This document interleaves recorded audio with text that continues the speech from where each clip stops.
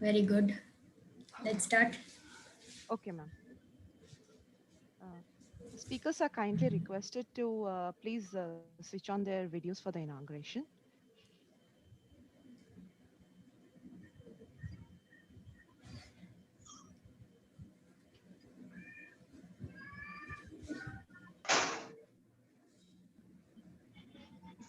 Very good.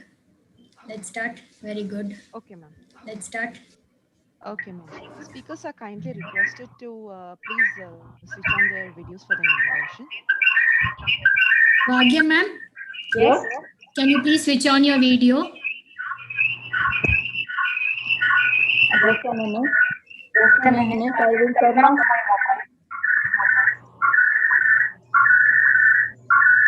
Ma'am, you can keep yourself muted.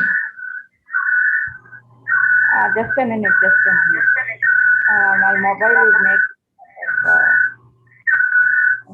My. Okay. Tell me. You can switch on your video, ma'am. Hear me? Just a minute. I try to record. Dr. Manjunath, Okay, video. I'm here. and you can also switch on your video. It is already on. It is on, is it?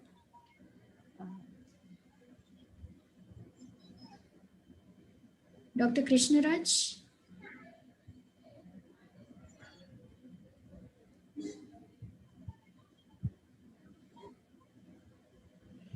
Kavisa, are you able to see the videos? Ma'am, I'm able to see Principal Ma'am, Manjunath sir. That's it, ma'am. I am not able to. Yeah, now I am able to see. Bhagya madam, namaste madam. I'm able to see. Yours is mute. But unmute. ಇವಾಗ ಕೇಳಿಸ್ತಾ ಇದೆಯಾ? ಕೇಳಿಸ್ತಿದೆ madam, ಚೆನ್ನಾಗಿದ್ದೀರಾ madam? ಚೆನ್ನಾಗಿದ್ದೀನಿ. Madam ಸ್ವಲ್ಪ lower ಮಾಡಿ ನಿಮ್ದು camera. Yes. Yeah, I'm adjusting. Okay. Okay, no problem. Lovely, ma'am. Can you hear me clearly? Yes, ma'am. Yes, madam. Okay, no problem. Yeah. Kavisa, are you able to see all of them now? Yes, ma'am, I'm able to see everyone. Everyone. Okay. Let's start then. It's already 12 minutes late. We'll start. Okay, ma'am. We'll start the session, ma'am. Ma'am, can you please switch on your video, ma'am? Nirmala ma'am? My video? Okay. Yes, ma'am.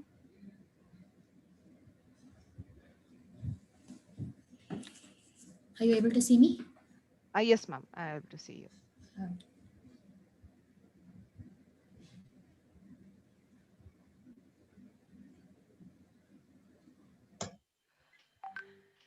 Okay. Good morning and very warm welcome to one and all. I am Dr. Kavisha Ghosh, Assistant Professor from the Department of Biotechnology, the Oxford College of Science. I'll be facilitating today's event. It is my pleasure to welcome you all to the opening of the Entrepreneurship Development Program 2021. I now welcome Dr. Nirmala Nair, Associate Professor, Coordinator of the Entrepreneurship Development Cell, Department of Biotechnology, the Oxford College of Science. Dr. Nirmala Nair comes with more than 14 years of experience in the biotechnology industry in the development of biosimilars and recombinant biotherapeutics. She completed her PhD from Vittal Malaya Scientific Research Foundation, Bangalore, on chaperones mediated protein folding of overexpressed recombinant proteins in Saccharomyces cerevisiae. She started her career with Big Tech Private Limited as unit leader, where she was instrumental in the development of a commercially viable process for recombinant insulin in Pichia pastoris. Subsequently, she joined Avastagen Limited as project manager and was involved in the development of biosimilars. In 2015, she joined as associate professor in the Department of Biotechnology. Since then, she has been involved in teaching postgraduate students and skill development programs like the Biotechnology Finishing School, BTFS, and the Biotechnology Skill Enhancement Program, BICEP, sponsored by the Government of Karnataka. She is an LSSDC qualified skill trainer in 3 biopharmaceutical domains. She is also instrumental in facilitating and conducting various entrepreneurship development programs in the college. Over to you, ma'am. Thank you, Kavisa, for your kind introduction. A very good morning and a very warm welcome to all of you to this Entrepreneurship Development Program 2021. I sincerely hope all of you are taking care of yourselves and your dear and near ones during this unprecedented second wave of the pandemic. Necessity is the mother of invention and so often the driver of innovation. Thanks to the technology and the internet age we live in, we are able to keep ourselves engaged and enriched through these varieties of online programs during these trying times. Okay, coming to you all, my dear students. If I may ask all of you what you would like to do after your master's program. A few of you might say a PhD, and perhaps most of you will definitely say you would like to take up a job. Maybe a few of you might say that you would like to continue with the legacy of your family business. Maybe if I'm very lucky, one or two of you might say that you would like to do something different. You would like to do something on your own. You would like to start up a business. But I'm pretty sure most of you might not even have thought of this option. That is to become an employer rather than seeking an employment, right? The reason for this could be either that you're not aware of this option or that you are aware of this option but not sure how to go about venturing into a startup. You might not be knowing how supportive our central and state governments are, what schemes are available for a startup venture in India, how much hand-holding is available for an innovator, what are the possible ways of obtaining a financial support to show your proof of concept, where you can incubate your ideas and work on it, what kind of mentors is required for you as a beginner, and so on and so forth. In order to create awareness among you students and to provide you with necessary directions, especially when you are in the crossroads and still figuring out your career path, we decided to set up this entrepreneurship development cell in our college, and we have been conducting this entrepreneurship development program for the last 5 years. This time again, we have identified a few eminent speakers who have experience in entrepreneurship and in mentoring students into entrepreneurial activities, especially in the field of agriculture and horticulture. We are lucky to have them here this morning to share their personal accounts on what inspired them into this path, how they managed to overcome their teething problems, and what kind of mentors they had, so on and so forth.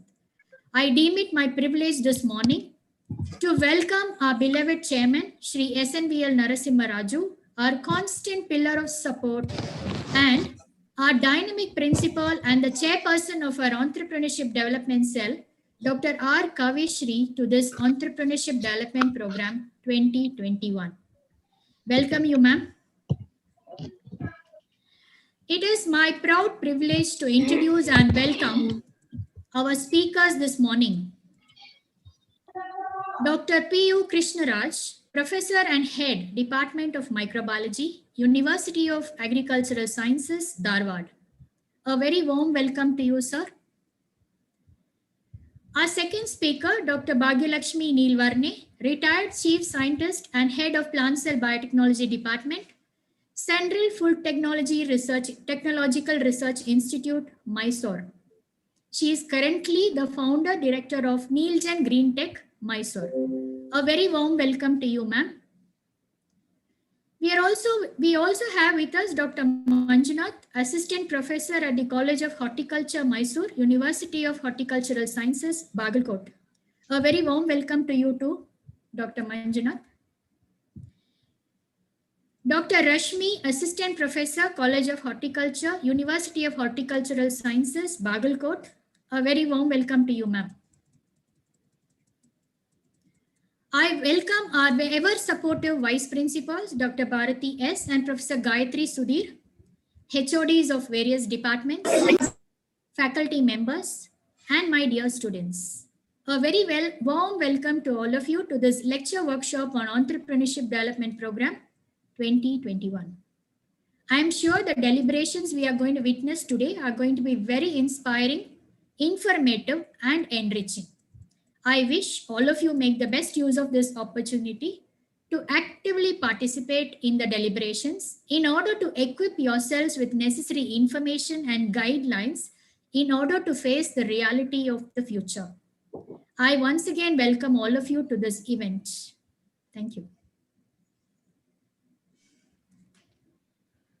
Thank you, ma'am. Now, let's begin the Entrepreneurship Development Program 2021 with an auspicious note to wish this journey a grand success by lighting the lamp.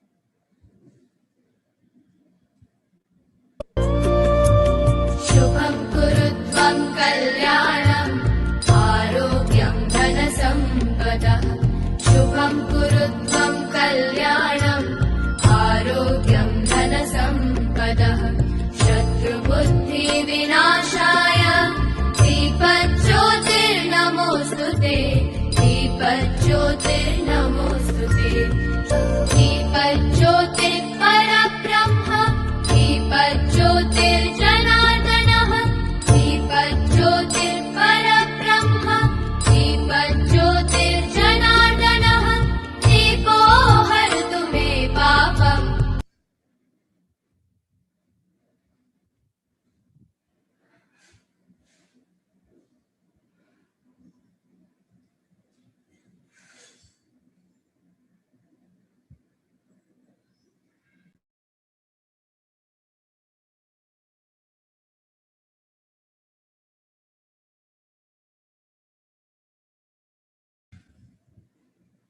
Kavisa?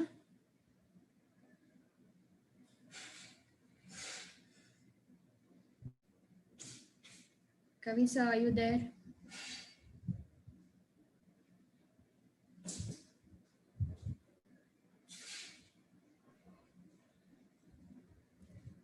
Mala, you can continue the program. Kavisa, have you joined? Kavisa? She is there, ma'am, but not able to speak, I think. Nirmala, you can continue. Welcome, Rashmi ma'am. Yeah, welcome, ma'am. Good morning to everyone. Good morning. Just now ma'am. I finished I was with my class. Yeah. Okay. May I now invite our principal, Dr. R. Kavishri, who is also the chairperson of the Entrepreneurship Development Cell. She is the HOD of the Biotechnology Department and the vice president of the Biotechnologist Society of or the Oxford College of Science. Ma'am, I invite you now to deliver your opening remarks. Thank you, Dr. Nirmala. Good morning to one and all. It's my privilege to deliver opening remarks during this Entrepreneurship Development Program initiated by the Oxford Biotechnologist Society, Department of Biotechnology, with the primary objective of developing entrepreneurial abilities in the student community. In line with the primary objective, the Entrepreneurship Development Cell is organizing programs to provide exposure to the student community about pros and cons of the entrepreneurial journey, how to select a product or service offering, how to carry out test marketing, how to draw up a proper business plan, how to raise funds, how to put together a team that shares their vision, how to deal with uncertainties, how to acquire managerial skills, and many more like this. The Oxford Entrepreneurship Development Cell, since its inception, is organizing entrepreneurship development programs in different areas of biotechnology, which included guest lectures, workshops, training programs, etc., by successful entrepreneurs, successful industry executives, employees turned entrepreneurs in order to provide exposure about various fields wherein the students can venture out and become an entrepreneur. Earlier, the Entrepreneurship Development Cell has organized EDP on the basics of entrepreneurship in biotechnology, commercial production of mushrooms and biofertilizers, hydroponics, entrepreneurship in diagnostics, and so on. This year, the Entrepreneurship Development Cell has come up with an entrepreneurship development program on entrepreneurial opportunities in agriculture, horticulture, and tissue culture. As you are very well aware, agriculture has always been the backbone of the Indian economy. And despite industrialization in the last 6 decades, agriculture still occupies the place of pride. With a view to develop agriculture on commercial basis, the new agricultural policy of India accorded agriculture the status of an industry. Added to this, the recent World Trade Organization agreements have opened up new vistas for agricultural development and diversification. As such, increasing opportunities have emerged for developing entrepreneurship in agribusiness sector, especially in agriculture, horticulture, floriculture, sericulture, etc. Entrepreneurial opportunities in agri and horticulture business includes organic farming, agro-based industry, farm mechanization, commercial production, post-harvest and processing, packaging, etc.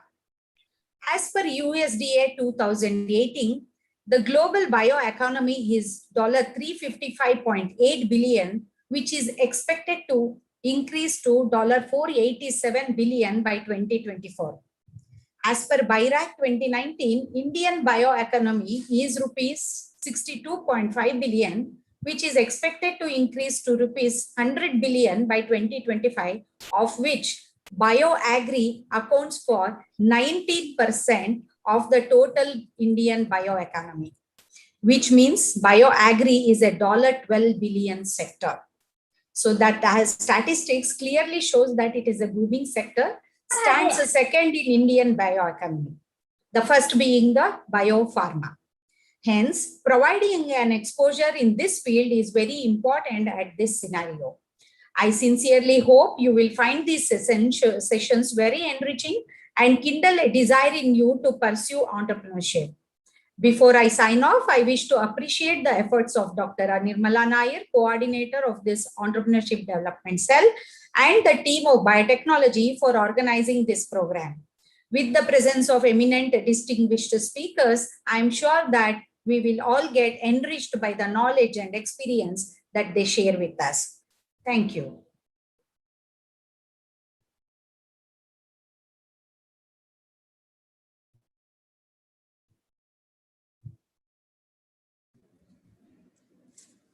Kavisa, have you joined? Thank you, ma'am, for your opening remarks. I think we will start with the first talk today, first session. We have with us a very eminent speaker, Dr. P.U. Krishnaraj. He is a professor and head Department of Microbiology, University of Agricultural Sciences, Dharwad. Dr. Krishnaraj completed his MSc from University of Agricultural Sciences, Bangalore, and his PhD from Indian Agricultural Research Institute, New Delhi. He obtained his postdoctoral experience from Alfred University, New York, USA. He has over 130 publications, including book chapters and books. He has held several prestigious positions and has several awards to his credit. He is a chief mentor to University Innovation Center, DBT BIRAC unit. He was the registrar, University of Agricultural Sciences, Dharwad. He obtained Boy Scouts Fellowship from DST, Government of India, New Delhi. He is a member of the expert panel on agricultural biotechnology, Government of Karnataka, to name a few. He also has completed several projects, and some of them are ongoing to his credit. Without much delay, I welcome you, sir, to take over the session. Over to you, sir, Dr. Krishnaraj. Yeah, thank you very much. Good morning to all of you. Respected principal of the Oxford College of Science, faculty members of the Department of Biotechnology, and the head of the Department of Biotechnology, and fellow students. I call it fellow students because we never stop learning. So I am also a student. So fellow students of the Oxford College of Science, friends, and people largely interested in the concepts of entrepreneurship and so on and so forth. Is my screen visible? Slide visible? Yeah, it's visible. You can go ahead. Okay. So yeah, it's Make it full screen, sir. full screen. PPT. Yeah, it's going.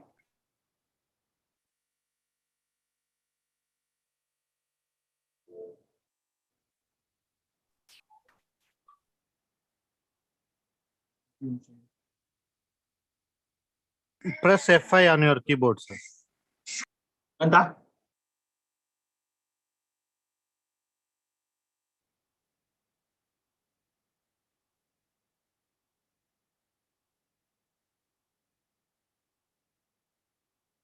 No, sir. Yeah, there's some problem. Wait, just hold on a minute.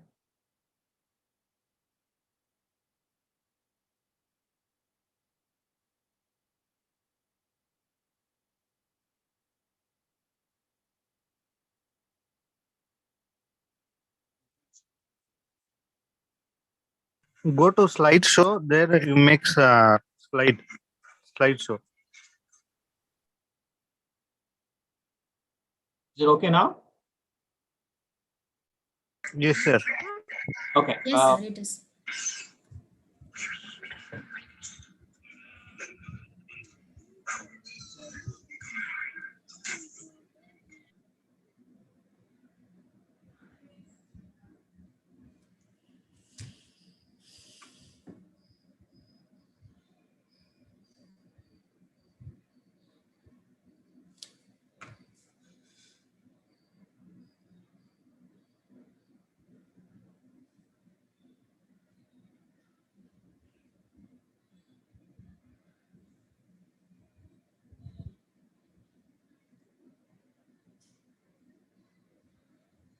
Sir, are you there?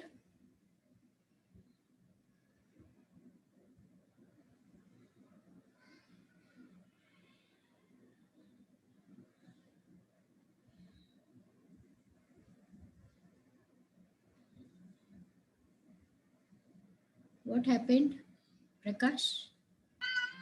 I think he's not there, ma'am. He was dropped, right? Yeah, maybe he will join. I request all the participants to please bear with us.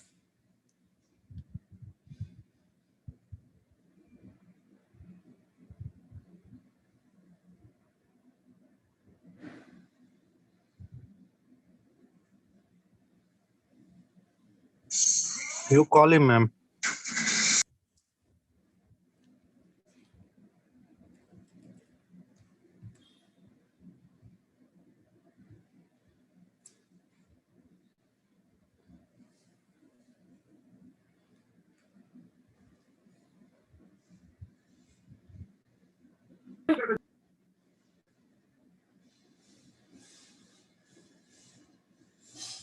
Okay. Okay, no problem. Okay.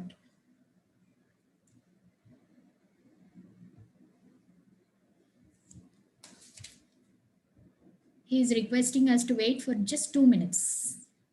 He had some issue with the internet.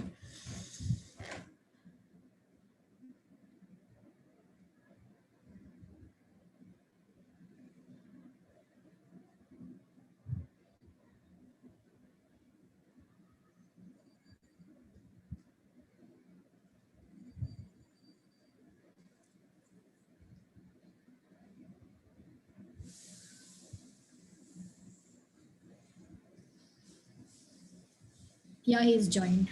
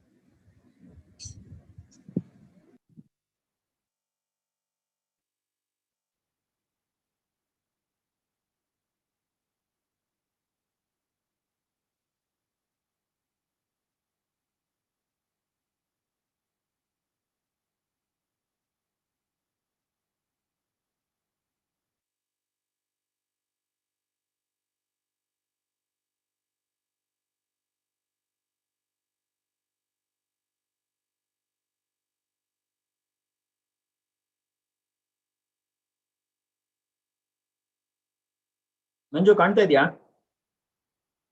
ಕಾಣಿಸ್ತಾ ಇದೆ sir. ಕಾಣಿಸ್ತಾ ಇದೆಯಾ? Yes sir. Okay. Yeah, I'm sorry for the goof up a little bit. I hope it's visible now. Yes sir. Yeah, thank you very much for being patient with me. Yeah, so when Dr. Nirmala asked me to give a talk on some area of entrepreneurship, it was a very, very difficult thing to do.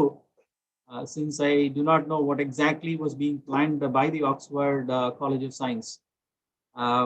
However, I thought it is okay to put a question mark for the young students. And so I titled it as to be or not to be. And I have actually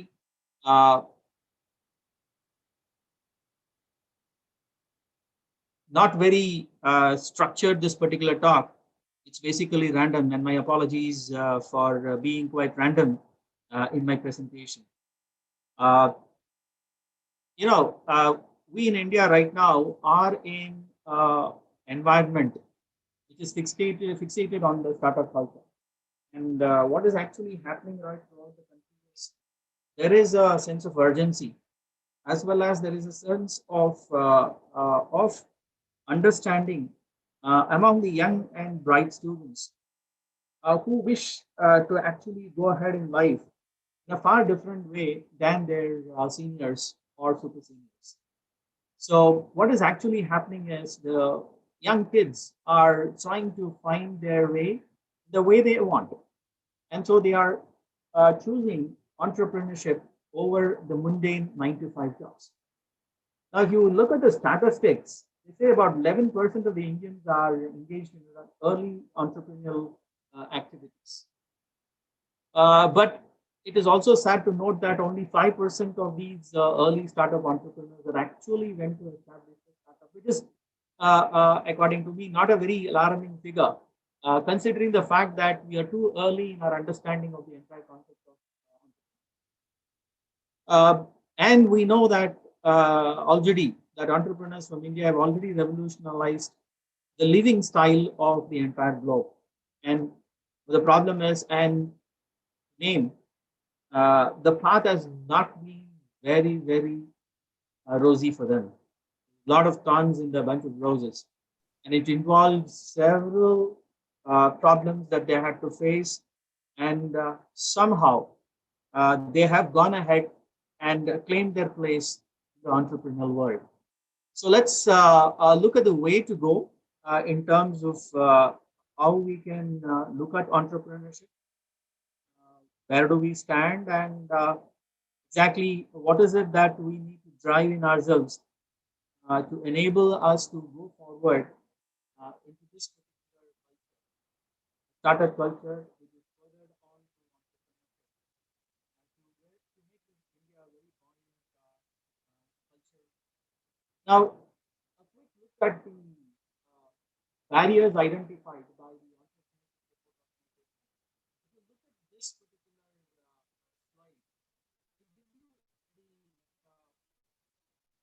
problems that we have in developing a great entrepreneurship platform. Like among all others, you can see that there are two important points here that one has to consider is the access to capital that everybody would know. We will not bother into that much a little now, but later we'll come back to that access to the capital. What is important for us to know is that while we think that the money is a problem, but a far more problem is the inertia that is required to go into this particular entrepreneurship. And that's lacking because of inadequate skills in training. 20% of the respondents quote inadequate skills in training as one of the barriers towards this platforms. Now, the other things like regulatory barriers or access to markets, cultural and mindset barriers, these are some of the things that really can be overcome by a little change in the mindset. But what is important for us to understand is that we need to understand the skills and training that are required to take on this world. So, this is an opinion that has come in one of the uh, online magazines, which says that India today ranks third among the entrepreneurial ecosystems in the world, and basically large on the count of unicorns and tech startups and incubators and accelerators that we have in India. We have about 20 plus unicorns, 6,400 funded startups, and about 250 incubators and accelerators. This is something that we have to understand. The young students have to understand that yes, you are living in a world, you are living in an ecosystem which can propel you into the world of self-employment. So this is one thing that we have to clearly keep in mind, the students. We have with us in this country a good ecosystem, but you have to get into it. Now, let's look into the definition of an entrepreneur, because what is an entrepreneur is something that sometimes you ask a student, do you want to be an entrepreneur? The student doesn't really understand what it actually means. Now, many of us who understand the concept of entrepreneurship also are not in a position to really explain the concept of entrepreneur, because the whole word entrepreneur has taken several forms now. And it's very difficult for me at this particular point of time to actually classify the entrepreneur, the word entrepreneur, several things.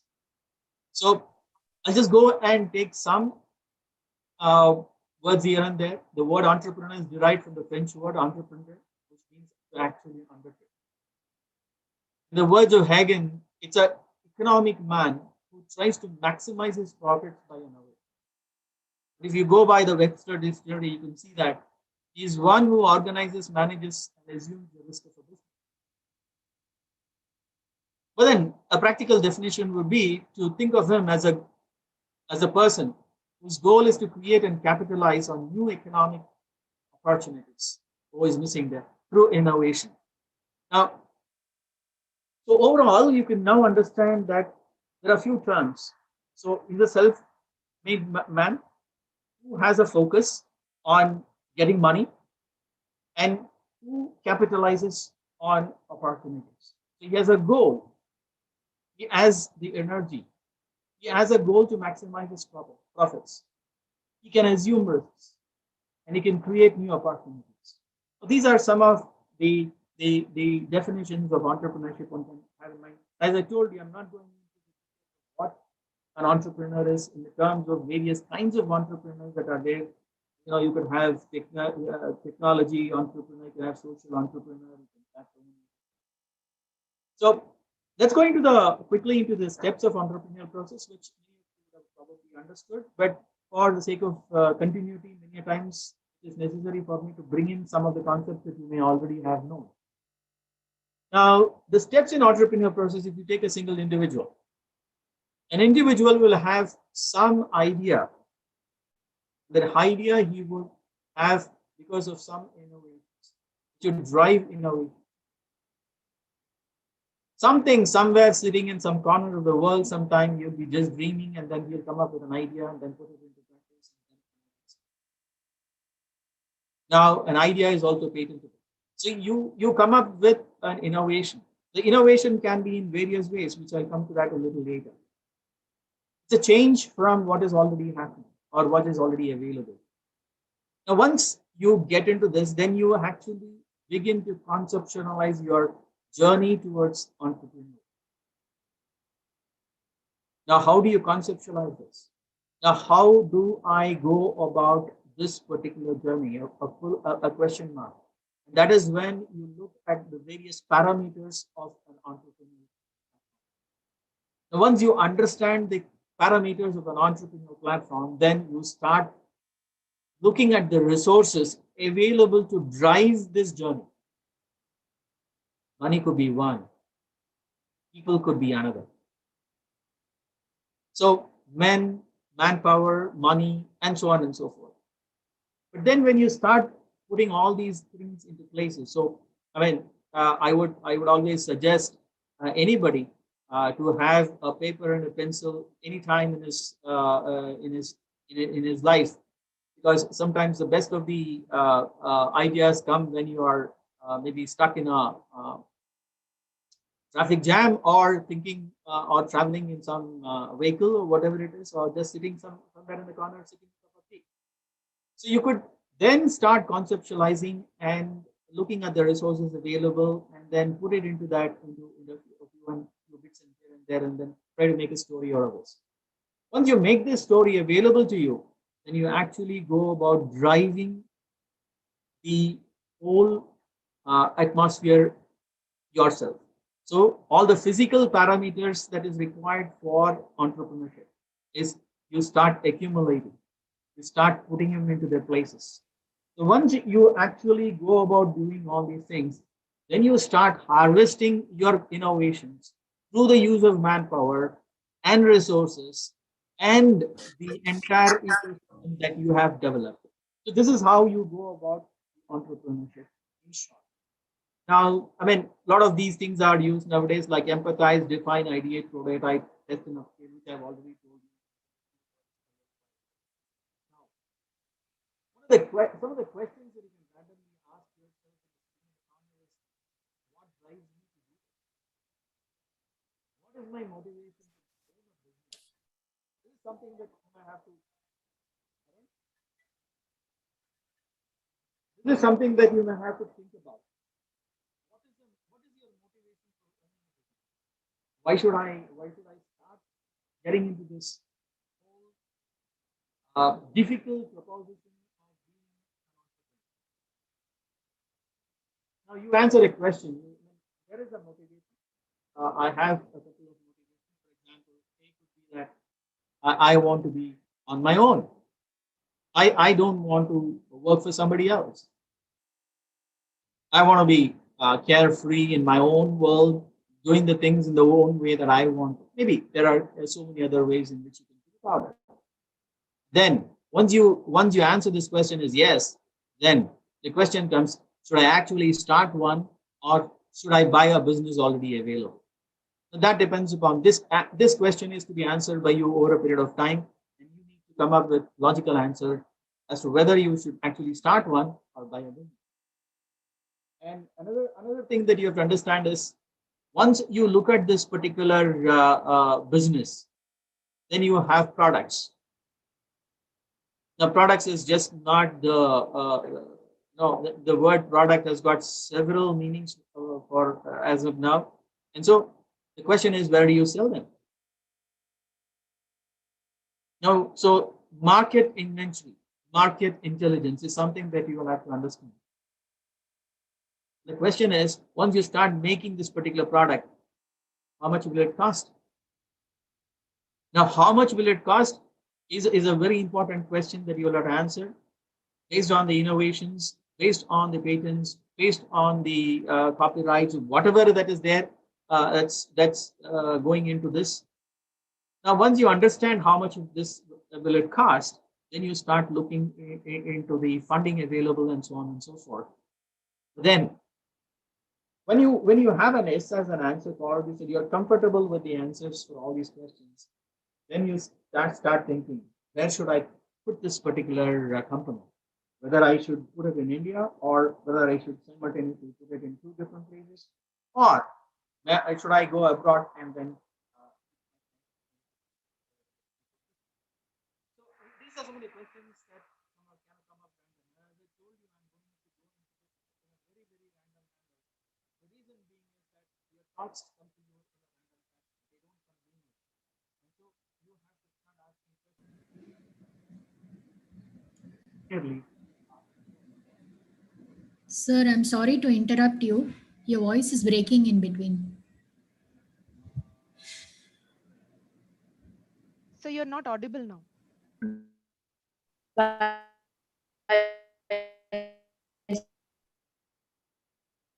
is the problem with the internet today. We can hear you now, sir. And I could dropped up. Okay, and so now once you have these questions, you should ask yourself whether you have the right kind of traits to go on into this particular world. And so, what are the traits that you should be having? You should have very strong personal traits. Your thinking should be absolutely strong. There are other characters which will come by, which I will explain to you a little later. And you should know that you're a good manager. And this you don't have to take a course to understand this. Your daily life itself, your start of your life to wherever you have reached now, just go back and see if you're successful largely into whatever you want. You will know whether you're a good manager or not. So you don't have to take a course in IIM Ahmedabad or IIM in Bangalore to actually understand whether you have the managerial skills. Maybe the entire concepts, the various parameters and so on and so forth that's necessary to get into it in an actual way. Maybe you have to take up some courses. But for you to understand whether you have a strong managerial skills is something that you must have already learned now by when you're age 21 to 25. You would have already known whether you're a good manager. But you have to back it up with some technical skills which you have to build. This strong personal traits and sound technical skills are something that you can build up along with a few points of managerial skills that you can pick up from here and there, and then go about building a strong trait, a set of strong traits that can define you to be an entrepreneur. Now, some of the traits that I randomly picked up for you is the entrepreneurs are made, they're not born. These entrepreneurship have to achieve something. They have a desire to be independent. They're absolutely good in very risk bearing. I kindly request the participants to mute themselves. These do have strong technical skills, but not always. They have a good business plan, well trained, and this is to develop their ideas. These are some of the traits that we have. These are not exhaustive, of course. There are many other traits that are required, and they can be picked up on the way.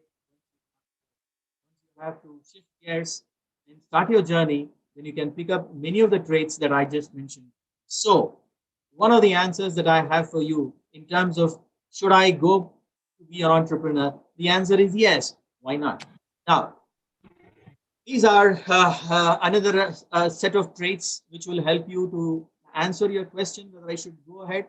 Is sit in a corner and see whether you're very clear, your vision is clear, and remember one thing: this clarity of vision should have a very, very fine focus. It's like those two things that are there on the sides of the eyes of a horse, which will train the horse to go in one direction that gets to go.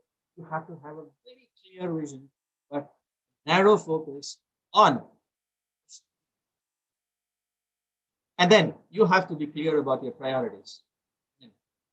Am I happy with 10 rupees in my pocket, or am I happy with 10,000 rupees in my pocket, or do I need a billion rupees?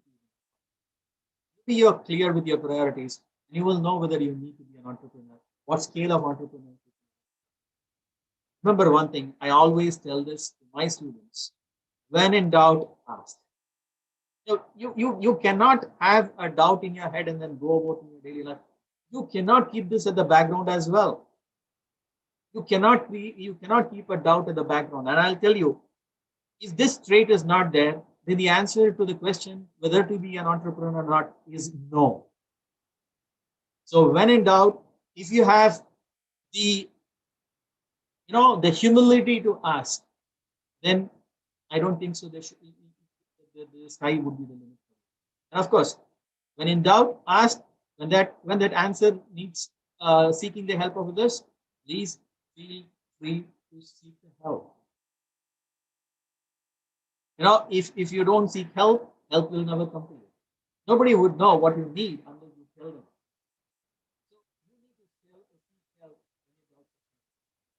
and make everybody else around you feel very, very comfortable. Make them comfortable. When people are comfortable and always be positive. If you're positive, then entrepreneurship is a very, very and you've got to expect it. And excuses.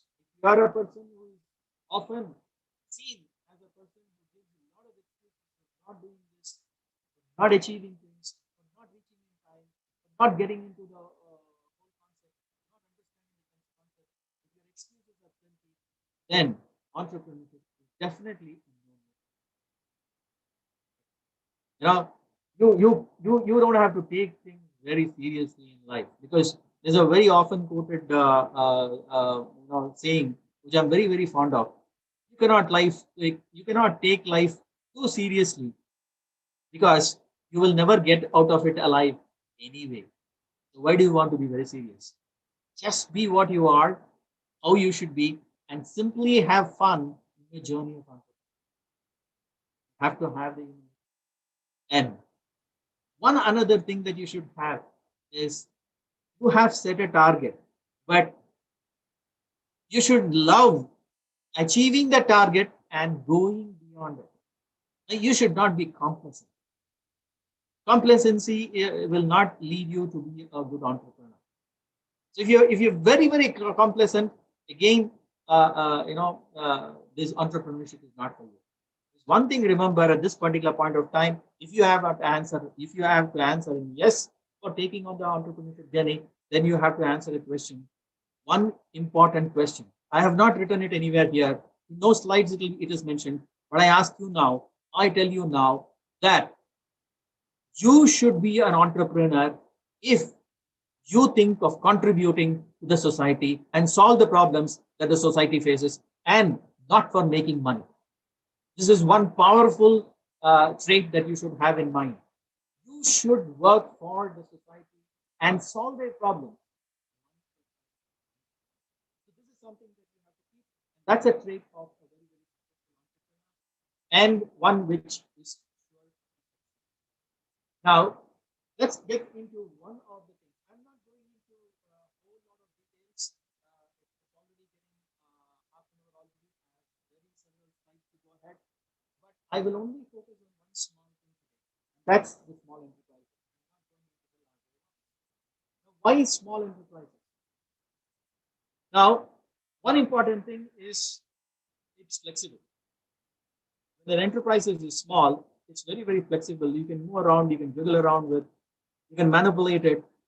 You can keep it in abeyance. You can keep it going at a faster pace. You can clip at 130 kilometers per hour, or you can immediately bring it to a grounding halt at 0 kilometers per hour. Such flexibility you have. And in a small enterprises, the comfort levels will be usually very high. I mean, there's not much of complications in life when you have a small enterprise. There's a whole lot of security in it. When you have a small enterprises, we have learned, people around the world know that there's a lot of contentment when you have a small enterprises, because you don't have to have too many problems. You have problems, obviously. I mean, anybody without a problem is not a human being, and obviously not an entrepreneur. So, but those problems are not complicated. It can be solved in whatever way one can solve it. And when you have a small enterprises, you are your own boss. There are not too many bosses. And so therefore, there's a very high level of self-importance. And of course, the money way there more. The disadvantage, and this is where you'll have to answer your question, whether you want to be an entrepreneur or not, is definitely there'll be a lower pay when there's a small enterprises. Lower pay, you would have fringe benefits. You may not have a car. Well, do you want to own a car? Maybe a smaller car, a bigger car. The choice is yours. Because there's a lower pay, and you have to be comfortable. And you'll have to actually flow in the money that you get back into the society, back into the society. Now, when you look at that, the small enterprises will not give you a larger amount of money. Something that you will have to answer to. Multitasking. When you have a small enterprise, you have less number of people. Therefore, you should be capable of doing several things at the same time. Well, matter definitely cannot occupy two places at the same time. But what I'm trying to tell you is the 2-3 works simultaneously be done by a couple of people here and there. And when you have a small enterprise and then you're happy with it, it's very, very difficult to convert into a big one. So you will have to think about it. And of course, as I said, 0 to 130 kilometers per hour. When you have 130 kilometers per hour, then the income is high. When it is 0, then the income is very, very low. Therefore, there's a kind of income instability when you have a small enterprise. But this largely can be overcome if you have the mind to be an entrepreneur. So the answer to the question, whether I should go in for a small enterprise in the beginning of my life, the answer is simply yes. But I only said that the conversion into the big is difficult. I never said it's not possible. So you have to understand at that time what you are made of, and then you can become big also. That's what a lot of people have said. I have an example to quote. One of the persons who work in Avesta Gens and then a big donor by herself into protein synthesis and so on and so forth, actually came into our university once. I'm talking about way back in 2000. And this lady comes into our. I understand that your department. Your voice is breaking, sir. I do not know how to overcome that now. So your microphone is. Yeah, I'm sitting in the same place for the past 30 minutes. I guess I have not even moved. I guess today network is playing a lot. Yeah, I'm sorry about it. No problem, sir. Please carry on, sir. Yeah. So, I mean, where was I? Yeah, this lady comes into our university and then says that, can I use your facilities? We asked her why. I want to set up a small incubation unit of mine. And at that time, we did not create a facility. We had not created a facility. I'm sorry, we had not created a facility. But at that minute, when she asked the question, me and my head of the department then said, yes, you can. And I'll tell you, you would be surprised that she came in the morning and next day morning, she signed an MOU with our university and she already opened an incubation suite in our department. This is how, we have to drive. She started a small enterprise in our department. At that time, she was the only one. Because several people later came, we had a very informal incubation unit being run, and we had about 5 of them who came later.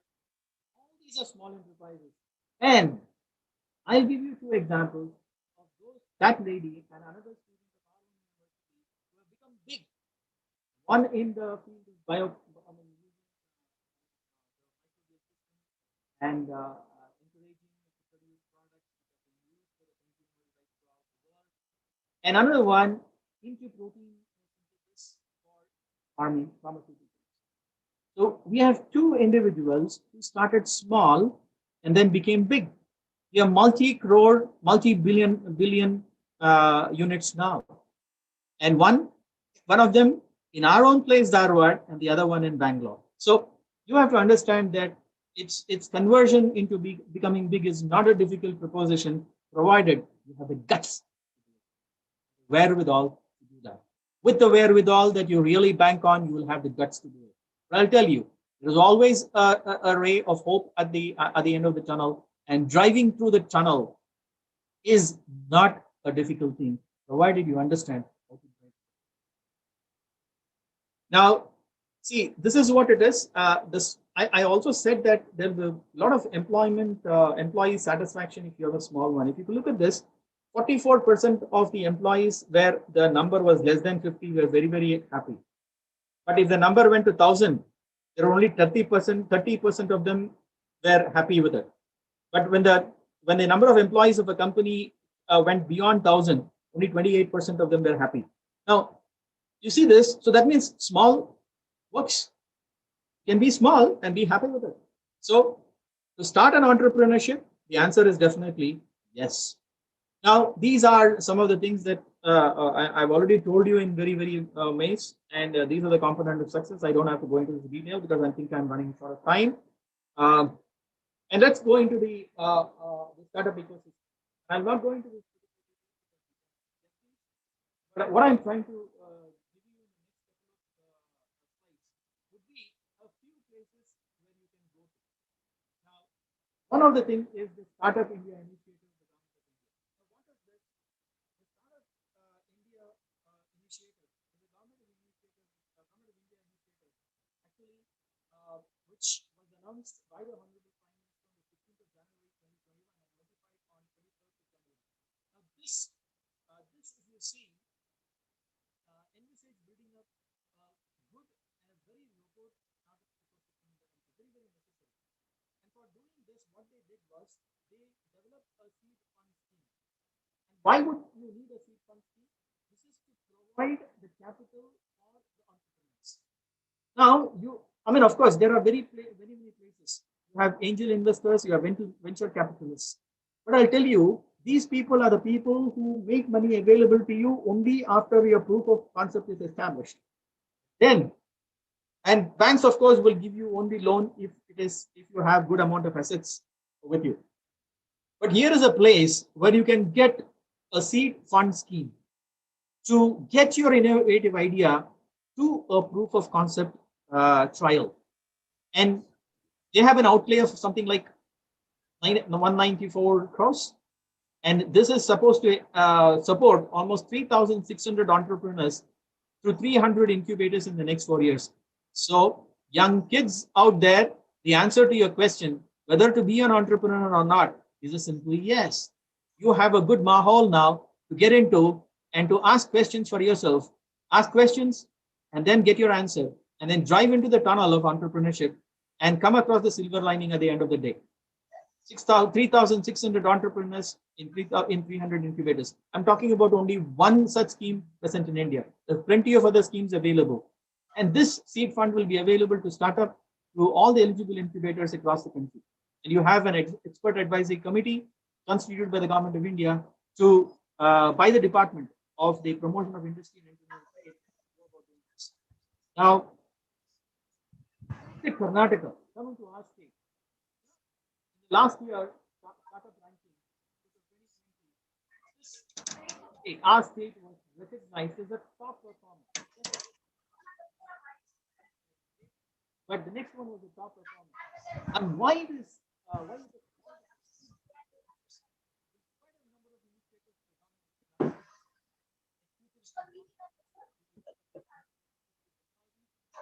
Have a regulatory committee to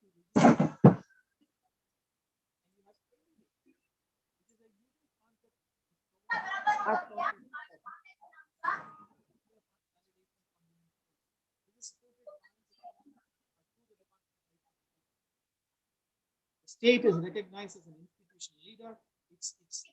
It's recognized as a regulatory change champion. It is recognized as a procurement leader. It is recognized as a great incubation hub. Now, you would want to be in such a state and take on. The answer to your question again is the answer is yes. Now, Startup India, if you look at this, Indian startup ecosystem is now witnessing a massive funding, as I was just said. Now, you could see this has increased several folds, almost 100% from 2017 to 2019, and it's going to increase drastically more. So, as I said already, the startup ecosystem in the country is about third largest. There are 3,000, and we expect around 11,000 by the end of year. And there are a lot of trending startups that are coming in 2021. In fact, the upsurge has been very. The curve is very straight, upwards, straight, and vertical when you start thinking about the growth of these startups in the country. Now, it's a figure. Just 4 months into 2021, we are now into a very situation health-wise. But India has already seen 12 new unicorns. What's a unicorn? It's where the capital is more than 1 billion. And this is already surpassed the project in numbers that we have this year. I'm sure this is going to continue.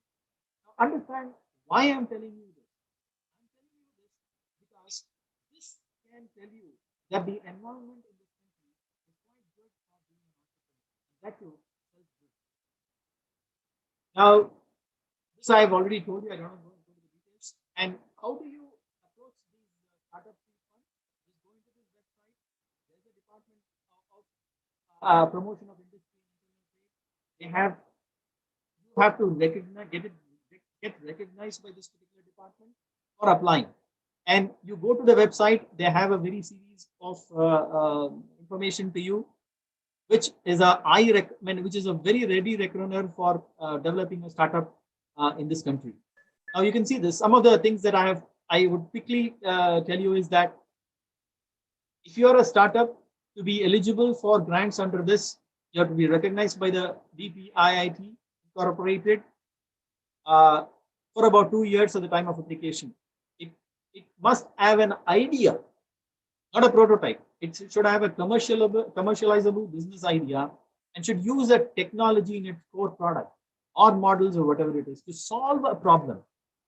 And it should not have already received grants for more than 10 lakhs of monetary support, any other central, except for prize money you get for competition, grant challenges, founder monthly allowance, access to labs and access, and so on and so forth.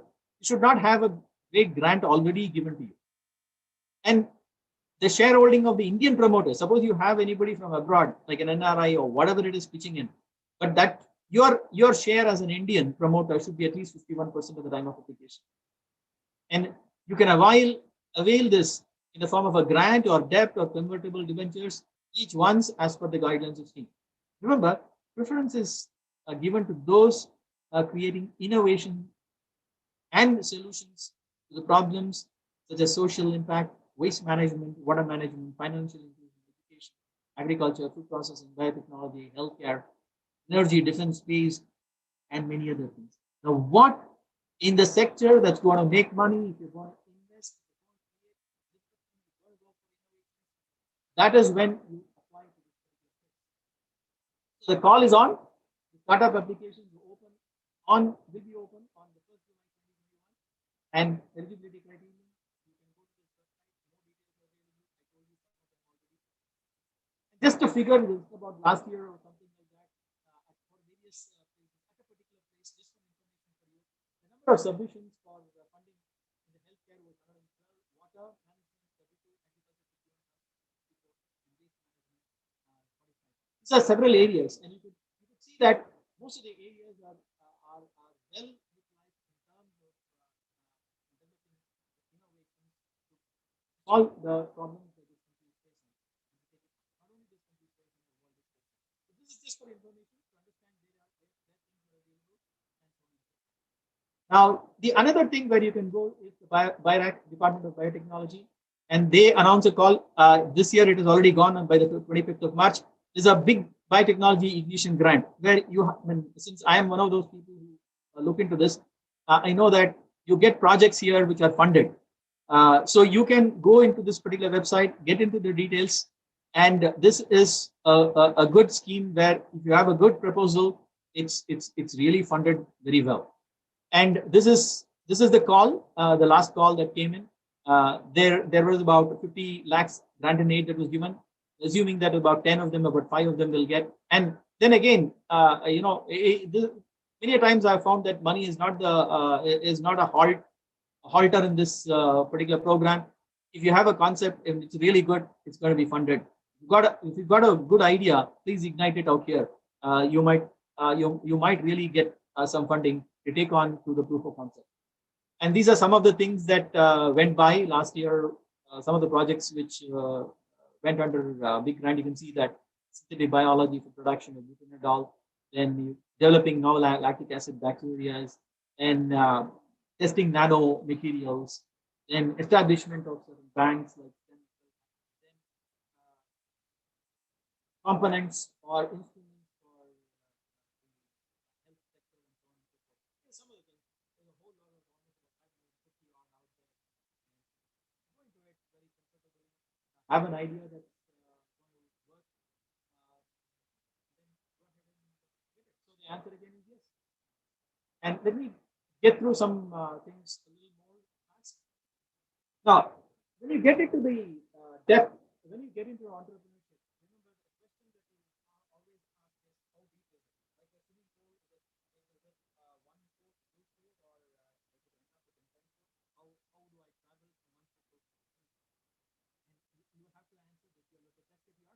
There's nobody else that can give you this information. And this is something that you have to do for yourself. And here are two chickens who will ask, what is the opposite of breadth? It says narrowness, depth, and restriction, and limitedness. Now, what these are? I mean, whether is it narrow? Is your thinking narrow? Is your depth narrow? Is there a lot of restrictions to your idea to proof of concept? Is there a limitation to my thinking? All these are some of the things that you may have to think when you actually test the waters here. Now, remember, innovation does not always involve technology. It can represent unique distribution strategy, unique pricing strategies, or just convenience. Like for convenience, you could say any of these app-based purchases that you do. It's just convenience. Sit at home and then get it. So innovation, there is no end to innovation. There is no boundary to innovation. Just get your brain thinking, just open it up. And another thing that you will have to understand when you are an entrepreneur is that you will have to don different hats. You got to be yourself a human resource in sales, thinking, marketing. You have to be your own spokesperson, and so on and so forth. So a lot of thinking has to go into this thing, and multitasking, as I already told you, has to be the order of the day. Now, some of the examples and how they think. For example, this gentleman, Anuj, who founded the Raw Pressery, actually, what was he looking for? Now, he wanted to drink juice without any additives. Now, he did not want to pick up the things off the shelf because it has got a lot of additives. So he went into finding a process by which you can preserve the goodness of the Mother Nature in these bottles and then sell it. And he says it's all good and there's nothing bad about this particular material. It's not going to go bad. There's no preservatives added. It's as good as a fresh juice. You see, the thinking is what is different here. And he has made millions more. Let's go into a totally different sector. This is called Kang Hung Chung, somewhere in South Korea. Now, what he believes, he believes that bodybuilding is done in holistic fashion, helps the fitness enthusiastic to remain organized, consistent, maintain fun, and active. And for this, he started building an institution which provides these materials, the diet plans, how the approaches, and so on and so forth. And what he says, motivation is what you get started. And once you are motivated, habit is what keeps you going. So you have to cultivate the habit of being motivated. There's no option for you if you want to be an entrepreneur. And I'll tell you, this is something that suddenly came into my mind yesterday night when I was doing this set of slides. You and only you need to drive your own opportunities. Nobody will give it to you on a platter. You have to drive your own opportunities, because once you do this, that is when you actually drive your inner self to success. You have to start. The road ahead is fine and fit for you, provided you hunt your own opportunities down. Now, and for that, once you have done that, you have to create and explore your networks. Because succeeding in business, according to Richard Branson, is all about making connections. Sell your products. How do you do it? You need to network. So create and explore those neural networks.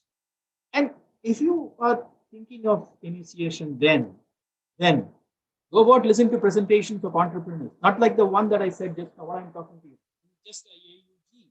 But go ahead, you have to listen to presentations of entrepreneurs, their success stories, and more so, the failure stories.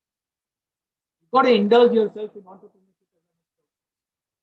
You've got to insist your organization having innovation clubs for you to provide. When I went to a small company in college back, and I stayed there for about 3.5 years, I started the innovation cell, in which I had 3 of my undergraduate students working, and they have now developed a microbe which can go into making of biology. 3 bachelor's students, during their free time, they come into the lab, they do the research.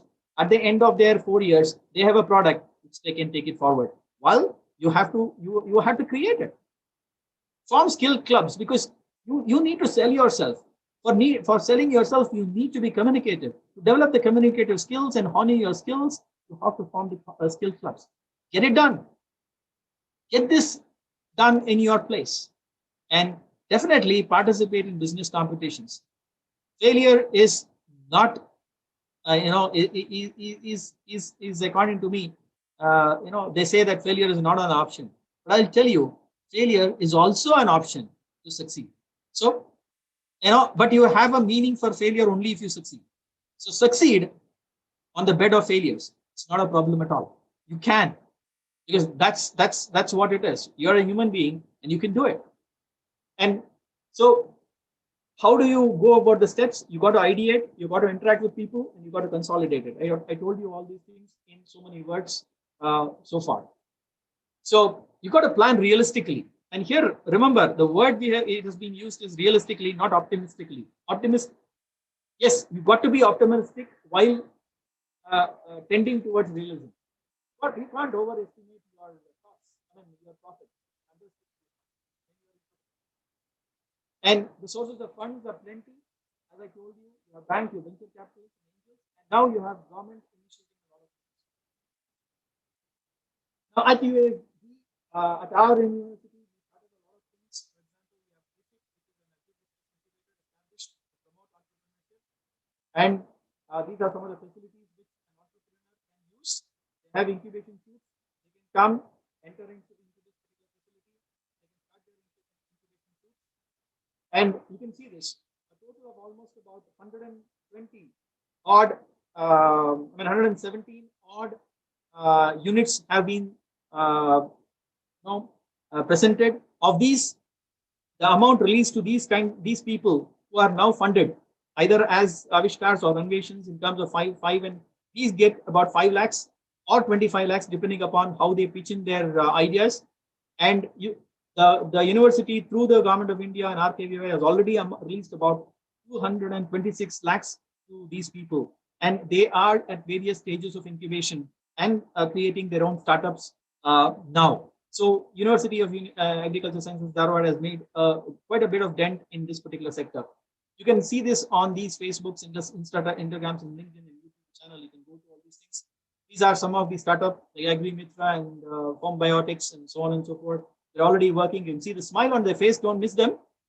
And there are others. We already have a Section 8 company that we started this year, and we have incubation at Dharwad. We have incubation at Dharwad. We have an incubation center at Agricultural College of India. We have a 9-cell at Dharwad. So we have created an environment where the students can hone their skills. And to come to the end of it, Steve Jobs has been one of my favorites. There are a couple of reasons why, and some of the things that I'm convinced that about half of what separates the pure. That is something you need to have signed. Right? Take it forward, the concept of persiveness, and with pure intention, go about solving the problems of a society. I'm convinced that the only thing that kept me going was that I loved what I did. Remember, once you love what you do, the passion that you get out of that drives success in this hard area. And I'm sure you can do this. Jobs was born in San Francisco on the 24th February and actually was put up for adoption. He attended the Reed College and then dropped out, but traveled through India in 1974 seeking enlightenment, studying Zen Buddhism. Now, he used all these things to build and build up what we know as Apple and so on and so forth. Now, and as I told you in the beginning, an entrepreneur's life is always a continuous journey. You can see this here in Mazumdar, whom I had the fortune of working with for almost a year in our company before I switched to being an assistant professor, is somebody whom you can emulate. She was educated at Bangalore Bishop Cotton Girls High School, graduated in 1968, and attended the Mount Carmel College in Bangalore, graduated from Bangalore University with a bachelor's degree in zoology, and earned a degree in master's degree in 1975. All of you, you know where she is now, the richest woman in the country. And to end up with, I have this particular poem for you, written by Lawrence Rowe, who is a professor of English at Angelo State University in San Angelo, Texas. Creates, does a lot of creative writing, composition, and comics. The first idea is usually the best one you will have. Not that it is a great idea, it is just faster than the rest, which, if being honest, weren't all that ready to be ideas in the first place. And don't fiddle with it too much. You will just make a mess out of it. Either way, after you are done, there'll be plenty more where that came from, racing straight for you, way ahead of the pack. I hope you understand these single lines that is written with full attention and understand the concept of creativity. Take all what I've placed before you forward and to be an entrepreneur all yourself. Thank you very much for hearing me. And I hope you had fun listening to me and hope that you will have fun in being an entrepreneur in the next years to come. Thank you very much.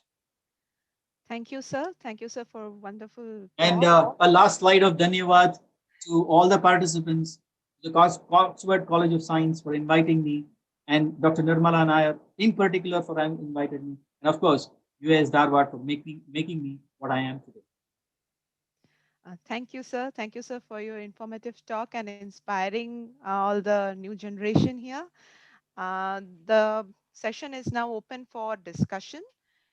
Please kindly post your queries or questions in the chat box or in the WhatsApp group.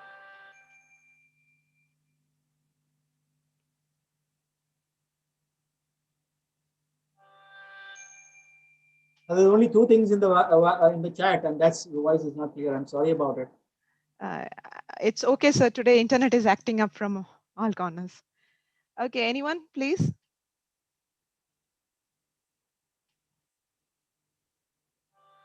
So I have a question, like how to balance out the risk. Now, who is this? I am the facilitator here. I'm Dr. Kavisha. Okay. I have a question, like how do we need to balance out the risk? Okay. How do we balance the risk? Now, this is something that is to be, it's a question that cannot be answered immediately by either me or you. Okay. Now, how do you balance the risks? Now, the best way to balance the risk is to take a decision to start small. Okay. One of the things that you can always do is to start small. Now, that's what Kiran Majumdar did. If you know her story, because I know her from near, she started in a garage. And many of the things in the world actually started in garages. Now, actually what has happened is, I'll also tell you a story of another garage here. One of the young entrepreneurs around age 11 and 12 actually started a garage sale when he was hardly 10 and made money out of it. So physically, it was a garage sale. So you start from your garage, start small and start selling small, then grow into larger one. Yeah, as I told you, and as is the thing which is there, since I didn't have time in the this one, I didn't tell you a story, and I on purpose did not bring any agriculture into this because there are plenty of opportunities, and one need not be just a biotechnologist to foray into textiles, and so on and so forth. So. The mindset should change. It's just that since I have done a degree in biotechnology, I should start up something in biotechnology. No, the answer is no. You can start doing anything. There's a microbiologist. Actually, the name of that microbiologist, if I remember right, is Ram Chandani, Rajiv or Ranjiv Chandani. He was actually a microbiologist, but he somehow did not like it, and then not want to pursue anything. And you know what today he does, and what his brand is? The brand is a textile called Tantra. Oh, I'm sure you have used, yes, some of you have used that particular t-shirt. Yes, a microbiologist becoming a textile person. Now, This is also an answer to your question. I'm not doing something which is not related. No, sir. Yes, sir. It is trying to put your money into something that you can succeed with passion. So he said, let me drive something else, and they brought in the concept of tantra and started slow, and he's a big person. Now I'll give you another example of starting small but having guts. This is the risk. Once again, the risk bearing ability is gain a risk. Now we have a thing called prestige, right? I don't think so. We should keep that very much. I'll tell you a story of a young fellow who was aged around. He finished his SSLC in a small Nadar community in this guy. What he does is he wanted to do something different rather than go with his father's farming or whatever it is. Not really making much, and it was actually not driving the family itself at that particular point of time because it was a very very small. But his father would actually take him for some small menial jobs in Chennai. Once one of his father's friend was discussing with him and took him to Mumbai and actually landed in Bandra. Now, on landing in Bandra, he looked around and found that the person who brought him into Bandra is missing. Now, here is a guy who is hardly hardly 15 years of age, with no knowledge of Hindi, no knowledge of English, just speaks a little bit of Tamil, and he did not know what to do with that. I mean, how would you think that what he would do at that particular point of time, sitting on a Bandra station with nobody around?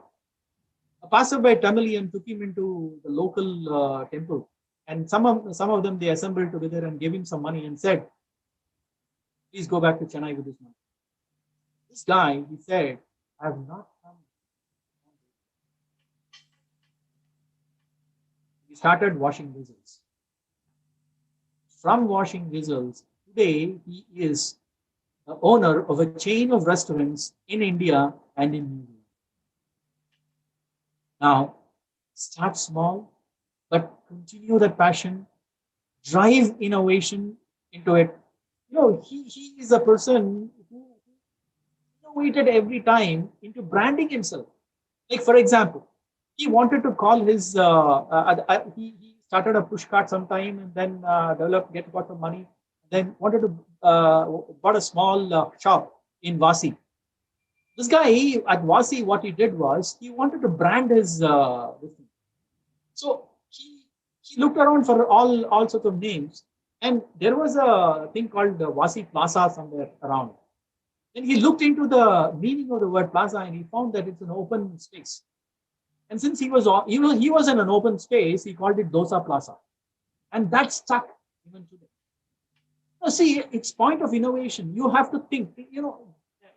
The risk-bearing ability comes when you start thinking how to overcome the problems that you have, and that's how you start. You start small. I'll tell you the way to look at it is to start small and have a very very innovative way of thinking for an innovative product. Dosa is definitely not an innovative product, but how he actually failed. Another thing that we did simultaneously was to start some Chinese plaza, but he failed. But he took that failure into something else. What he did was he brought that Chinese taste into making dosas. But this is again an innovation which drove him to succeed. So risk-taking ability of a person is also his ability to overcome small problems that comes. I'll tell you, start small, be happy with 10 rupees today. Well, be happy with 100 rupees if you get it tomorrow. Be happy with 1,000 rupees. But I'll tell you, you are going to be happy only if you ensure that all your employees are happy. Your happiness is in creating employment for this nation, in creating wealth for this nation. So once you keep that in mind, you have a societal system, then I'm sure you can withstand the risk. But I'll tell you, at each point of time, if you're happy with whatever you're making, I think that itself would speak volumes of your risk. Thank you, sir. Thank you, sir, for sharing so many inspiring stories. It has given us a very good idea of how to move forward. So due to shortage of time right now, if there is any questions, we'll be forwarding it to your email right And Not a problem. Not a problem. thank you, sir. Thank you, sir, for your time. We'll now move to the next talk for today. Yeah, permit me to leave. Yes, I sir. have another meeting to attend. Yes, sir. Thank you, sir. Thank you very much, sir. Anju, see you if you're there. Thank you, sir. That was a wonderful talk. Madam, thank you for calling me, and Oxford College, once again, a lot of thanks to you for listening to whatever crap I was telling you all. No, sir. Very Sir. informative, sir. Very informative. Yes, it Manju will was. tell me after that on a call, tell how bad I was. So it is very like. Take care. Yeah, sir. I'll talk to you later, sir. Thank you so much. Thank you. Thank you so much, sir.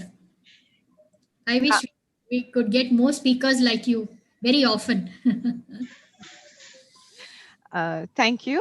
May I now request Dr. Nirmala Nair to introduce the second speaker of the day, Dr. Bhagyalakshmi Nelvarne. Very good morning to Dr. Bhagyalakshmi Nilwarne. Welcome once again, ma'am. Dr. Bhagyalakshmi is a retired chief scientist and head of Plant Cell Biotechnology Department, Central Food Technological Research Institute, Mysore. She is the founder of Nielsen Green Tech, Mysore. Dr. Bhagyalakshmi completed her MSc in botany and her PhD in applied botany from the University of Mysore.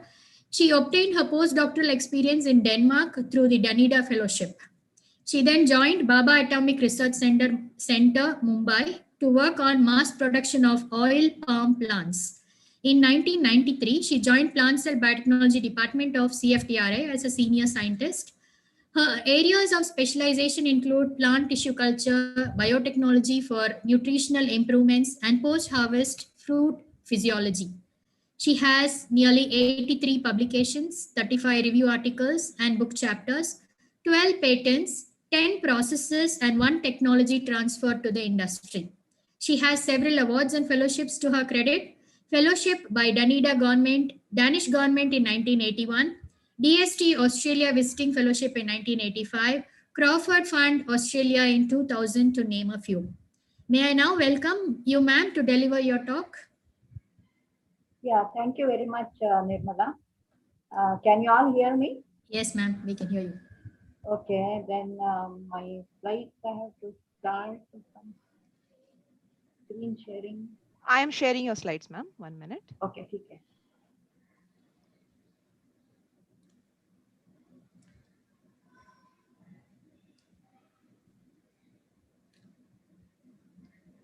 Are the slides visible, ma'am? Yes. Yes. Okay, so you heard a lot of, first of all, I should thank the organizers for this event. And I think it's a real beneficiary topic for all the students who are upcoming, and they are at graduate level, and at that particular age they are very receptive, and then they will be building lot of dreams, and they visualize everything around them, and then they can precipitate all these things into their future ventures. So usually they are all very innovative, and at this juncture, organizing this type of events are very, very fruitful to them, and hope all of you would have reaped the benefits from this presentation, all of them. And we are at a stage where, see, earlier we used to say, God, please bless me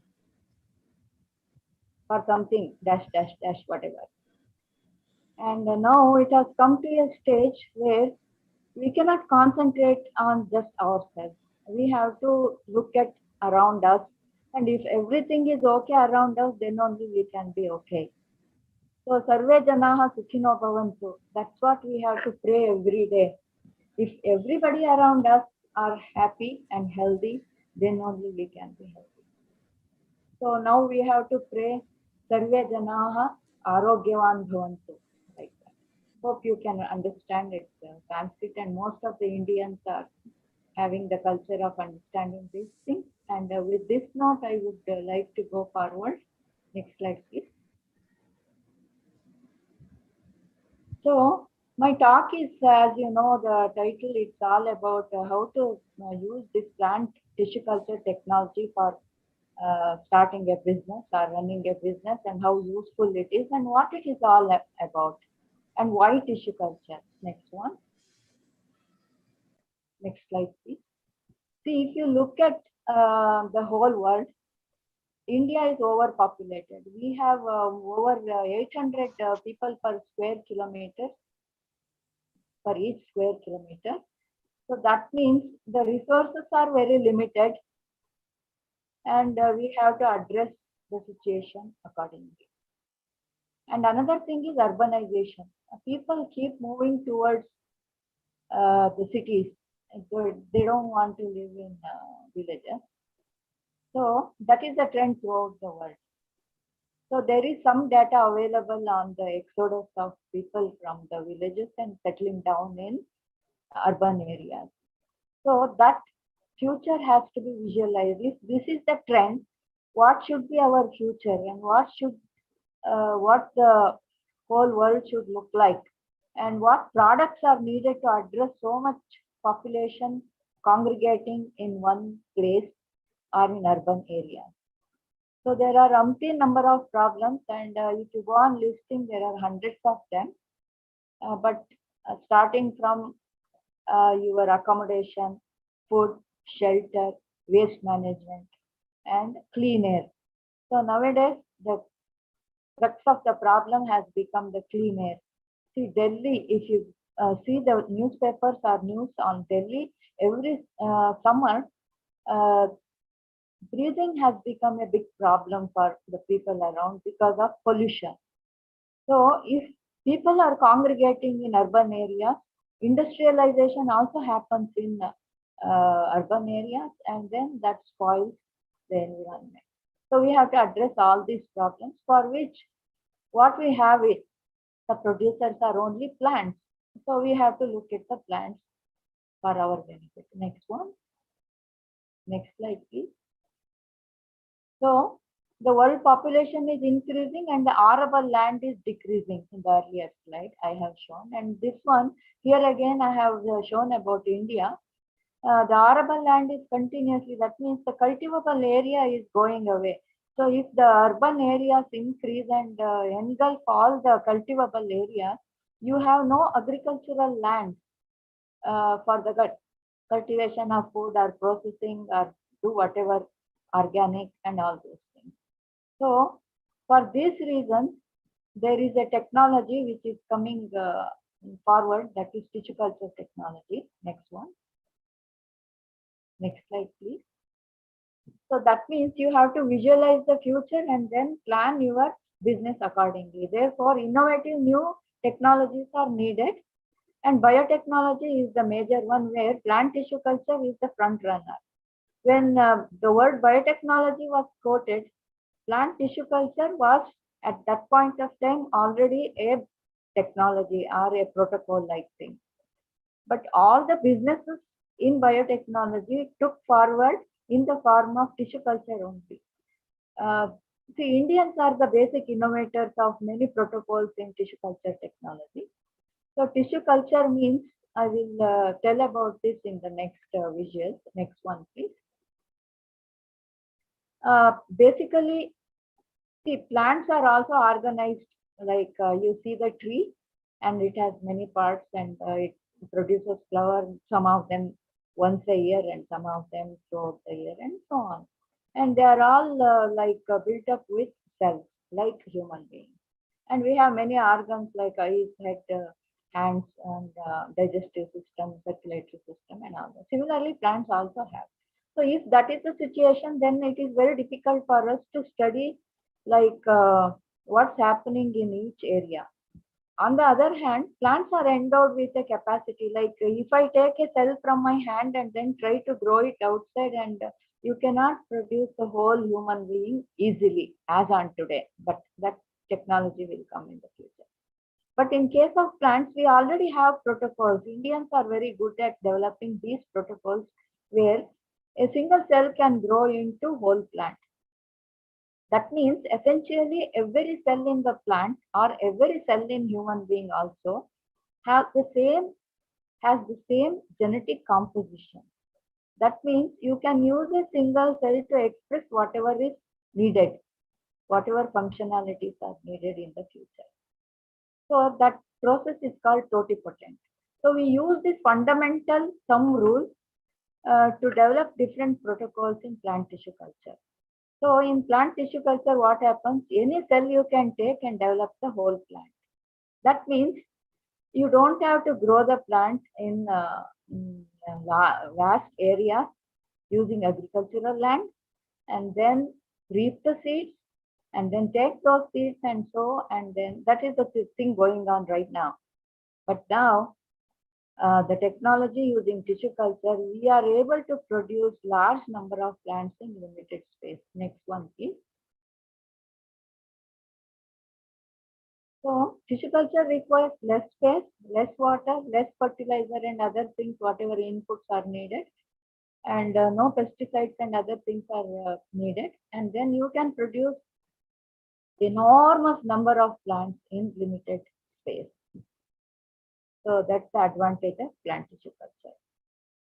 And then because it is under fully controlled conditions and in a small flat, you have a large number of plants growing. So you can export this particular type of material to other countries also. But if you have to send any other living material to other countries, there are restrictions because many spores and many pathogens are associated with that, and then that may cause diseases in spread diseases in other places. Whereas if you have a material, plant material under culture conditions, it is easy to export. So this is one of the major advantages. Another thing is, see, some plants are there today and tomorrow they are not there because people are invading all areas and they are constructing buildings and then urbanization is going on. So many precious plants which may have beautiful medicinal property are all lost. So to conserve these things, tissue culture is one of the best methods. Next one, please. So this is what I'm trying to show you. Basically, it is cultures of our Nanjingud Raspada. It's a variety of banana, which is a very nutritious, very fragrant, very tasty, but the plants are susceptible. So when I joined CFTRI in 93, at that point of time, 1993, at that point of time, there were no plants available. This particular variety of plants were not available, banana, because of various reasons, like they joined two rivers together and the bacteria from one river spread into the other area, and then the plants were susceptible for the other type of bacteria, and then many crops were lost, and this was also lost. And somehow I could get infected plants in 1996, and then I rescued this and saved it in culture conditions. So you can see each bottle has many plants. See, if you might have seen a banana plant growing outside, and you hardly have one or two suckers per year. The side shoots which are coming up, they are called suckers. Whereas in tissue culture, every 2 months you will get, if you put 5 of them, you will get some 50 plants. So that's the beauty of tissue culture. And these are our Nanjingud Raspada. You can imagine, you can imagine. Next one, please. So this is anthurium. Probably all of you have seen ornamental plants, especially this anthurium, which is sold for very high price. And this particular plant with the red flat leaves, it produces hardly 1 or 2 offshoots every year. Whereas in the bottle, you can see 100 plants are there. You can just take a leaf, a piece of the leaf, and start the culture, and you go on subculturing, giving the nutrients and growth regulators the way you want, or where the plant is needed, and some amount of experience and observation is required, and knowledge, of course, is required. So you have to understand the nutrients which are needed for each plant species and each variety, and then if you know that, it is possible for us to produce huge number of plants in a limited area. You can see the class there. So where is just 1 or 2 plants being produced in the flowering plant and bottle having hundreds of shoots. Next one, please. So this is the beauty of our tissue culture protocol. So these are some of the hydroponic slides which you might have seen last year as well. What I'm going to tell is, for all these type of facilities, large number of plants are required. And these large number of plants are provided using our tissue culture technology. Next one, please. So this is another visual I'm trying to show. See, all these things will come into context in the future when I'm going to talk about the advanced technology which are needed for currently addressing our requirement in pharmaceutical sector. Next one, please. So these are more visuals. Many have to see some of these, they don't need tissue culture technology. They can be grown using seeds as well. But many of the ornamentals and other things can also be grown like this. If you need uniformity, seeds may not have uniformity in their productivity, but tissue culture plants, because they are clonal, they are starting from a particular set of cells and all cells are similar and their expression levels are also similar. But seeds are produced after pollination and they are most of the time combination of male and female sets of genes, so that probably they are not uniform. So for this type of technology, you need clones. So clones are produced by using tissue culture technology. Next one, please. Next slide. So yeah, you can go forward, skip this. Just banana slide, you can come back. So this is our Nanjangud Rasbala banana. So I started this work against the wish of the institute, because we were working in Food Research Institute where horticultural and then this agriculture related activities were not allowed to pursue. But sometimes it's an institute purely of post-harvest technology because the food comes after harvesting. But some foods come at microbial level. So there is a microbial department where they produce microbial cells for various purposes.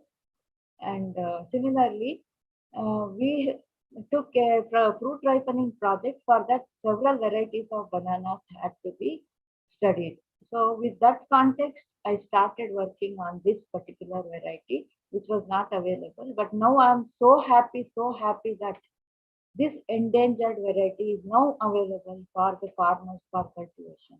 So nobody believed at that point of time the plants growing here in the flask can grow in the field and then they can produce fruits like this, because the institute was not exposed to this type of technology. So they asked me to prove this technology, so I worked on this. So I'm very happy about that. They permitted me to work on this. Next one, please. So this is, and then we patented the protocol to produce this because no other labs were successful in producing this particular variety of banana. And for this, I used a special technique called meristem culture. So meristem is nothing but, see, all plants are growing and you have the stem apex. And the stem apex has the apical dome, and nature has given power to the plants to save themselves and keep healthy this particular area. So tips are all very healthy most of the time. So if you take this particular tip, few cells from the tip and then grow into whole plant, those plants will be healthy and then they will be free from the disease. So the material which I collected, they were all diseased. Then what I produced afterwards, they were disease free. And then we patented that technology, including the protocol of how to multiply and then harden them and give to the farmers. And we transferred this technology to other industries as well. So this is my earlier first set of plants which I produced in CSTR. Next one, please. So after that, we did lot of work in many other areas in cell culture and so on. But after my retirement, I took up this work again, and the fruit which you are seeing here is from our own home garden. And I had only one plant which was growing in my sister's house because we stopped this work in safety, right? And we didn't have much cultures left. Only one plant was growing in my sister's house, and then I brought back that plant after my retirement. And then it took me 1 year to establish the culture, and then the first plant I put in my own home garden, and then this is the fruit you can see. So after that, people started recognizing the importance of this, and there was huge demand. See, in the first lecture or in the introductory remarks by Kavyashri, you saw that you heard about the importance of like opening.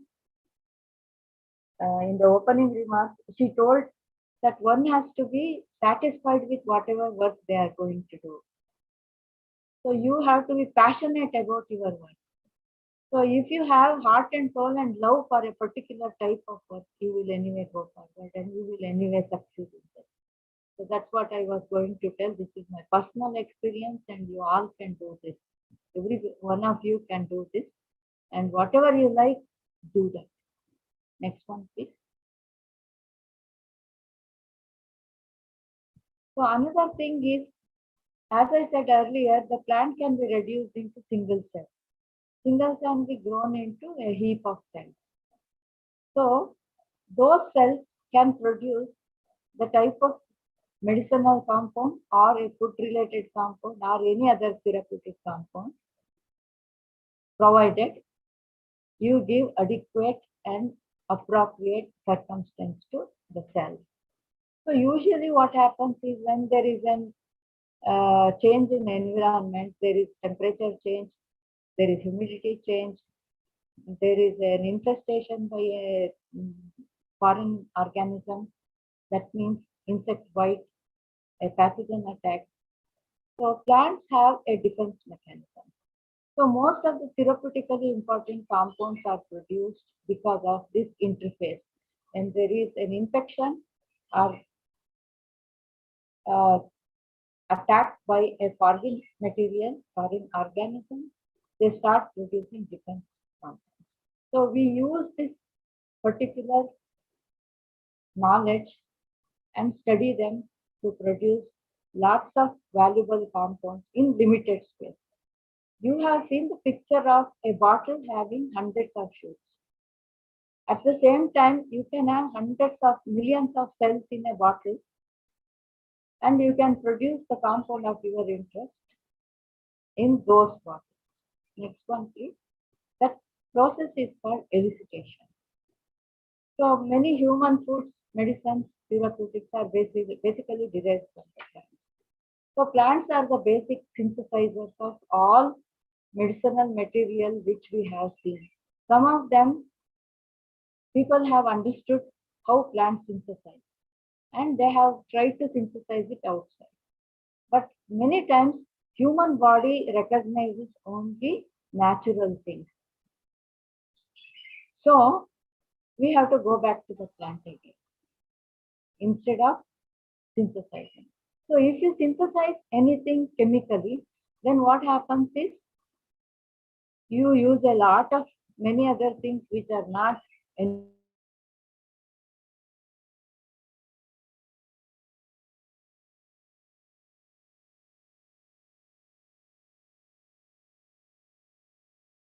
can do.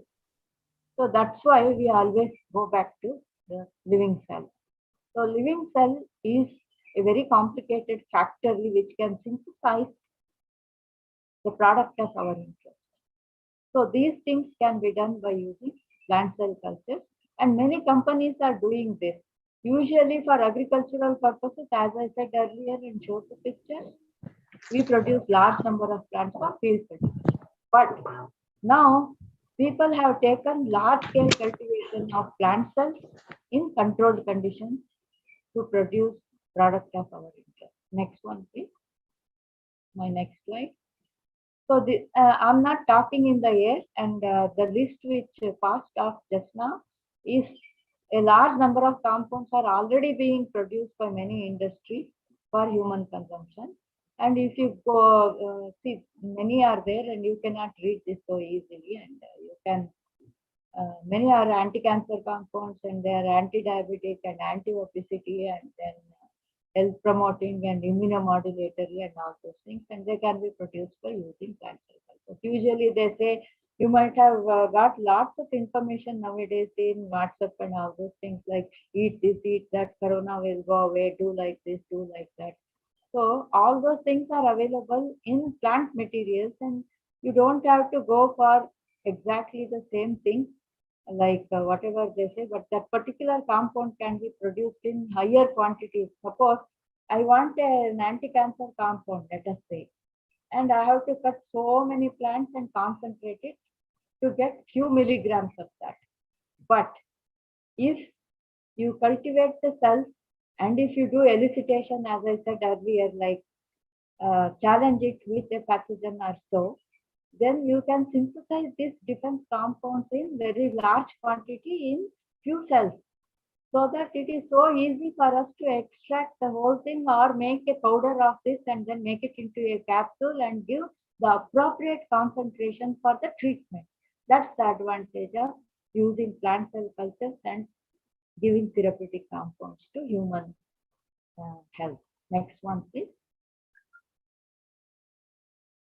So similarly, see this picture, if you see, you might be thinking that the white one is a radish, and these are all different types of carrots. But actually, if you look at the leaves, all are carrots. Some of them are having color, different color, and this is not having any color. The white one is not having any color. So the color is produced by different compounds in the plant. So the pink color is produced by anthocyanins basically, and the orange one is carotenoids. So carotenoids are required for the good health of eyes and hair and all those things, antioxidants and so on. But what I want to tell here is you can just take few cells from the leaves and produce.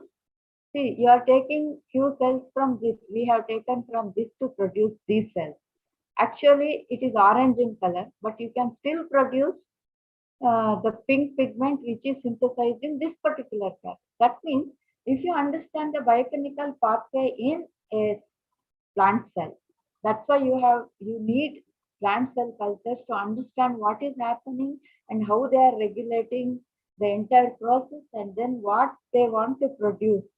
And what if you change something in your culture medium or your input, so that you change that biochemical pathway and produce altogether a different material. So all these flexibilities and opportunities are available by using plant cell culture. These are all the cells produced from this type of carrot. So we have done this work. And finally, these cells can be scaled up into large quantities. That means you can grow them like suspension. That means if you have a porridge and you have so many grains of semolina in that, like that, you can, if you have them in cell cultures, you can scale them up into huge bioreactors and then get the cells, filter them, and reuse the spent medium and then regrow the thing cells again. All these things are possible under controlled condition, and you can reap huge benefits from this type of protocols. Next one, please. And this is available for many plants. See, beetroot, for example, if you look at beetroot, there are colorless beetroot also, and there are densely colored beetroot also. Next slide, please. And these are all the structures of it. See, these are all the leaves of beetroot. This is not radish leaf. The first one, which is white in color, is not radish. It is also beetroot. This is also beetroot. This is also beetroot. All the five are beetroot, but they all have different shapes, just like I showed in carrot. And this is the cell culture which we generated. And then we can express different colors. Suppose I start from here, I can still get this color. So that is possible by using plant cell culture. Next one. And another thing is, if you use cell culture, they are so complicated because many times what happens, plants are more organized. So unless there is a particular level of organization, they are not going to produce the particular biochemical which is required for us, the therapeutic compound or the food or flavoring compound which is required for us.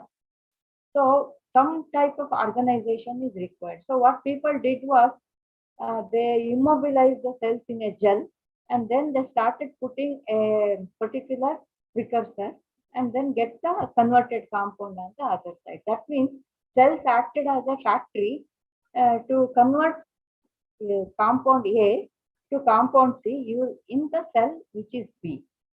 So that is also possible. So, but then there are many problems in this because in addition to all these things, plants have signaling pathways. That means when they receive sunlight, they have mathematically calculate everything, and then flowering and all these things, like mango flowers in a particular season. It doesn't flower throughout the year. So like that, they have signaling mechanism. So that signaling comes because of the organization in the cell. So if it is not organized, you won't get that particular compound which you are expecting. So there is a technology called hairy root technology. So what happens is, we understood this technology by studying the microorganisms which are infecting the plant. Some plants are infected by the agrobacterium, that is soil bacterium. They transfer some amount of their the genes which are present as a plasmid in the bacterial cell, and then a root is formed in the stem of the plant.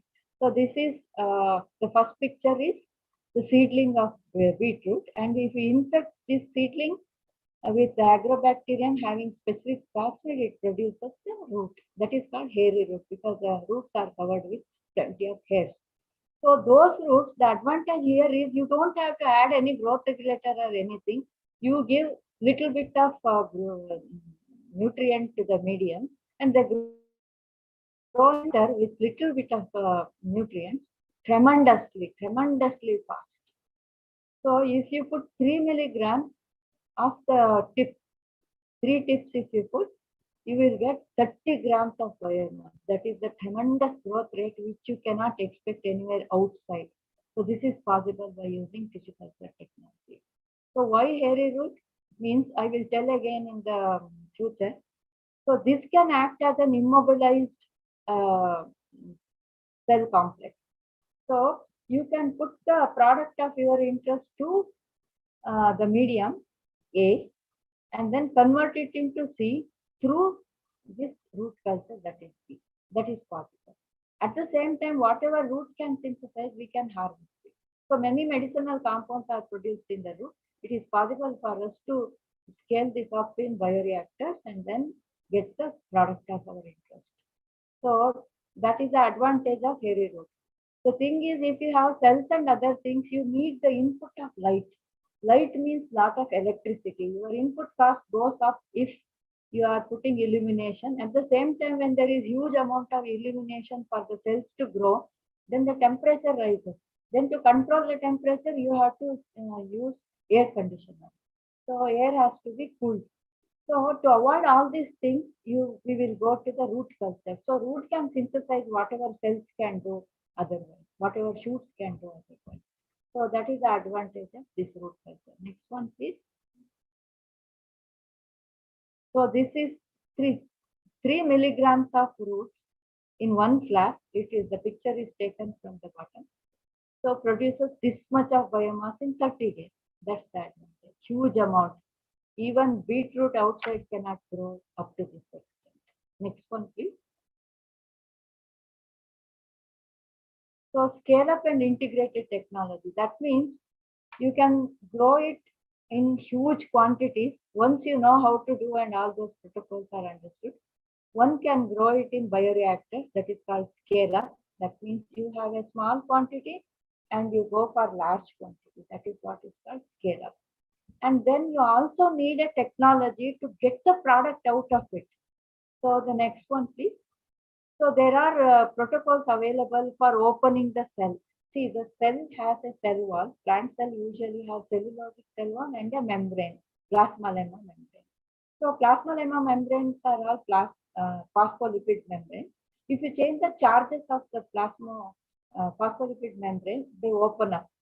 That means the electrical charge will dissociate them to some extent, and the product which is present inside the cell can come out. Technologies are required to integrate into your cell culture system so that our root culture system, so that you can get the product from the material. And if you take away the medium which is here, that is the water content, where see the color from the root has already come into the medium, and then you can take it out and then put the fresh one, the cell membrane will close again, and then it will resynthesize. So that's how you can make the technology economically feasible, so that you can keep getting the material continuously several cycles from the same number of cells, which is not possible from agriculture type of method outside, but which is possible for us to do it in tissue culture method. Next one, please. Once you get that type of material, it's so easy for us to separate different compounds. See, I showed this slide where a beetroot has different colors, colorless to yellow color and then pink color and so on. So you can simultaneously separate all these things by passing. See, you have got the color out of the cell and then pass it through a column, and then you can separate the colors. So these colors are very much needed for various purposes, like see, small kids are there, and people, like, you cannot give a tablet to the child, right? So we go for the syrup, cough syrup, that syrup, this syrup, and so many types of syrup, painkiller syrups and all. So those syrups contain synthetic colors. So what we are trying to say here is, by using this type of technology and getting natural aseptic color, that means these colors are clean, pure, and you can use this in pediatric products. That is the idea behind. So we did all these things and we patented that type of technology also. And you guys nowadays, the children are very, very they have very innovative ideas and they think in all different directions. And you guys can produce different types of this type of technologies and go forward being an entrepreneur. Next one, please. So another thing is ginseng. Everybody knows ginseng coffee, ginseng tea, and all those things. So ginseng is a longevity drug. That means it makes the person live longer than what normally people do. Because of various reasons, they have lots of compounds which are longevity related. And people have been able to produce roots. Ginseng compounds are produced in the roots, the saponin. And the roots can be, nowadays what they do is the root itself they will powder, and then they will add into coffee, tea, or whatever comes. This one, like you have jams, jellies, marmalades, and biscuits, and so on. So this is a huge market, huge market. And then the root produces very low content of this, but by using elicitation technology, as I said earlier, by intervening with a pathogen or adding something or the other, we can enhance a particular biochemical pathway in the cells and then produce huge amount of ginseng compounds. Next one. So these are the hairy roots of ginseng. And then under culture conditions, sometimes they produce some extra cells also. They look like this. Next one, please. And this technology is already commercialized. So people initially started using a stir tank bioreactor like this. But then the compounds were coming, the roots were breaking into several pieces, and then they developed a globe bioreactor. So this is a protocol bioreactor where you can push the medium up and then take the medium down, so that intermittently the thing is baked. Cells are baked in the medium, and then it comes out. And at the same time, sometimes several cycles you can do and take the compound out and push the medium up, and stoichiometrically you can replenish whatever is lacking in the medium, so that you can use the same biomass several times by using this technology. Next one, please. Next slide. People have been able to integrate several of them, and then this is the root bioreactor. Here you see it's a steel container. It's a globe bioreactor. It is a company called Sundeng in Korea. they produce huge amount of ginseng roots by using this technology. So start small, like you heard in the first lecture. Start small, develop the technology, be confident, and once you are confident, you go on scale it up. So have one bioreactor to begin with, integrate several bioreactors, and be sure of whatever you compound you are looking for, and then you can go for this technology. And there are $1 million technology businesses available right now by using plant cell cultures and hairy root cultures. Next one, please. So this is series of them. So one I showed you, and as in the other system, there are series of them, and then there is another reactor which can harvest. It can process whatever is the exudate from this, and then that thing can be concentrated and produced into a capsule. So you get high concentration of material in a limited space. See, you are using, suppose the same thing has to be produced outside, you need to have hundreds of acres to produce ginseng, and then you have to wait for 2 or 3 years to harvest the root and then process. While doing so, you have all soil organisms associated with the root system, and then probably the quality of material will be different because before processing there will be biochemical changes. So those changes can be avoided by using plant cell cultures and organ cultures like this. Next one, please. So go fast, next one. So like that, we can skip for many of these things. Like that, we are able to produce the flavor from this plant. Next one. Yeah, this is vanilla plant which grows very slowly outside, but in culture conditions, we can produce large number of plants in limited space. That's the advantage. Next one. Yeah, this is vanilla plant, and these are all field cultivated, and then they can grow like any other vanilla plant. There is no problem about this. The technology is well proven. Next one. So you have to work on the whole technology. Next one, please. Next one, please. Similarly, there are compounds like obesity is a big problem, and stereotypes are very much in demand, and everybody wants it. Diabetes is such a killer.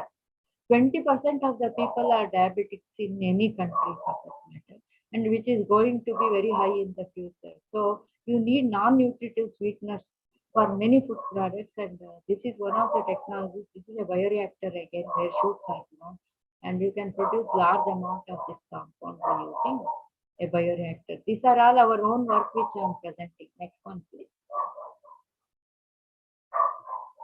Next one, please. This is red banana again. Next one, by tissue culture. So here I am talking about saffron. So saffron is a material which is very, very expensive, but it grows only in Kashmir. We tried to grow that in the test tube and then produce the same material, which was not so easy because this has got such a circadian cycle inbuilt into the system.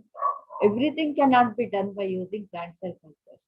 So they all became farms like this. 1 or 2 subcultures, they produce the color. After that, the color vanished and they became the shoot cultures. Next one, please. So this is several cycles. Somehow we manipulated the medium and tried to produce saffron stigmas in vitro, but it was not possible. So to some extent only like that, you have to work on each material and find out which one is economically feasible for you. Next one, please. Some of them are not economically feasible. Now I come into important area of my presentation, that is therapeutic proteins. So what are therapeutic proteins? Plants can produce large number of proteins, and if you put the gene of your interest, that particular protein can be produced in the plant cycle. Next one, please. So I'm talking about therapeutic proteins where we are now talking about the vaccines. Currently, everybody is talking 1,000,000 times a day, vaccine, vaccine, vaccine. That's the word we call on our ears. So there are different types of vaccines, and vaccines are produced by various methods.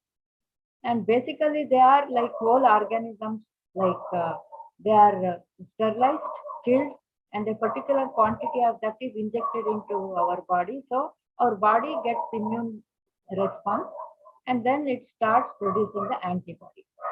So there are different types of vaccines, that is protein and then the nucleic acid vaccine. They act as antigens and then the body produces antibody. For some diseases, what happens? You need the antibody itself. That's how people are using the serum, like whatever COVID patients are there who have recovered from the disease, they take the serum of those people because they have antibodies in them and inject to other people to build up the immune system. That you have already heard about. Next one, please.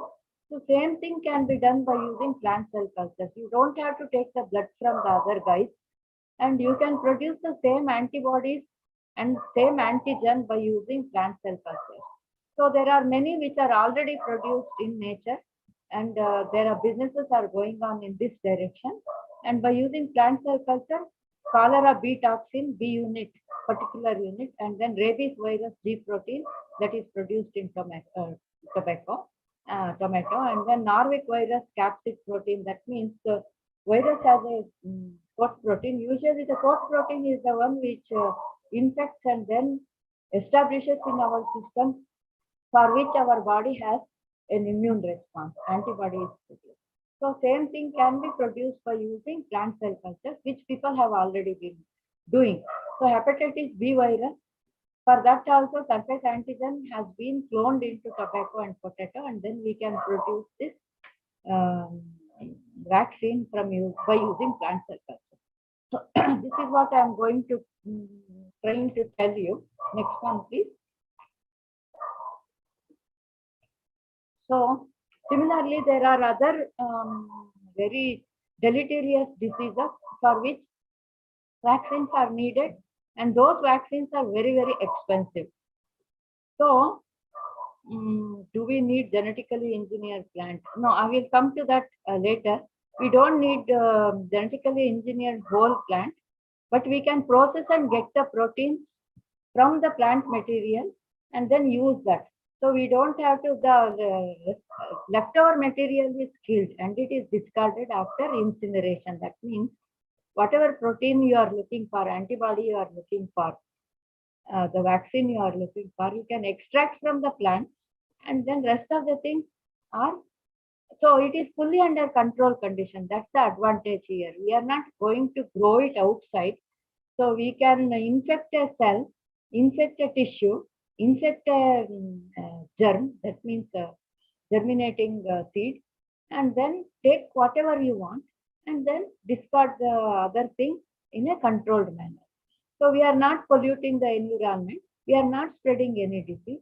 On the other hand, a specific type of vaccine is produced just like it is produced by using human cell culture.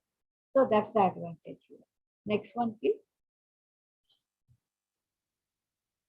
So in a gist, what I want to tell is plants act as factories of recombinant proteins. That means the new protein which is not being synthesized in the plant is the plants are synthesizing for our sake. So for that, we have to intervene and make a plasmid. That means we already know how to genetically engineer a plant cell.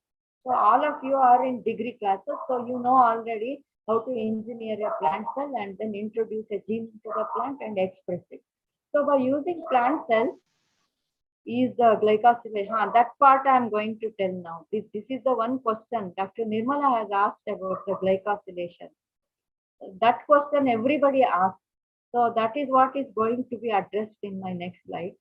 So it is possible to produce all these things just like what the mammalian cells do. People always thought that human cells can only do a particular architecture of a molecule.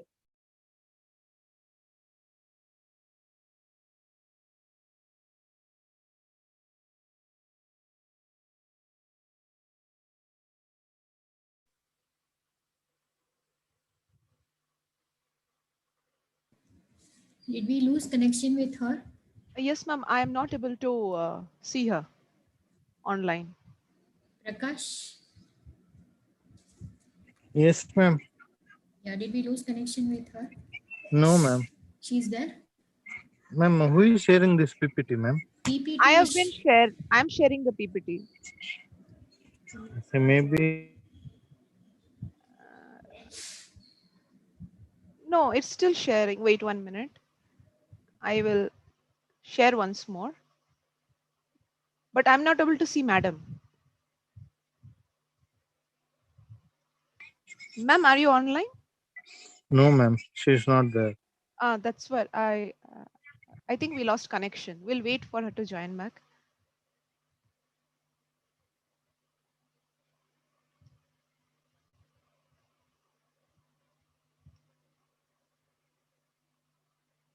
I've stopped sharing the slide.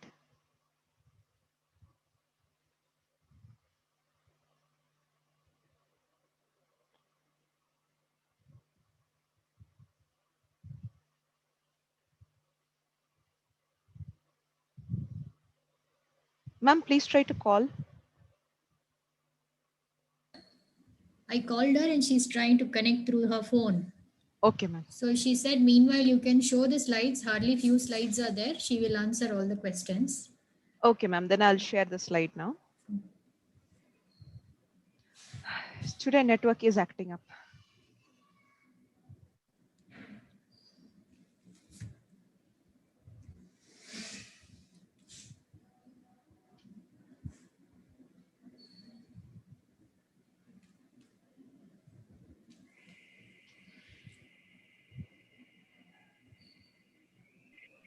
Hello? Hello? Yes, ma'am. Can you hear me now? Yes, ma'am. Yes, ma'am. Okay.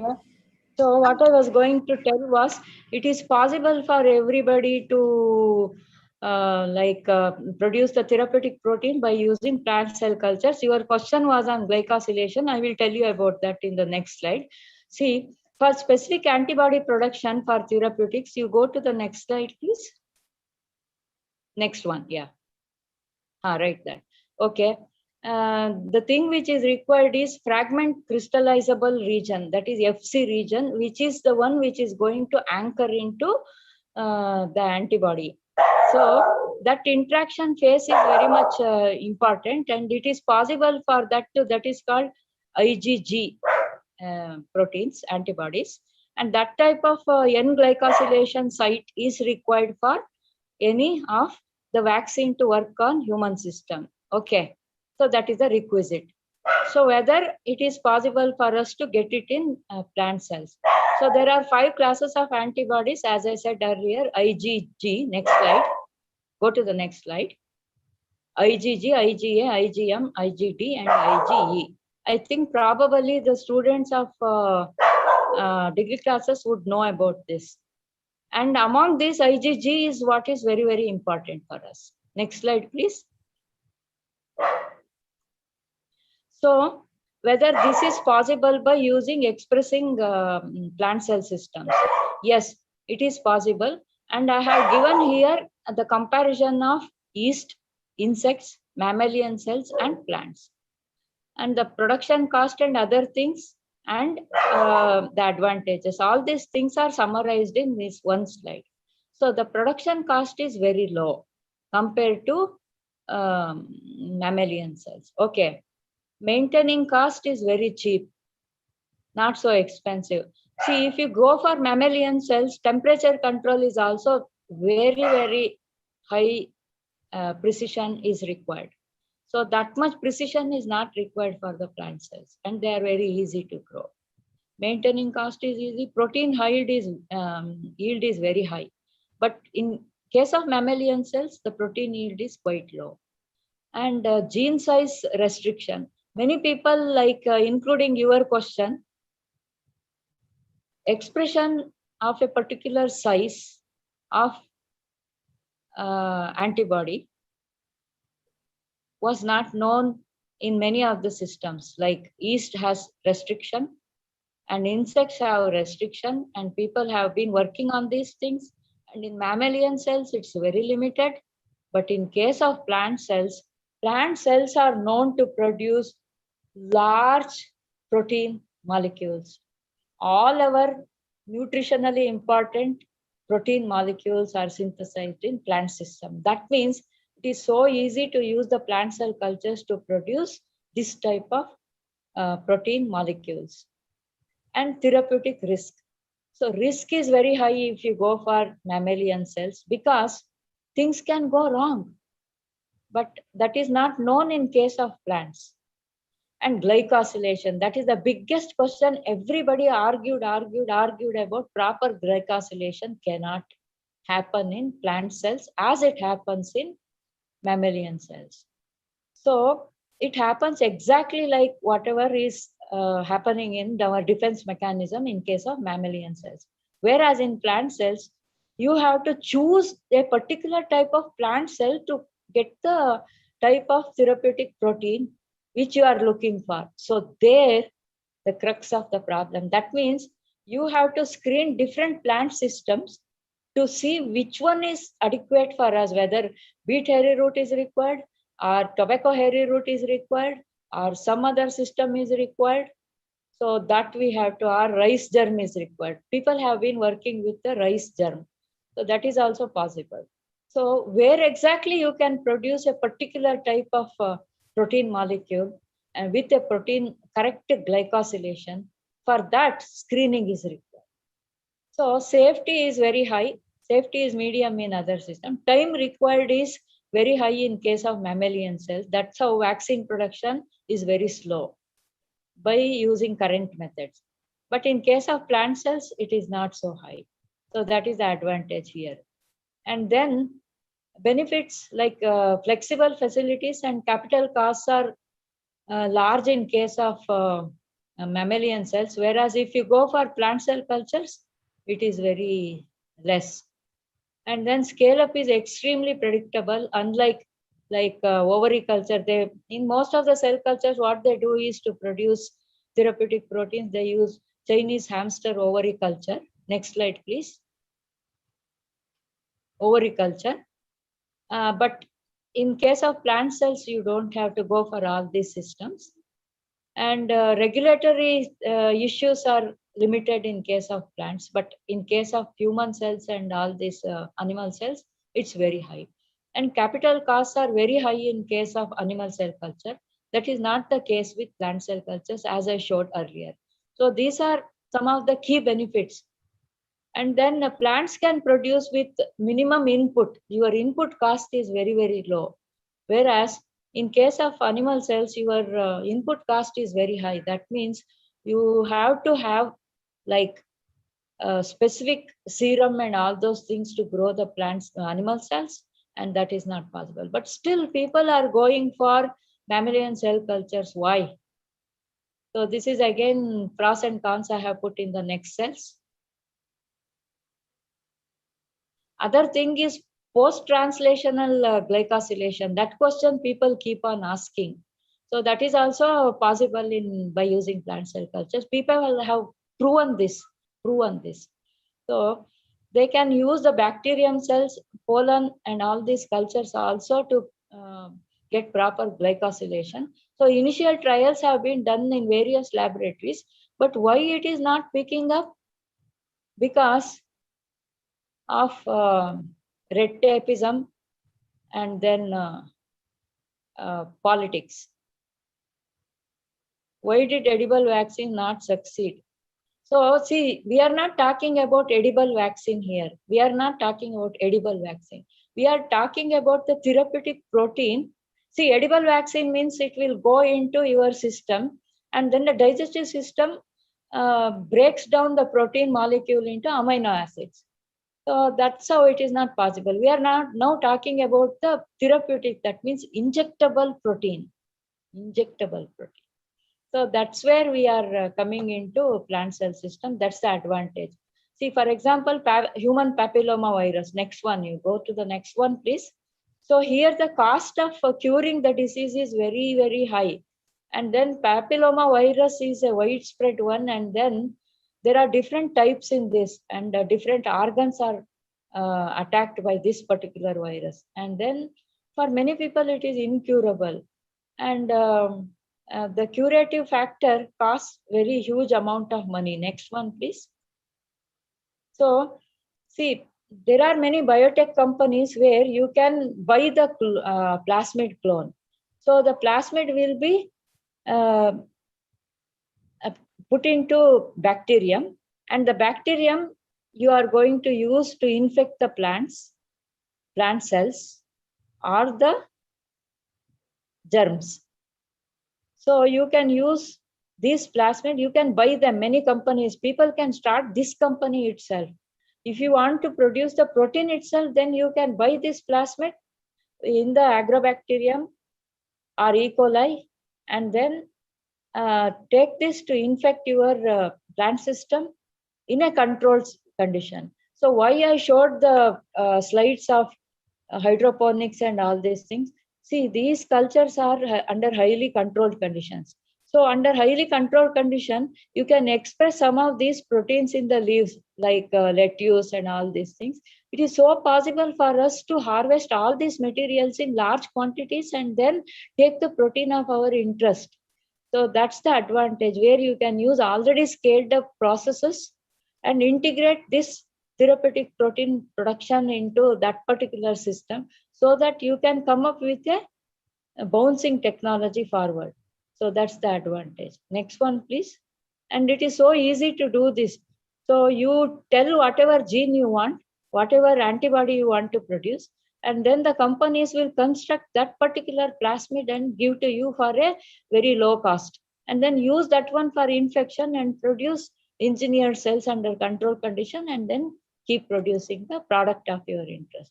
So how it is done is shown in this chart. Take the whole plant. So you can do transient gene expression also, like I said, in the seedling. So you infect the seedling and take the seedling and then express the vector-based protein in that and then process it. And then stable expression also you can do. So you can produce a genetically engineered material also. You can, that is nuclear transformation, and then go on producing several generations. So that is also possible. So the vaccine works by T cell activation in normal manner. So whatever is produced here also works in the same manner which is currently working. Currently the vaccines are working. That's what I wanted to tell. So it's possible, and it's a very good futuristic technology, and youngsters can go forward in this direction. So recombinant proteins produced in leaves of tobacco and seeds of rice. I'm not talking in the air. So people have done it already. So next slide, please. People have done it already. I have given the list of these things before that.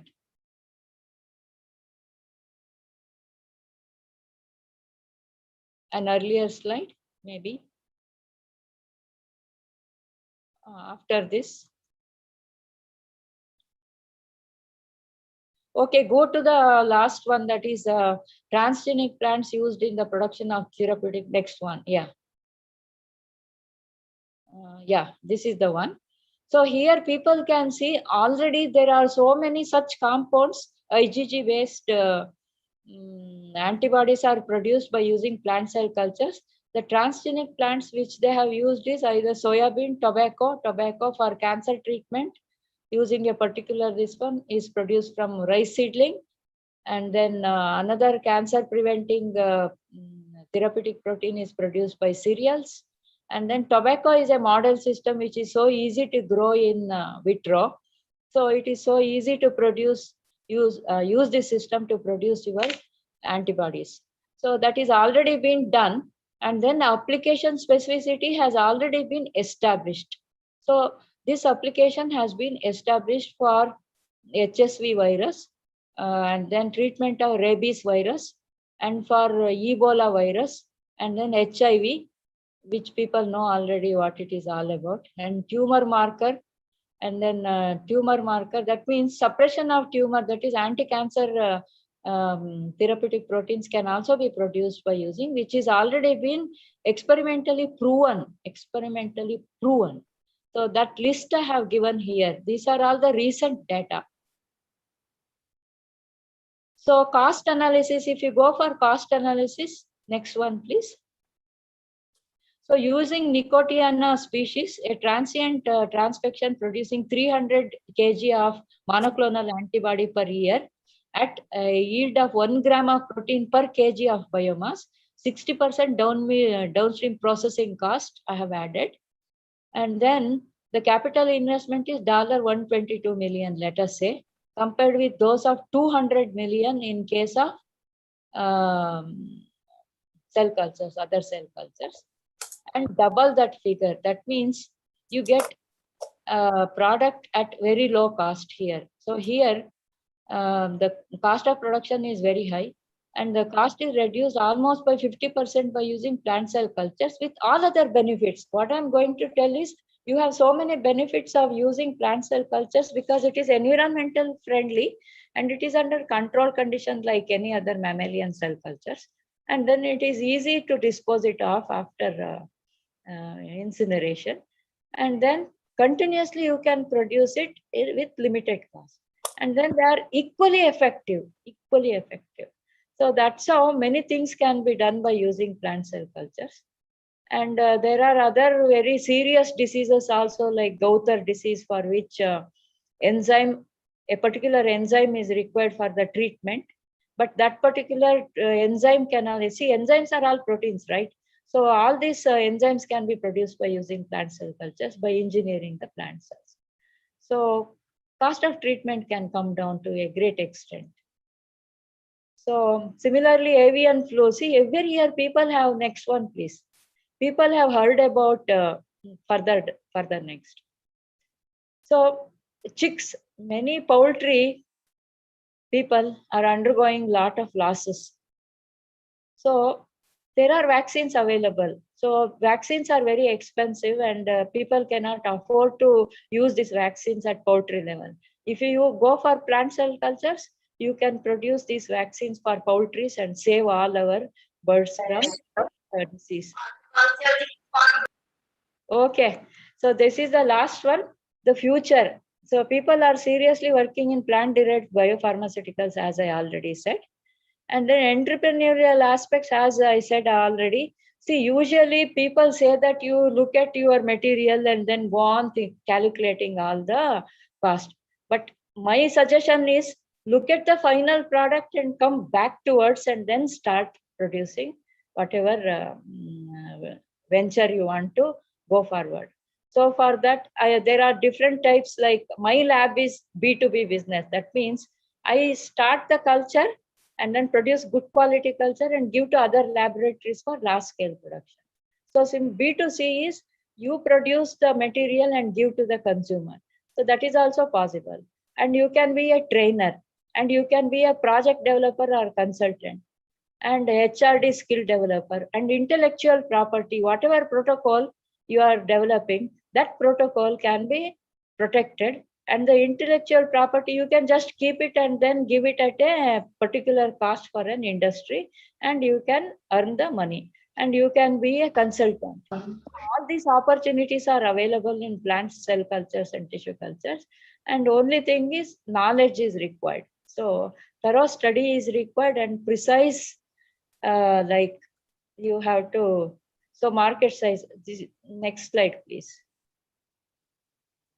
Next slide, please. So this is what I was going to tell you. So plant cell cultures, at different levels you can earn money. You can be just an advisor and then you can charge. So you can do a freelance. See, I am a retired person. So what I do is, many people, once they know what work I am doing here and how I am doing and my background and my publication, they call me so that I can give suggestion, go visit the lab, visit the firm, and then give suggestion and I earn some amount of money. So that is also possible. So a beginner cannot do that. Some amount of knowledge is required and depth is required in your business. So at every step you can earn money in any business for that matter, not only tissue culture, in any business. So you train the person, you teach the person, and then you conduct classes, workshops, all those things can earn you a lot of money. So market size, next one, please. This is the last slide. Before that, oh, sorry, some slides are missing in your case. Okay, there is, first we have to look at the market size, which has already been told by other entrepreneurs, especially Kavya Shri. She told about what is the current market of biotech industries, especially tissue culture related. So keeping that in mind, it is so possible for us to take different aspects in this particular type of business and go forward. Because see, 94% of the businesses in the future are biotech businesses. And then look at the earth now. We need regreening the earth surface right now. So if you think in that direction, it is possible for us to take up any type of venture, ornamental, you say, fiber industry, you take, any industry you take. So cosmetic industry, everywhere. See, where plant cells are not required, you tell me, everywhere it is required. Okay. So you have to weigh and see the problems and potentials. So if problems are more at this time, then you have to think about reducing the problems and improve your potentials. So you have to see which one will outweigh what, and then go forward. With this little note, I would like to conclude my lecture, and then there are many things which we cannot keep on explaining step by step. But other speakers are going to talk about the other type of industries in this direction. So please, thank you very much for everybody and your interest and the questions. Micro greens, can we just show me the question, please, again? Yes, I'll read out, ma'am. Microgreens can be used as nutrition supplements. So can we cultivate them by using plant cell culture for large scale production?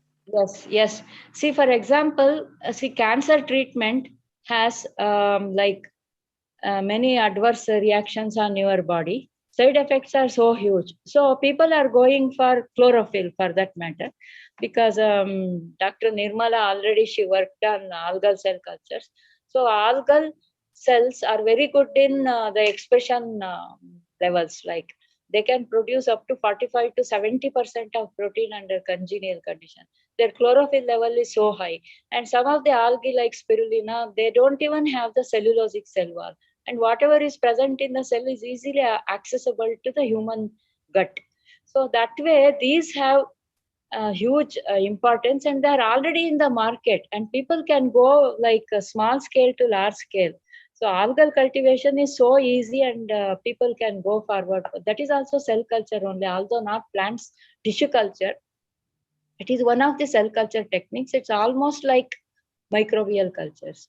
So those things are available, and they have a huge market, huge potential. Demand is so high, and cost is so high, like people cannot afford to buy. We can make it cheaper. If many people start working in that direction, the product becomes cheaper. See, for example, I have a material and I am producing. So my own production can affect my own income. That means, see, 5 years ago I started, and then I started giving all banana plants, Nanjangud Raspade banana plants to the farmers. And then they have the suckers, and these suckers are distributed by them. And then normally my price goes down because the demand becomes lesser. So that has to be taken care of. So you have to keep a vigilant eye all the time about your business.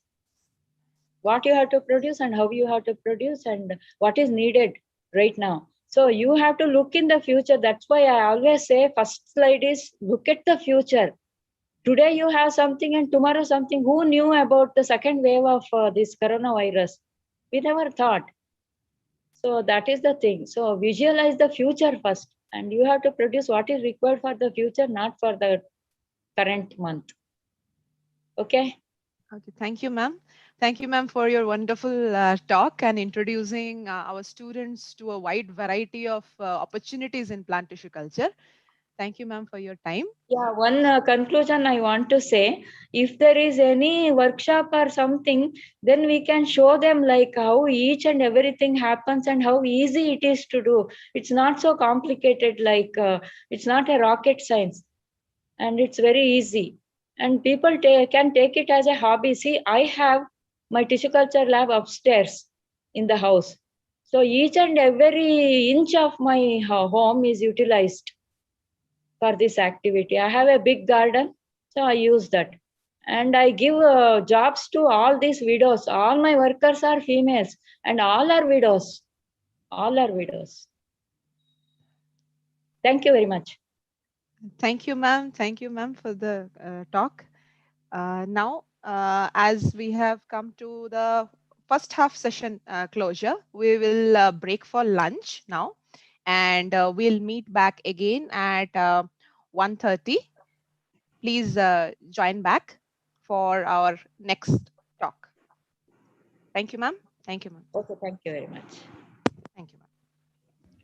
Thank you, ma'am. Thank you. Participants are requested to please join back by 1:30 sharp so that we can go according to schedule. Thank you.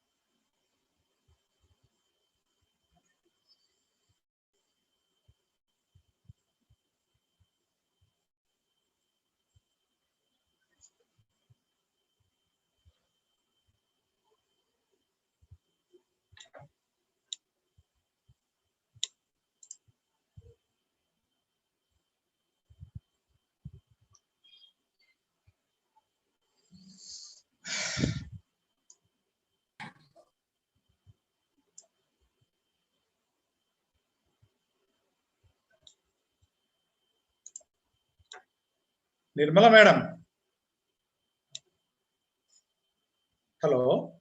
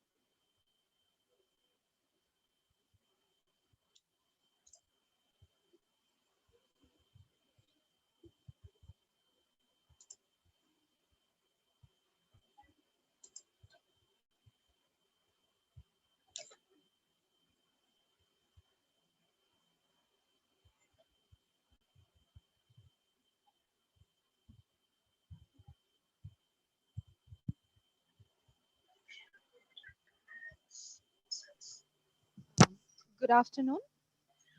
Good afternoon, madam.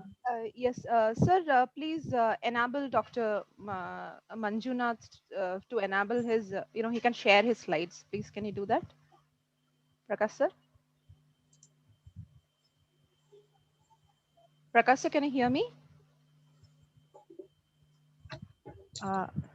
Just a minute, sir. I will get back to you. Fine. Yes, sir. Thank you, sir. Thank you, sir.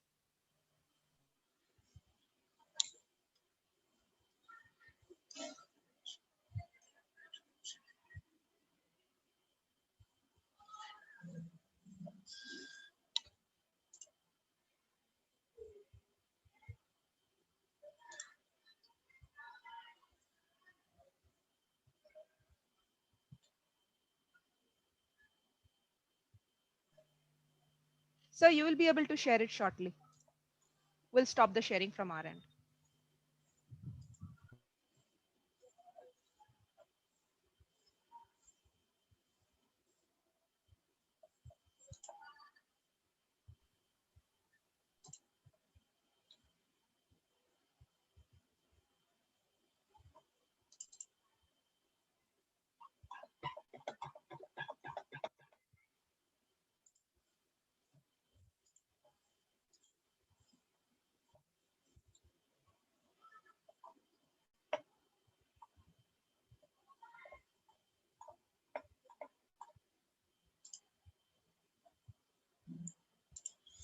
My slides are visible? Yes, sir. Your slides are visible. Fine. Okay, so we'll start the session now. 1 minute, Yes. sir.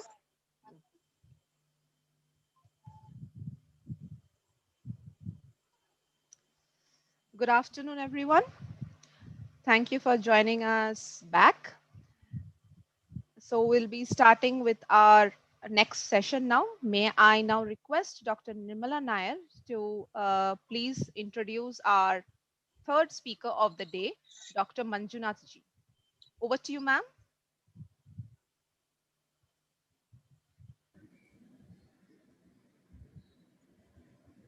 Very good afternoon, all of you. It's my privilege to welcome our next speaker, Dr. Manjunath, Assistant Professor at the College of Horticulture, affiliated to the University of Horticultural Sciences, Bagalkot. Dr. Manjunath completed his MSc and PhD in Agriculture. He obtained his MBA in Human Resource Management, and he also has postdoctoral experience in horticulture. He has 31 publications and 3 provisional patents to his credit. He has guided several MSc and PhD students. He has developed 7 technologies based on bio inputs and commercialized 3 of them.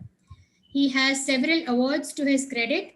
Mikola's First International Travel Award in 2010, Young Scientist Award in 2007 from ISCA, Kolkata, International Fellowship under Danida Enrica Scheme in 2003, Postdoctoral Research Associate Fellowship from DBT India in 2009, to name a few. He has completed several funded projects, and I think he has a few ongoing projects as well.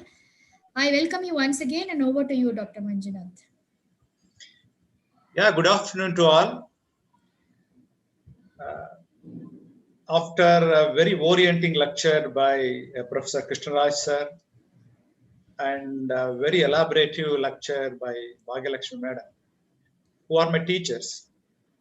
And after the lunch, it is a very difficult, to stop the sleepy mode of the participants, but still I take a chance to present my talk on the entrepreneurial opportunities in biological and plant-derived products for a better agriculture. So I'm representing the University of Horticulture Science. Today is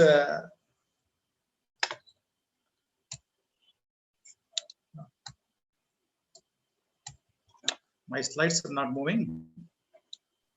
No, sir, your slides are not moving. Yeah, that's what. Yes. Yes, it's moving. Yeah. So I'm giving some of the opportunities for better agriculture using the biologicals and the plant-derived products. Whenever we understand that the biological, we all today is frightened and we stayed at home, the economy is crumbled, and the whole world is under a threatening situation because of the one biological organism, that is a virus. In an ecosystem, the only less than 1% of the microbes are pathological in nature, and 99% of the microbes are a beneficial role and do have a beneficial role. The benefits of the microbes is the rule, and the damage is an exception, it's a choice. So with these bioagents and the plant products, can we make entrepreneurship, and can we make the agriculture better, horticulture better? Can we improve our livelihood and our social life and our the health for the well-being can be improved? Is going to be discussed here. And I'm making my presentations divided into different chapters, like why biologicals in agriculture and what are these? Do they have these biologicals have an entrepreneurial potential? And does these have, can these bioagents or bioproducts can make new graduates, emerging graduates be employed? And what should be the networking and collaborations for developing the business? And the ways to get into the entrepreneurship and the success stories at global and regional level. And I'll also share my personal experience of mentoring one private startup with my research product of my laboratory. And I'll share the experience of developing one startup on these biologicals and the plant products by explaining the emerging products on the bioagents and the bio-inputs. And with the question for young graduates, can we do it? Before that, I like to explain why bio-inputs for the agriculture. All of us are very much convinced today the chemical inputs in the agriculture made us to think, and they do have lots of repercussions. And our health system is getting deteriorated by using the overuse of the chemical inputs in the agriculture and horticulture. And being all of us are the graduates in science, we understood that the water pollution basically and the food adulteration comes from the chemical inputs what we are using for the cultivation. So that's why it necessitates the alternatives. So such a chemical alternative would be the biological input. And these biological input can be definitely opportunity to reduce the chemical synthetic pesticides in agriculture and horticulture. And the over and above all of things, the agri and horticulture ecosystem is becoming non-responsive for the chemical inputs. For my age, of one who is in the 40 to 50 age of today young generations, do not realize how chemical, I mean, other than the chemical inputs, how an organic inputs can make the agriculture productive. Because of my age, the farmers do not know what are all those organic inputs are available in the market. So we must know in this context where the chemical inputs are making much problem to our health, and the productivity also comes down by overuse of the chemical inputs because there is no response from the soil. And the using of a bio inputs are sustainable in options. Once if you could use these bio inputs into the soil and to the cultivation, they are going to be there in the soil and in the ecosystem and the agricultural the practices till as long as we live. So that's how the biological items can survive under the agricultural ecosystem. That's why they are sustainable by making the system better and also reducing the cost of the production.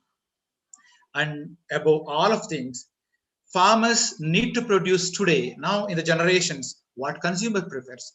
The consumers are definitely are well aware of the repercussions of the chemical inputs in their produce, what they are using.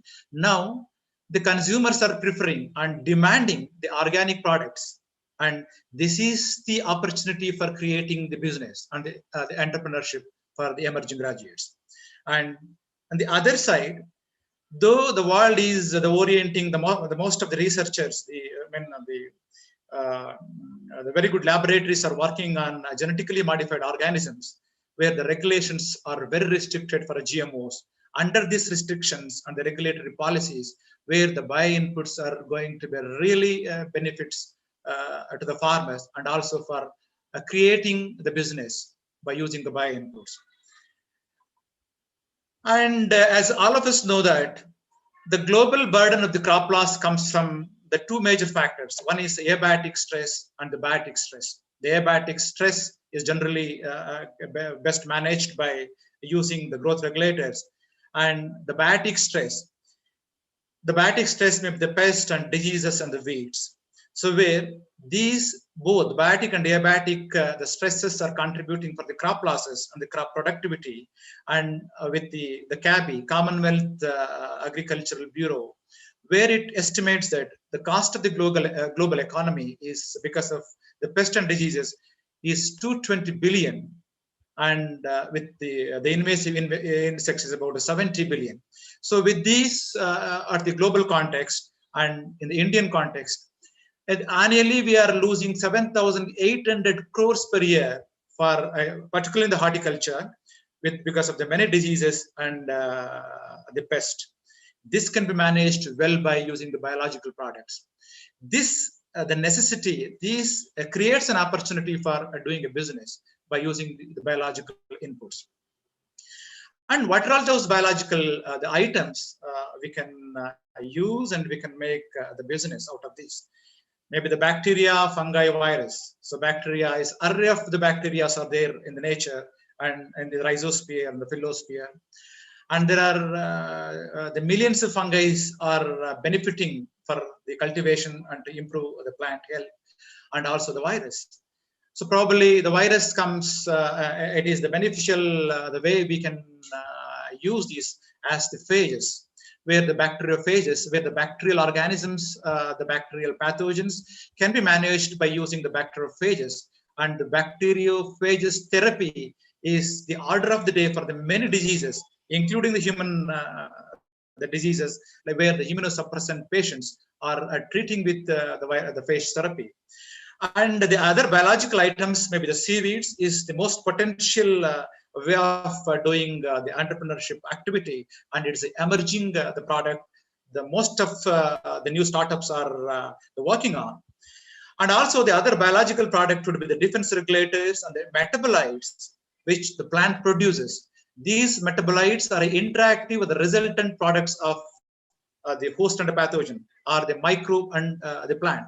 The plant and the microbe interactions gives the metabolites. Those metabolites manipulations can give the new product, and definitely would be another alternative biological item for managing the crop productivity and reducing the pest and diseases. And the higher plants like We are using the Pangemia, that is very well for the pest management. We are using the neem for the pest and disease management. And for your information, the neem itself in the country is giving the billions of rupees to the business. I mean, the farmers are using nowadays under the organic practices.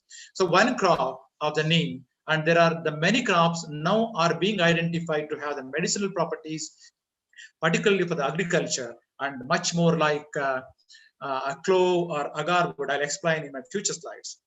And there are human containing raw materials. So the humus comes from the microorganisms, where the chemical productions of, the organic the material productions comes from the microbial interactions, where the humate, the fulvic acids are also becoming the substantial part of the agricultural usage, where those becoming also as the biological component.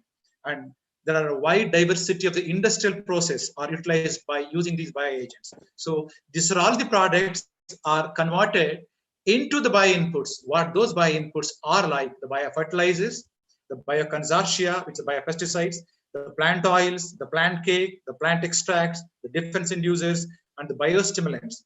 And for these constitutes the amount of like the 40% of the agricultural inputs in the present day cultivation practices. If you could imagine, if farmers are being used 1 lakh rupees of the inputs, maybe the chemical or the the machinery or the fertilizers or the plant protection chemicals, the 40% of the cost are being utilized for these bio inputs. And if you could enhance these component and another 10 to 20%, where we can reduce the repercussions, the undesirable effect of the chemical synthetic pesticides in agriculture and its internal effect on the health. So there is the very needy trend is there to use the bio inputs for an agriculture, and these bio inputs are becoming part of the business for the hundreds of the startups today. And over the years, the understanding of the bio inputs and the unraveling the interactions of the microbes with the plant is by using the sophisticated techniques of the biotechnology. Now there are new generations of the biological items are available in the market. That is that is with the effort and the venturing efforts of the new business the activities. So where those are divided into the different the generations, or the new generations are there today is about like the seaweed extract, hydrolyzed the proteins and amino acids, and as such the microorganisms. And today non-ionic surfactants are also being there, placed by many companies for agricultural the usage. And the most of them are not aware, especially the emerging or currently the students, the biotechnology or the plant science students are not well aware of that. But the fact is that, so it is in 2009 that $2.5 billion of the bio inputs are being marketed globally. And it is in 2021, of course, the data is not like 2020, 21, 22, $5.9 billion of these biological the inputs are being are going to be used in the market. So where the bio inputs will make a special the place in the agricultural inputs. So this is to give the overview of how the biopesticides in the global the context. The major driver, the driving force for the biological inputs is today any one of the chemicals are not a panacea, are not can be useful for controlling a single pest. Any chemical for that matter. If you take any disease, even you take corona. So corona, none of the single chemical can be effective, where we are integrating several aspects, including the immunity. And it is also true for the plant system, where no single chemical are being useful to manage the biotic stress or abiotic stress, where the integrated approaches are being placed where in such an integrated approach, where the biologicals being the very substantial component in the agricultural improvement the productivity improvement in the agriculture. And it's another important factor is these bio-inputs are very, very cheap, and they're definitely reduce the cost of the Indian farmer, the expenditure. What is the restraint factor for these bio-inputs is the awareness, even for the farmers and the consumers, need to be improved much more than the prevailing situations. And there are legal restrictions are there for the biopesticides, as in case of the synthetic chemicals. It's a different scenario it is. And also the product generations in the bio-inputs are very, very limited. That has to be a time for making the biologicals much better the market. And the opportunity is like there is the rapid growth in in the research of producing the new generations of the biologicals, where this can be used as an opportunity by the new entrepreneur. And the challenges are technological, the environmental, and also the lack of infrastructures for the low cost business. The atmosphere is also becoming a challenge. And with the low shelf life, where the market value is of for 2024, with the annual growth of cumulative annual growth is 17.4%, where $8.82 billion will be the market value. And this market value can create the much business opportunities, and where the emerging graduates can undertake the entrepreneurial activities.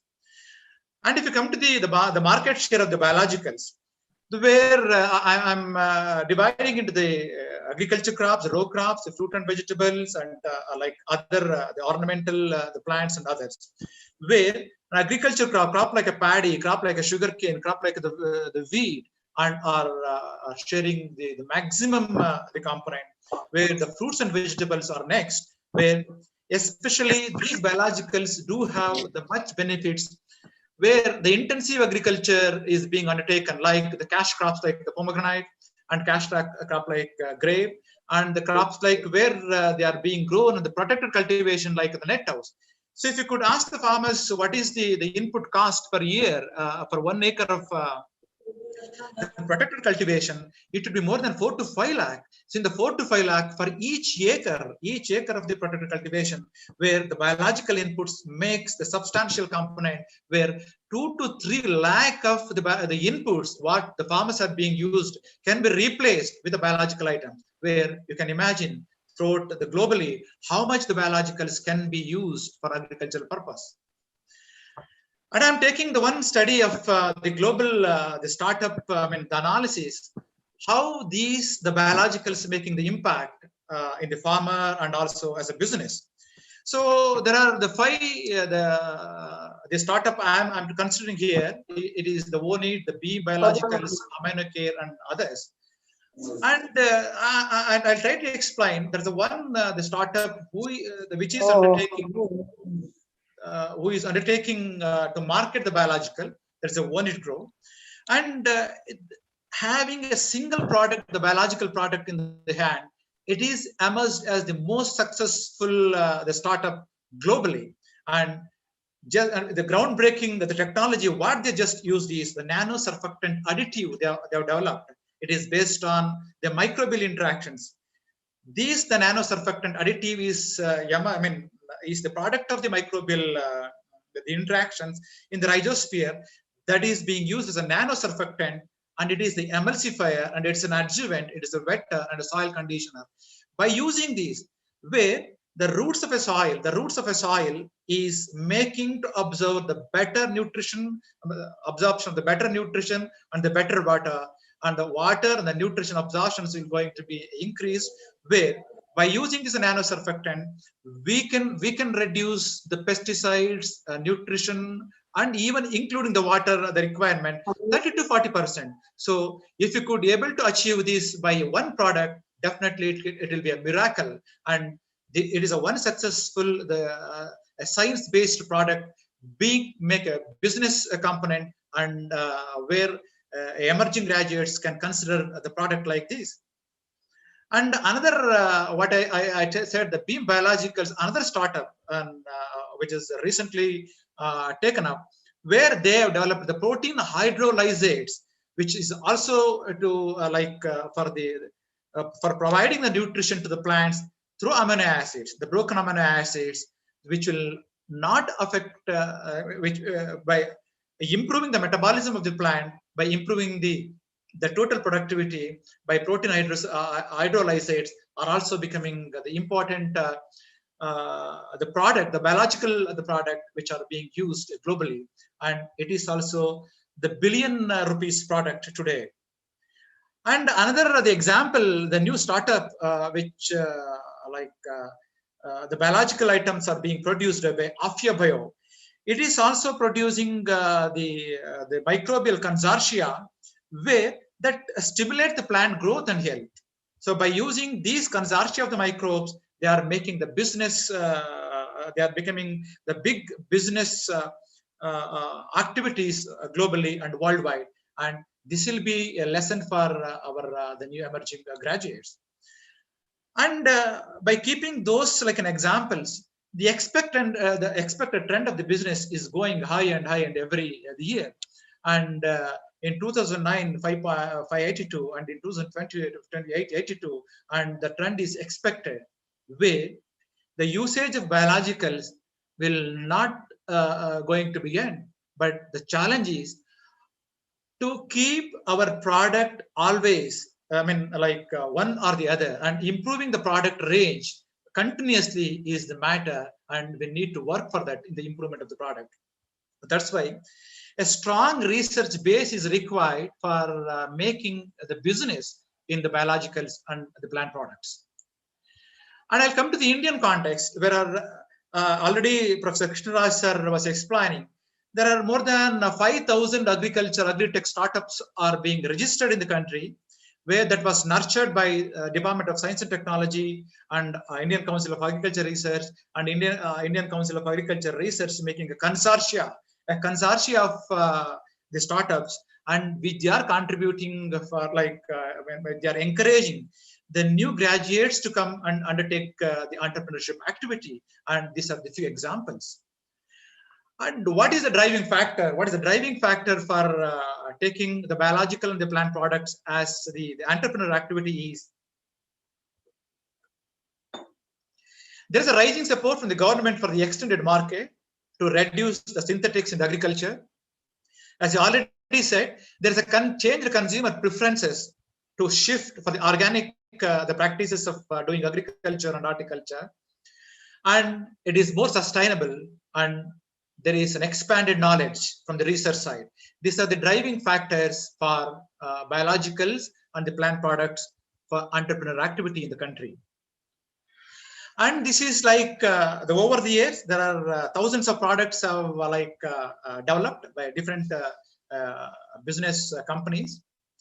And they are positioning, making the positioning of the biologicals like by a source, as an example, by a CV, or by direct use of the microbes like Pseudomonas or Trichoderma, or by active ingredients, like the many active ingredient products are there in the market, like laminarin, which is the active content of the CV, or the eugenol, the active content of the many essential oils, and like oleoresin, they are placing the biological as the active ingredient, and also by the application strategy, they are placing the product, and by a crop and by reason.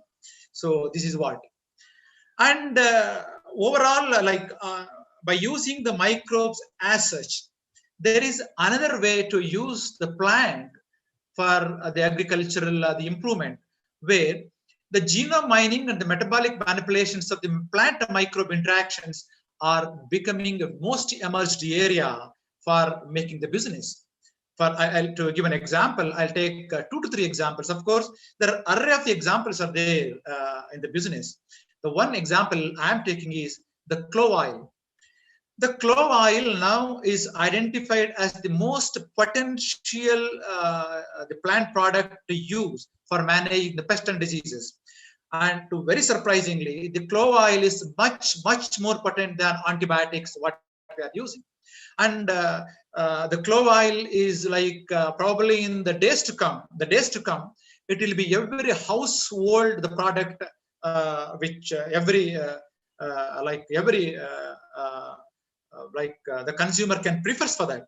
So the one emerging product is the clove oil, where the clove oil has been characterized, and clove oil is being marketed to many companies, and still combining the clove oil with the many safe chemical thing like copper is going on, and combining the safer chemical with the essential oil is the future entrepreneurial the business activity one graduate can exploit it. And another the product I like to share, although there are many, but still I like to give the examples like this. The agarwood. The agarwood is another the important the plant product. For very surprisingly, the one CFT cubic square foot of the agarwood infected with a microbe like Bacillus stimulus, the Pantoia organism, and penicillium like organisms infecting to the agarwood.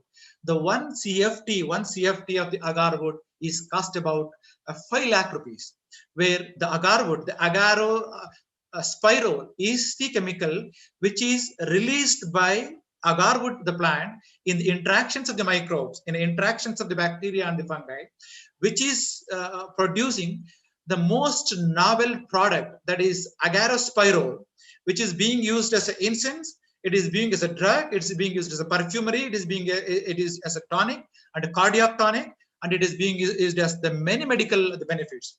So now the people are characterizing. Probably in the future, these products will rule. So where this is the emerging product may take up, definitely would be an entrepreneurial the options for emerging graduates in the plant science. So by selling the one plant to the tune of 50 lakh rupees, one tree of the 50 lakh rupees is also going to get benefit the farmers. So benefiting the farmers and making the business, creating the win and win situation is an option in the days to come. So these are all the plant products will be the order of the future as the entrepreneur activity. And I'll take my own example. I'm working on the, of course, all the future examples I'm taking pomegranate, where I studied the metabolites as a reciprocal defenses for managing the bacterial blight disease in pomegranate, where I study by while inoculating this bacteria that will produces the metabolite. The metabolites like the phenylpropanoids, like a cinnamic acid, the caffeic acid, and also the other the potential antimicrobial agents like coumaryl alcohol and eugenol. So these are all the products are being produced in the interactions of the host and the pathogen. And now I'm characterizing these, and these products would replace the chemical synthetics in the future to crop like pomegranate. For a very surprising, a single district where to manage this bacterial blight, the farmers are being used tons of the antibiotics. One district of this Karnataka, like a Bagalkot or a Bijapur, where the antibiotics are used for a single crop, is matching the antibiotics are being used in the whole country for the human the treatment. So you can imagine the effect, the undesirable effect of the antibiotics, which are coming to the streams of the human health. So by reducing the bad effects of the antibiotics, by creating the new metabolites into replace those chemicals, will create the business opportunities for the youngsters. So that's why understanding these kind of the metabolites role can create the business avenues. As the Bhagyalakshmi madam was explaining in the morning, probably one who is like really sensitive can catch the business the activity here. So madam was telling that where like the tissue culture system, where this is a tissue culture system and a cell suspension, giving the larger area for the metabolite productions, where by taking the pomegranate cell suspension, inoculating the bacterial pathogen, we can create the million folds of these metabolites, and we can purify and we can market and we can replace the chemical pesticides, where these will make the business avenues for the young graduates. So they should be sensitive enough to to understand the strong base of a science, and immediately they should convert it into the business activity, where these kinds of plant products developed can become the major alternatives to do a business to replace the chemical, the synthetics in the agriculture. These are the few the science based, the research based the products I'm explaining. I'm taking one success stories where these the products and the plant products are making an entrepreneur the activity. He's the one farmer. He's from the Bagalkot. Now he's having, after over the years, after like 2017, he make the farmer producing organization. He was a marginal farmer. He's having 1.5 acres of the farm, and he was earning 40 to 50,000 per year. I'm talking. So after he come to the connections of us, and where we made him to develop the bio inputs, the biological consortia on his own field. Now he started enriching the compost by benefiting microbes like Azospirillum, Pseudomonas, and Trichoderma. And now he is selling the enriched compost for 50 rupees 1 kg, and now per monthly income of this Viranna, the farmer, a small farmer, he is earning the 1.5 lakh rupees from 1.5 acre, is making the business out of the biological item. That is what the beauty of the biological inputs, where a small a farmer, without any cost intensive process, one can become a business person or can take up the entrepreneur activity. I'll take another example. He is the MTech graduate from the biotechnology from the Bagalkot, because I work in the Bagalkot. He come to me as the project, for the dissertation purpose.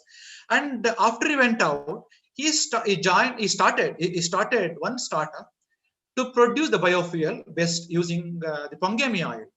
So now he's running the business of not less than 5 crore rupees by producing the biofuel using the Pongemi oil, and also the resulting byproduct, the Pongemia cake, is also becoming used for the agriculture purpose to improve the soil health. So it's another example how the plant products are becoming converting the science into the business. It is another example.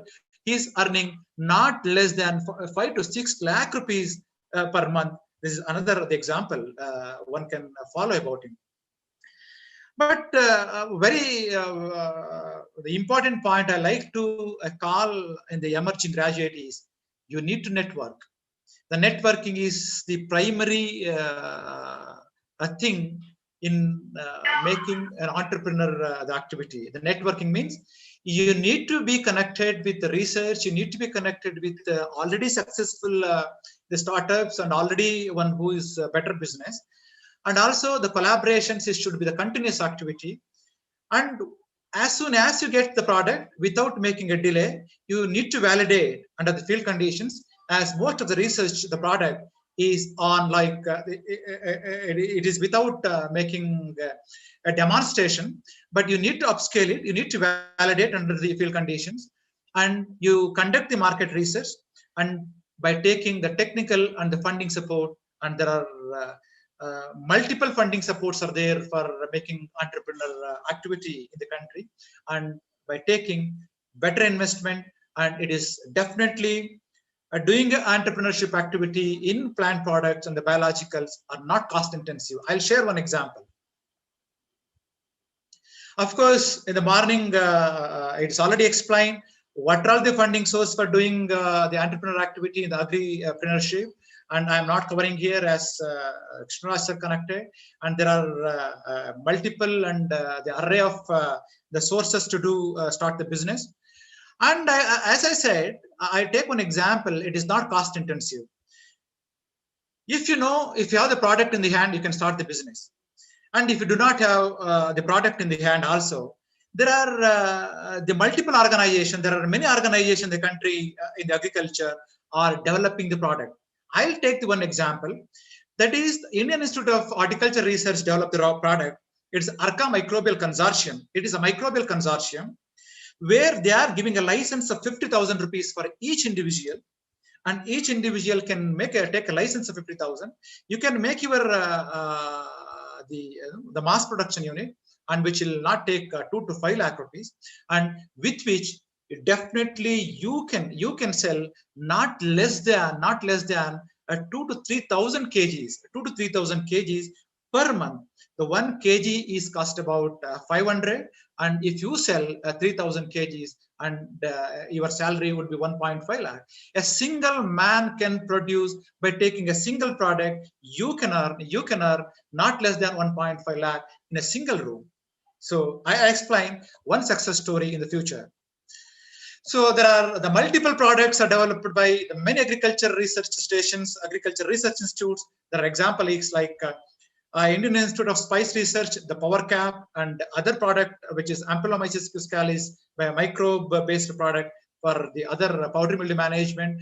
The microbial consortia from the same IHR, where it is also making lots of the options for doing a business.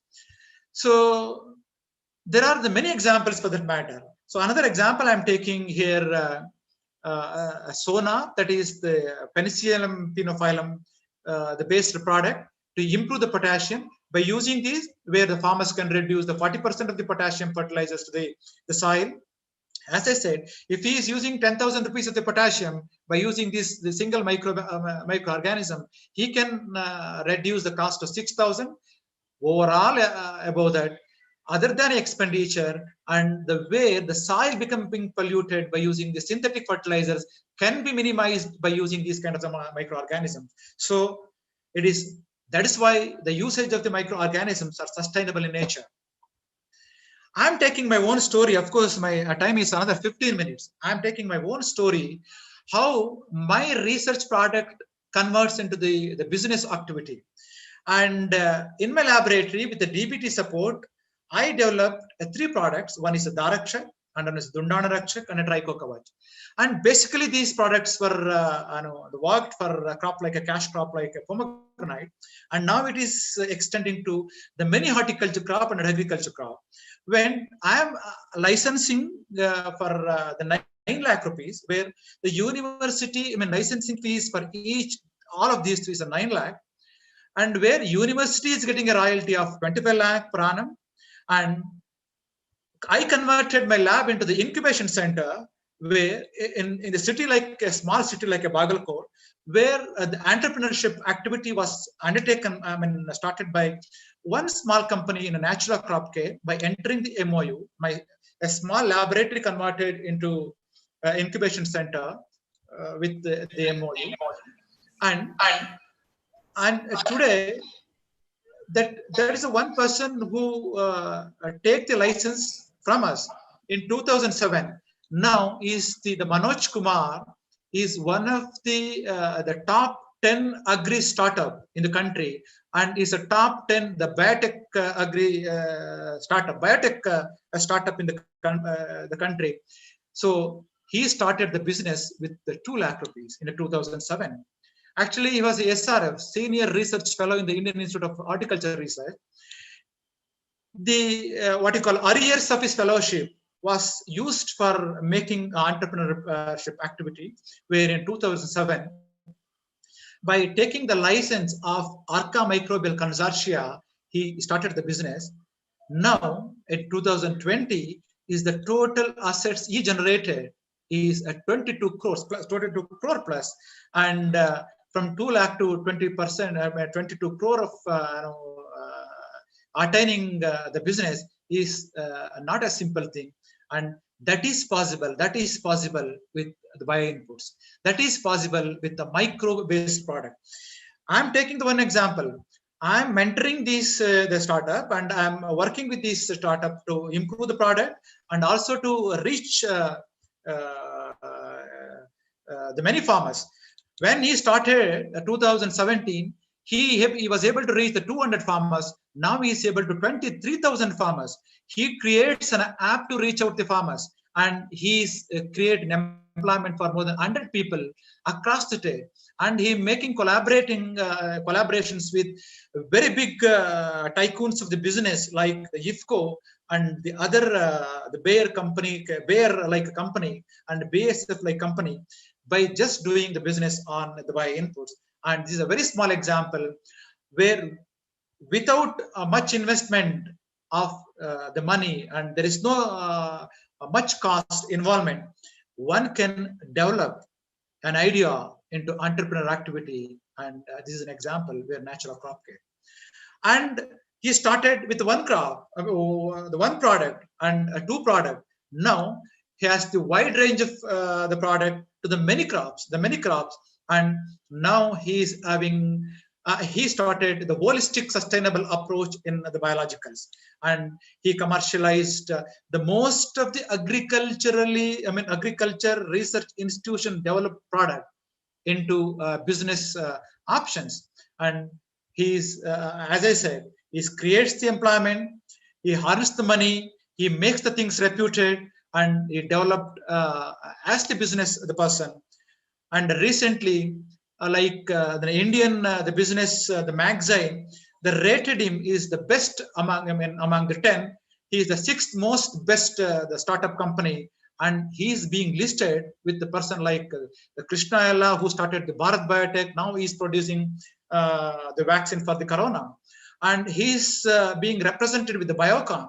He is represented with the Royal Scientific, and he is represented with the Red Laboratories, where he started up a business with a small the biological consortia, and these biological consortia made him to be successful, and he made him to reach the farmers, and he creates the win and win situation where the farmers are getting benefited and creates the employment, and he earns the money and it gets the reputation.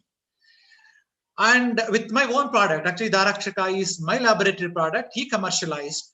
And for the farmers, how it is being used is the yield, the tune of 17, 18 tons, almost 5 to 8 tons of the products are being improved, and by reducing the cost of the production.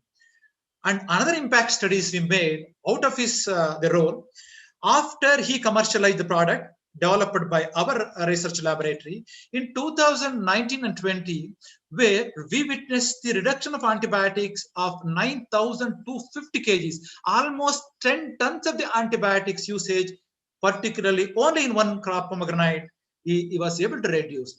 That is what is the beauty of doing the biological, the based entrepreneurship to, what you call, doing a business should also get society the better. So the society and our health and all the overall whatever the lifestyle will get improved if we do the activity of an entrepreneurship by using biologicals. So this is a very clear example where we can reduce the antibiotics, we can reduce the synthetics, and by making the entrepreneur activity of using the plant products and the biological item. And it was much discussed in the international forum about where this is becoming a base, and in many cases to ban the antibiotics in agriculture usage. Of course, the Western countries already banned the antibiotics, but the country like the India, still the antibiotics are being advised for the plant disease management. But these are the cases, these are the clear cases where we can completely limit the use of the antibiotics for the plant disease management and agriculture. And another thing I like from my own example, like to share for the young the graduates is, you always need to have a connection and linkage with the research for the new innovations. It is already explained by Krishnaraj sir, but still the most of the innovative the laboratories are working for the new product, and there are innovations are coming up. So you need to be connected those laboratories in the agriculture, and you need to identify the product. For example, Very traditionally, we as a bio agents, the scientist will recommend the Pseudomonas fluorescens or like the the other the fungal. But we identified the Pseudomonas cutida, and we identified another Trichoderma aspergillum, which is having the different mechanisms for the disease management. So these will be the unique product where over the previous products, the uniqueness of these products we identify to apply to improve the soil health. And you can create the product by using these microorganisms, and we are making the product out of these two agents. These are the new generation the bioagents we identified by, of course we made these identification by different funding sources. As an entrepreneurship, the role or a person, you can make use of the identified agents to develop the product, and you can market it. So as I said, like Darakshaka, like Arca Microbial Consortia, by combining these the identified organisms, you can make a different product and you can reach out to farmers. And you can help the farmers and you can make the money. These are the very clear examples to make a business. And I'm again taking my example. So 3 products employ the 15 exclusive 15 the marketing the people, and each one of them are getting a 25,000 rupees in monthly. And these 3 products are creating a job of 2 crore rupees per annum. And the Department of Horticulture, the state government of Karnataka, is procuring the product for 10 crore rupees per annum, and it is distributing by a state policy these products. And that's how a small product developed in one small laboratory is reach out into the many corners of the pomegranate throughout the state, throughout the country. That's how that was exploited by one startup company. And this will be an example how a product can be make a market, and how one product can be make useful for making an entrepreneur activity. And that's what I'm sharing. So again, I'm taking the product on my own case. If I come to the case, my own products. So Tricho Kavach is being used by horticulture farmers up to 27% higher than the other products, and Darakshaka 17%. That's what makes the difference. That's what the making the marketing system, the marketing network better for better the business and earning the money. Of course, these are the flagship products. The flagship product were displayed and exhibited to the respected scientific community, and including the president of the India. And this what the outreach programs to make the product popularized. These kind of outreach programs are very necessary for the biological the products marketing. That's one has to follow, one who does the entrepreneur activity in case of the bio inputs. And you need to do like the farmer the programs, and you need to conduct the success stories to make the product to be adopted in the large areas.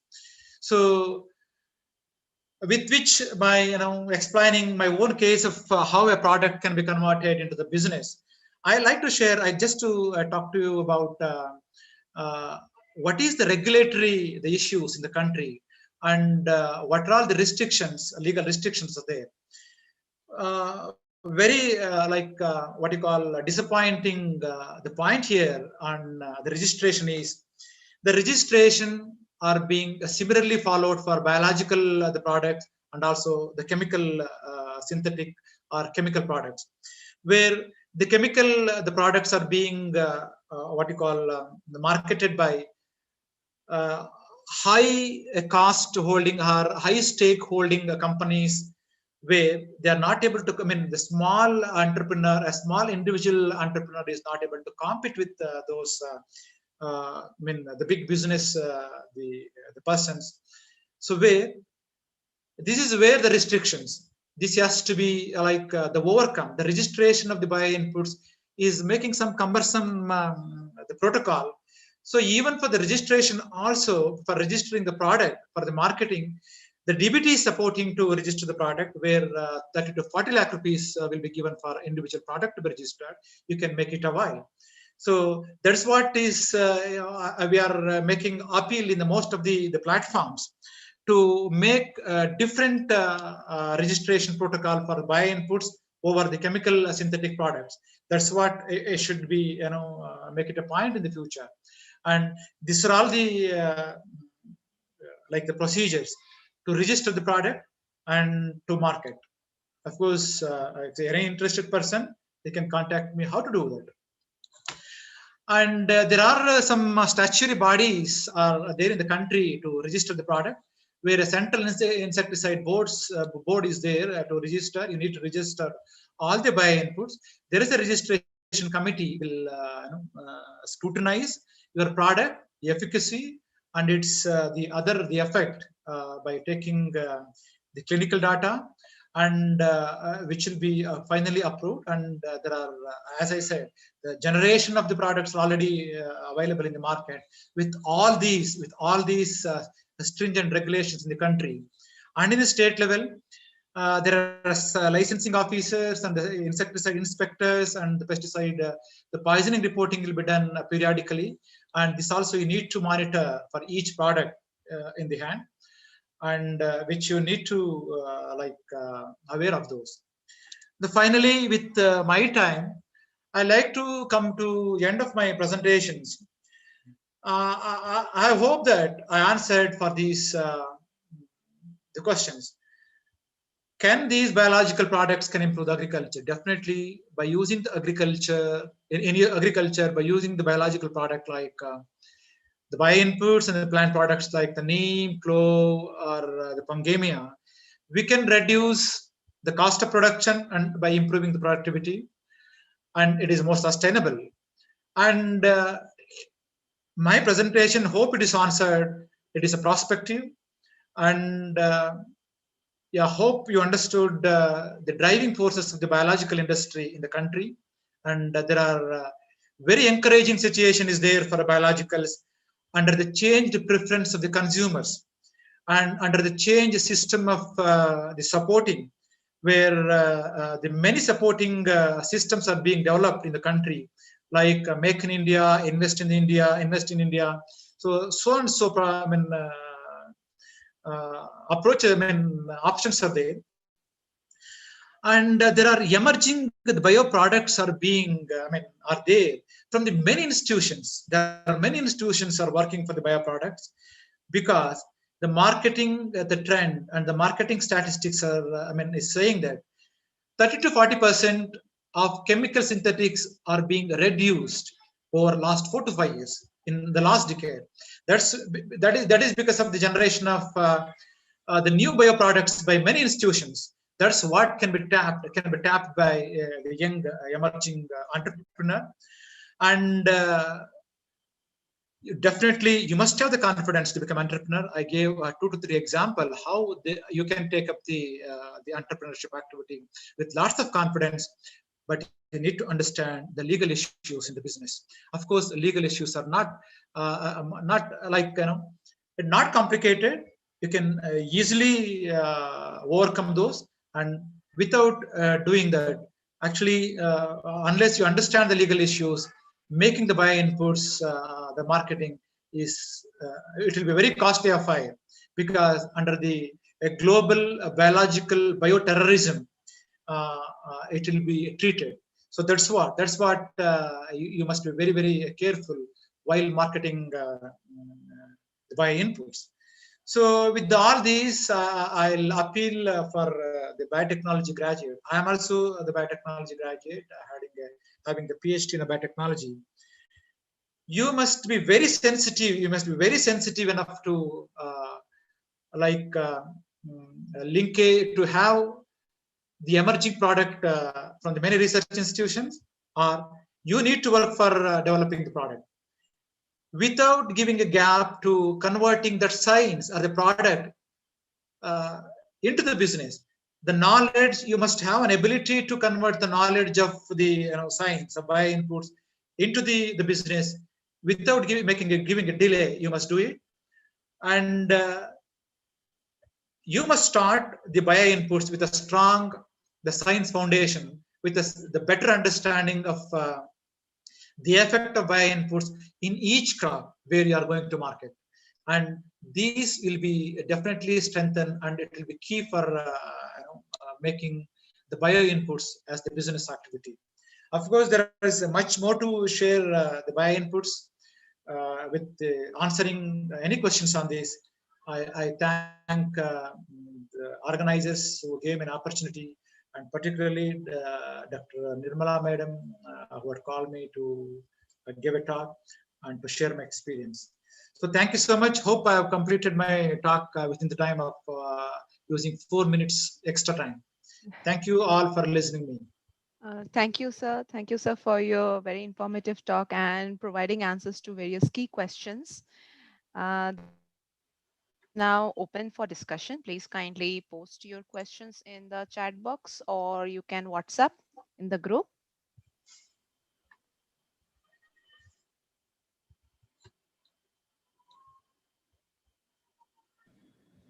My question to Dr. Manjunath is that are the regulatory requirements as stringent as the chemical products, or is there any lenience that is given? Is it? I mean, you said If you use the word biopesticide, if you use the word pesticide in any product, that will equally treated, madam. Oh, that is very unfortunate, isn't it? Yes, very unfortunate.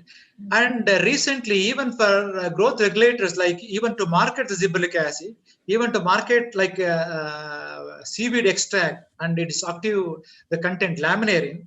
So it also comes under the same legal restrictions. So that is what is the very disappointing the note, and disappointing the way of treating the biological product. Probably that is why we don't have too many neem based, or tulsi based, or turmeric based products right now in the market. I remember that we developed a product called Solu Neem, azadirachtin based product. And I think because of all these restrictions and not favorable responses, I think we had to market it elsewhere and not in India. Of course, I mean, what you said is right. Still, there are many options to make it marketing. And there are many products are there. Like, as I said, a natural crop is, marketing as a neem soap and Pangemia soap to manage some sucking pest. So if you appeal the product as the product of inducing the resistance, you can market it. And if you appeal the product as nutritionally important, you can market the product. Whenever you use, label the product as the pesticide, which will be treated as similar as chemical. Oh, okay. Okay. How about the regulatory? I mean, it might be slightly off this track, but how about the regulatory requirements for marketing a bio product as a medicinal product? Are the regulatory requirements the same? It's different. I mean, for the marketing in the agriculture, to market as agricultural input, CIBRC, Central Insecticide Board, will intervene. Otherwise, no, madam, they will not. Where ICMR come to picture, yes, right? Yeah, ICMR will come into picture. Yes, and yes. Is it a little lenient for biological products? Definitely, it is lenient over agriculture usage. Okay. Yeah. Yeah, a lot of good ideas for students if they were to think about it and read about it. Plenty of ideas you have given. Yeah. We have a question in the chat. In horticulture crops, is it possible for genetic engineering? Like, how feasible it is, like, commercially? Madam, before venturing into the GMOs, but the regulatory issues are very stringent. And there are already in the basket, there are many products, but still they are not able to being marketed. And again, the GMO regulation is much more stringent than marketing the bio inputs. So that's what. And the GMOs, the doing the GMOs and the genetic engineering is very cost intensive. And the many big players are there for doing the GMO. The many, cost intensive, and there are big players. And an individual entrepreneurship activity is very, very tough and challenging. So better, I think, and as an entrepreneur activity for bio inputs, much smaller or easier and convenient to do that. Okay, sir. So I'd like to ask one question. Nowadays, it's always booming with the word organic farming. But yes, we do know there are some chemicals which are approved for organic farming. Like, are they using this kind of technology which you have presented, or they are like chemicals which are deemed to be safe? Madam, there are, like, of course, maximum, to the maximum extent, the bioagents, the microbe-based products are being used in organic agriculture. Microbe-based products are there. As you said, there are microbe-driven products. For example, humate, the humic acid. Example, fulvic acid. An example, oleoresin. An example of like azadirachtin. So though these are looking like a chemical, they are derived from the microbes. Yes, sir. So these are also comes under the organic the practices, the organic inputs. For example, the laminating, a seaweed extract, and what you call like eugenol. The eugenol is the rich content of like a clove oil, the rich content of eucalyptus oil, and which are being like separated and being marketed, and that is being used for agriculture practices. Those are also considered as the organic, and even the copper itself is considering as the organic product, where the copper hydroxide, like what the painting item you use for our house, it is the calcium hydroxide. Calcium hydroxide and the copper combination, the copper hydroxide considering as the organic. So there are chemicals can be treated as an organic inputs, but the 90% of those chemicals are derived from the bioagents or a microbe driven. Okay, sir. Thank you, sir. Then I don't see any other questions in the box. If we are having any other questions, we'll forward it to you, sir. Thank you, sir, for a very informative talk. Thank you, madam. Thank you, sir. Thank you for your time, sir. So next, may I now request Dr. Nirmala Nair to introduce the fourth speaker of the day, Dr. Rashmi HB. Over to you, ma'am. We have Dr. Rashmi HB here as our fourth speaker. May I now welcome Dr. Rashmi, Assistant Professor and Head of Post-Harvest Technology, College of Horticulture, Mysore, affiliated to University of Horticultural Sciences, Bagalkot. Dr. Rashmi completed her BSc and MSc in Horticulture from the University of Agricultural Sciences, Bangalore. She completed her PhD from CFTRA, Mysore. She then worked as a research associate at the National Academy of Agricultural Research Management, Hyderabad. She has published over 25 papers in peer-reviewed journals and a book to her credit. She has attended many international conferences. She is a resource person in training programs for farmers, farm women, agriculture, and marketing board officials. She is successfully running FSSAI licensed NutriFresh brand of fruits and vegetables processed products for entrepreneurial development for horticulture students at the College of Horticulture, Mysore. May I now welcome Dr. Rashmi to make her presentation. Good afternoon, everyone. Thank you, ma'am, for the nice introduction. So let me share the slide.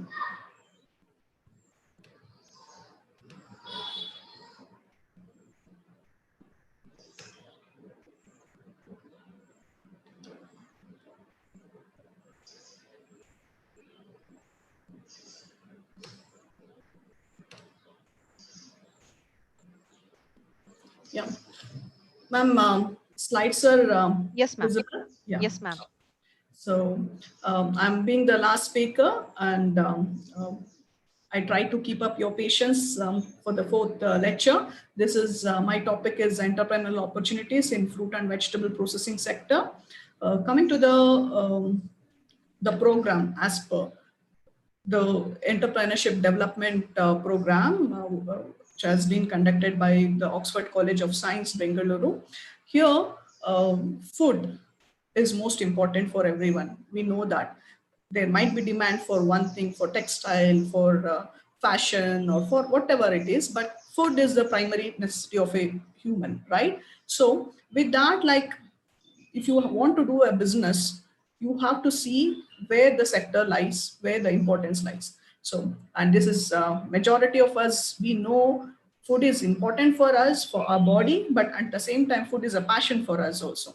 Coming to the scenario, what is the present scenario? Population is growing and we have the changed dietary needs. Then we need more nutritious food. We are all health conscious nowadays. We not only eat food for the filling our tummy, but at the same time, we need it for health boosting. Okay, so but the challenge is land and water is declining in the agriculture field. We can't extend this. Climate change is there, which is the greatest challenge.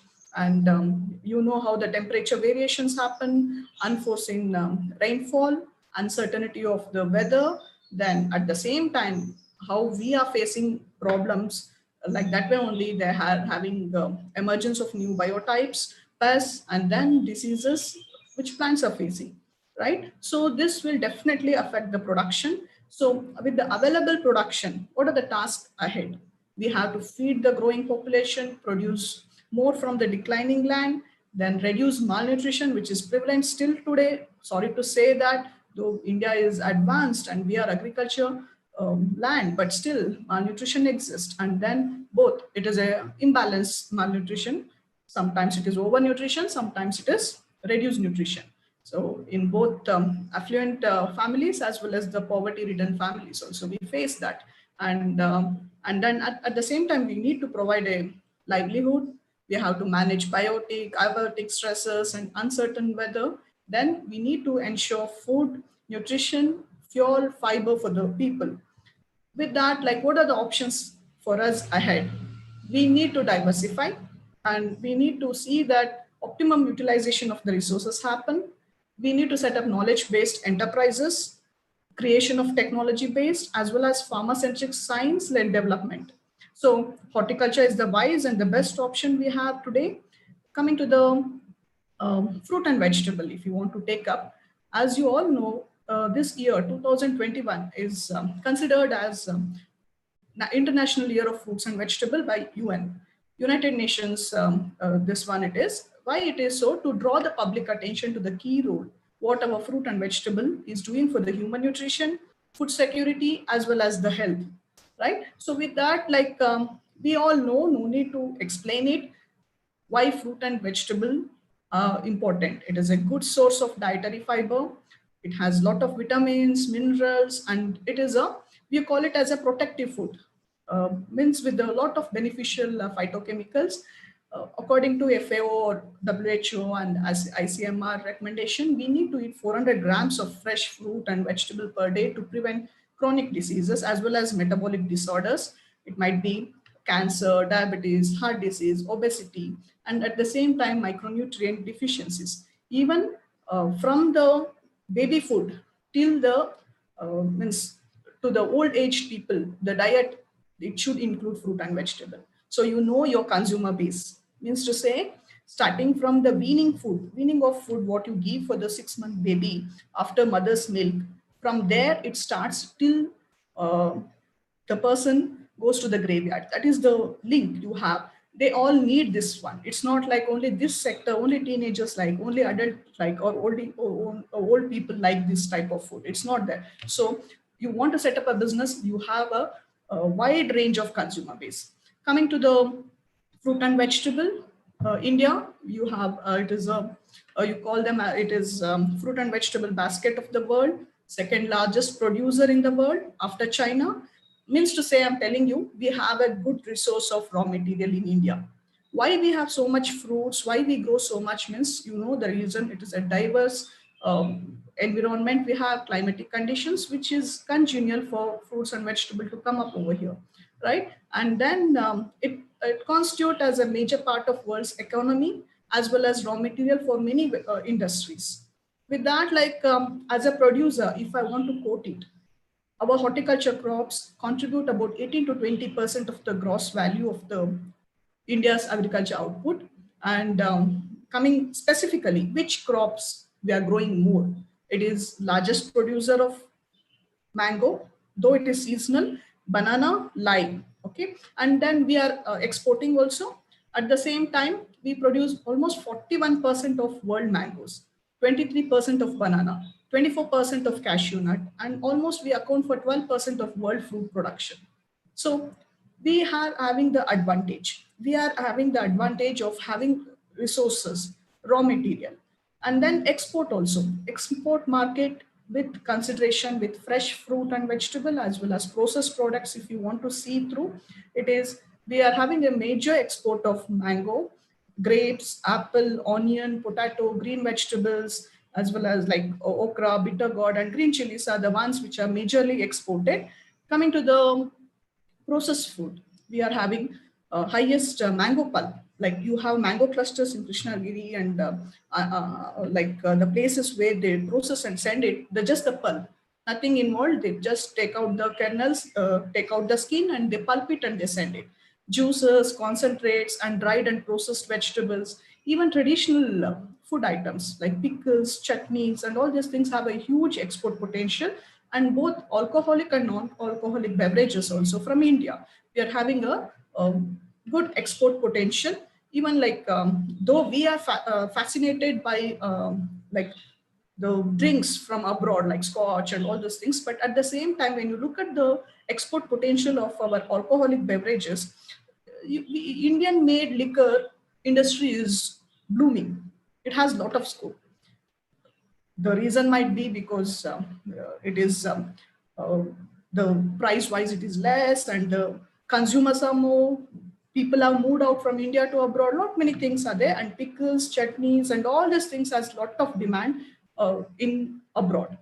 Coming to the let me deal with what is post harvest thing. That is my area comes from after the harvest. Means once the commodity is ready for harvest, the fruit and vegetable from that is the one which all the technology starts. But at the same time, we have pre-harvest factors which influence the post-harvest quality. Those things also we look after. Coming to the why it is important, if you want to see, though we are a largest producer, second largest producer in fruit and vegetable, we have post-harvest loss up to the range of 25 to 30% of post-harvest loss happens. After the harvest, fruits and vegetables are getting wasted. The reason you might know, the thing, they are highly perishable, they are having high moisture content, which will make them to shrink, as well as transpiration loss, and at the same time, lot many biochemical reaction happening inside them. It might be ripening process, and they're respiring. Fruits and vegetables are live commodities, so you have to handle them with lot of care. So when they are attached to the mother plant, they are good because for them all the nutrition and water resources are taken care by mother plant. But here the loss happens, so that one you have to reduce. So growing up to 100 kg, in that 25 kg goes as waste. That has to be reduced. So in the next my part of the presentation, I'll be telling lot many technologies which are involved for the minimization of this post-harvest losses. Then we have to see that value addition has to be done. See, single crop, single value will be there. But if you do multiple products, the value of the commodity increases. And at the same time, nutritional improvement can be done for the human consumption. At the same time, food and financial security for the people, especially our farmers who are in rural areas, who are growing, whose livelihood depends on this horticulture, they should be benefited. Ultimately, they are the one who are giving the food for us. They should be secure, then we will be secure, right? So then, and they should not leave their profession so that we can eat 3 times a day. That switchover should not happen. Means their financial security should be good. That is a major intention. And at the same time, with all this processing technology, employment generation can be done, increase of the export potential, and at this of fresh fruits as well as processed fruits and vegetables. How can you see that this Indian food supply chain is geared up?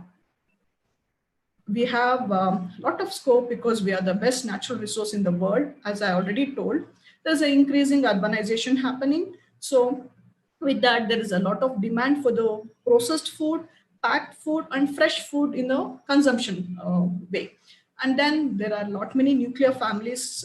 Now the concept of joint family has gone, and it is less of joint families, so lesser hands to work in the family. So you need a thing ready to cook and ready to, the convenient food sector has a base over here.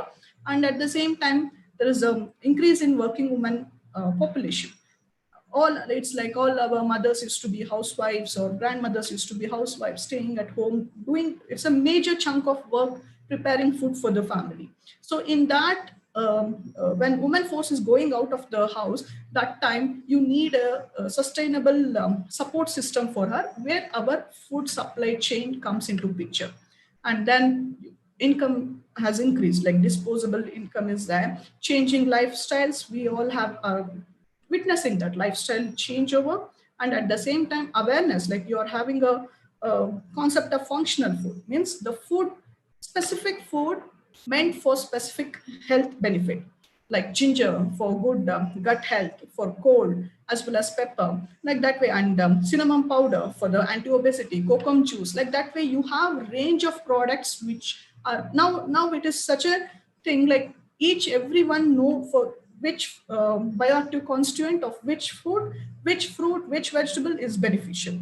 Bitter gourd, for that sake, anti-diabetic, and beetroot, anti-hypertensive. Like that way, we have range of things. We look for the purpose of eating that food, right? So then increase spend on health food. Ultimately, we all know health is wealth, and we are earning so much, but at the same time, money doesn't matter when our health is upset. So for that, this is a for an entrepreneur or a businessman, this is the thing we can encash and check in, right? So we are growing, I'm proudly saying, but here I want to cut a sorry figure, because processing how much we are doing in fruits and vegetables. Look at the percentage, it is just 2.2% we are processing.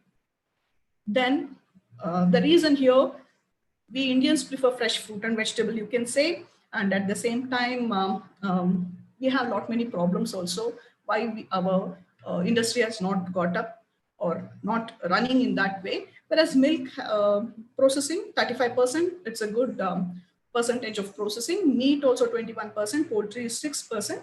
Let's compare it with other countries.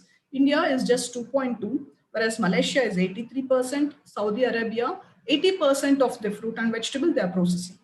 Then Philippines 78%, Brazil 70%, UK is 50%, USA 40%, like that way. Australia is 60%. This much of processing they do, and ours is very less percentage of processing we are doing out of the total production. So again, I might say it is a sorry figure, but there is a scope. In all the adversities, we see a scope. There is lot of promotions have been done, lot of incentives have been given by government to promote this industry.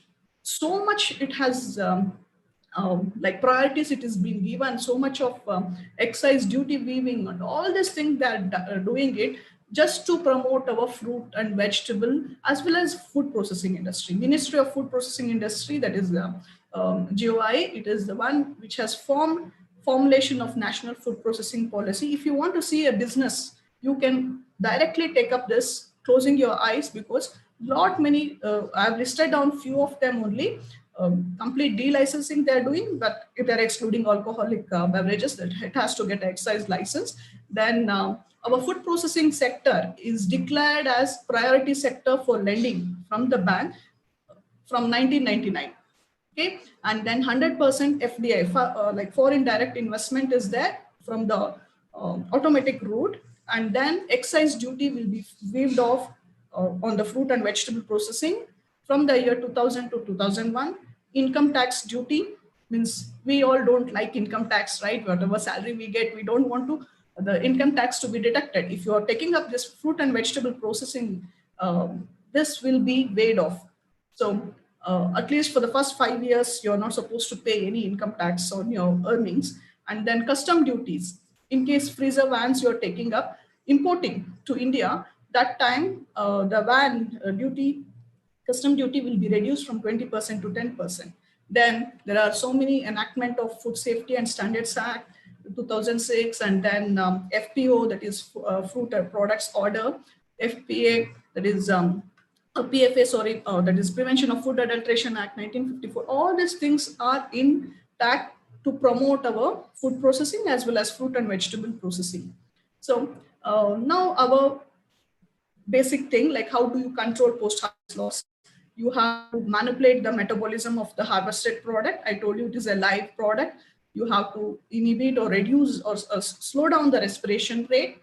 Slowing down the respiration rate, you're increasing the shelf life. And then at the same time, you have to check on the ethylene action, what's happening in the fruit, so that you slow down those actions, your fruits and vegetables are stored better. Then what and all areas are there, sub-disciplines in our post-harvest technology? You have packaging, waste management, fermentation. And why I'm telling all these things is, these are the areas where we can look in for a business. It might be post-harvest physiology thing. It might be storage. Packaging only, if you're thinking of, it is one of the major business area where you can provide the packaging material, pack the things, and then export it.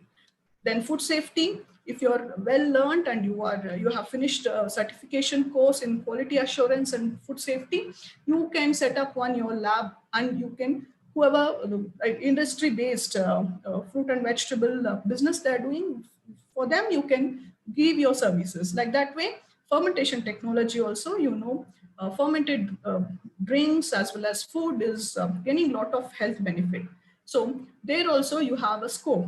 Then completely like post-harvest chain is like from backward linkage to forward linkage, you can check on. This is one chain what I want to just show you, like how the our fruit from the tree moves to different sectors.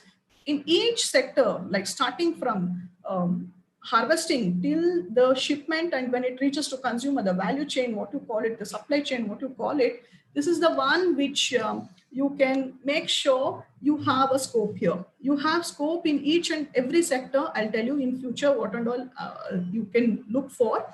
Here, just look at, like, once the fruits are harvested, it is sent for the washing to the warehouse. Dumping, you call it, like you have a conveyor belt for that and all those things. Then after washing or pre-cooling has to be done so that the field heat in the field can be reduced. So then drying and brushing, then wax application is the one where you can reduce the transpiration loss as well as reduce the respiration loss, okay, or rate of respiration you can reduce. Grading also, where you grade the commodities, then sizing, boxing it, packing it, sealing. This is the fresh market I'm talking about. So after that, whichever the size-based grades, either you can send it to local market, export it, or else you can send it to the processing industry. So with this, like you have a scope in each and every stages of post-harvest chain. Like we can just jump into the scene if you're thorough with your knowledge, thorough with your fruits, thorough with how they behave. There you need to have specific knowledge, right? So judging on the maturity indices, to what stage you have to pluck it. In case if you're an exporter of, I'm showing you 4 stages, 5 stages of 5 stages will be there. In that 4 stages I'm showing here. Like in case if you want to export the fruit, you need to know, means fresh fruit you're exporting, and how much time it takes to go there, what stage you have to harvest. You can't send it at the final stage of ripe, completely ripe stage. Turner stage will be there. In that you have to pluck and you have to send. The science background and the horticulture science, as well as any science for that matter, you know, farm science, it is better to get into the business. With that, at the same time, for the processing industry you want to send, it is completely ripe. And usually tomatoes are used for the tomato ketchups. So ketchup, the minimum TSS, that is total soluble solids, it should be 25-degree Brix. Then you have to look for the processing varieties. You have to send them at the final complete ripe stage. Okay, so like that way, judging on the maturity indices and then harvesting it. We have different types: manual harvesting and mechanical harvesting. You just how I say, like a person having a is owning a vehicle and hiring it for the basis, like that way. In mechanical harvesting also, you take up you own certain harvesters equipments, you own it and you can send it for harvesting. So on that basis, like just hold, like there are a lot of incentives given to purchase of the even the vehicles and as well as tractor operated equipments. There also there is a scope, right? So with that, like pre-cooling, I told, this is a process in which you have to remove the field heat. This is most important. Means if you reduce 10 degrees Celsius of a commodity from 25 degree to 15 degree, if you reduce it, you can double its shelf life, which stays for 1 week will stay for 2 weeks. Means to say you have reduced its rate of metabolism, you have reduced the respiration rate, and you have cooled them down. Okay, so there are different types of cooling. It might be air cooling, room cooling, hydro coolers. Hydro coolers act as a cooling also, where water is used, and washing also, those things. If we can set up one unit like this way, where we have a pre-cooling chambers and chain or vacuum cooling for, especially for the through mushrooms as well as flowers, we use vacuum coolers, right? And sensitive crops, for them, we use them. Like that way, this also is a place where you know which commodity to be cooled. At the same time, you should, we reduce the temperature, fine. But you know, one more concept is that this fruits and vegetable are susceptible for chilling injury and freezing injury. Tropical crops, few of them. So this science of this information is most important, to what range it has to be done. Next, grading is also a big business. Means I'm not growing the crop, I'm not consuming the crop, but at the same time, I'm best in grading it into different things, where I have different like electrically operated system or conveyor belts, as well as certain thing like static quality grading also needs to be done, and where the skilled labor is involved. You can hire up them and you can train them, and especially for like food marts and your Reliance Fresh and all those things, they need a graded ones. So there also we can pitch in and we can take up this lead here, graded commodities, because farmers don't have time to sit and grade. As soon as for them, what it is, like they have the system, okay, they would have for 6 months or 4 months or 3 months, whatever months of crop growth will be there, they're worried for that, they just harvest it and send it off. Yes, they can't keep on grading it sitting, because they have to think of the next crop, they want to think of the mobilizing everything. So one more person, one more learned person coming here and taking up this opportunity, and especially gherkins are the ones, small cucumbers. You might all know like how we use mangoes for pickling in India. In European countries, this gherkins are used for the pickle. They are dipped in brine solution or vinegar solution, and then they consume it. Okay, so for that, a huge market is there. So Devnalli area and rural Bangalore area, gherkins came up. Like I'm proud to say that Karnataka is having a lot of fields where gherkins are done, grown, and at the same time, once they were just exporting gherkins like that way. Later, what happened? Looking at the demand, wherever the farm is there, that places gherkin processing industry started. In Elmangla area also, and Devnalli area, you can see lot many gherkin processing industries, where they grade it like this way and then pack it into big drums with vinegar and brine. Better the shelf life if you process them and send, rather than just sending fresh. You have a, because one consignment through sea, in case if you want to send it, takes almost 2 weeks, like 2 weeks to 10 to 12 days or 15 days through sea it is going through. It is difficult to manage at that time. This is the one what we can take up. Then you all know wax treatment, that is food grade wax. It is. There are misconceptions also in lot of social network that is bad for health, but it is the food grade wax we have to use, and it is just minimum percentage of the wax will be put on, and usually apples are waxed. And let me tell you the contribution of this our post-harvest technology. This is the reason, since advances in post-harvest technology has happened, that's why each and every village of India can eat apple in any month of a year. though it is grown in Himachal Pradesh, Kashmir, still it is available in Kerala, Karnataka. We don't grow apple, but still it is there. For many months it is stored. Like we have a good storage facility for apples, as well as in India it is for apples and potatoes. Potatoes for seed potato means for propagation purpose, as well as for chips making, processing potatoes also. We have a good storage facility. So then lot many types of packaging. Here also you can set up your packaging unit itself. When you see, like, you just have to source the raw material, source the packaging material, and then pack them according to your the person who wants to take up from you. So based on that, if in case it is indented, like CFP boxes are there, like punnet packings are there, like see-through packs and all this with good cushioning. Like you have to give that one fruit should not touch the other fruit and it should not have any aberrations and all those things. So based on that, and unit packaging is a concept. Before, like it was just dumped over there. Now to save the time and energy of consumers, all the fruits and vegetables will be usually garlic, onion, and all those things. It will be packed in certain 250 gram or 1 kg packs, so that consumers come and pick the material and go back. So you are saving the time. So those things it matters. Like this is there, and with that, like you have one more place of to think over.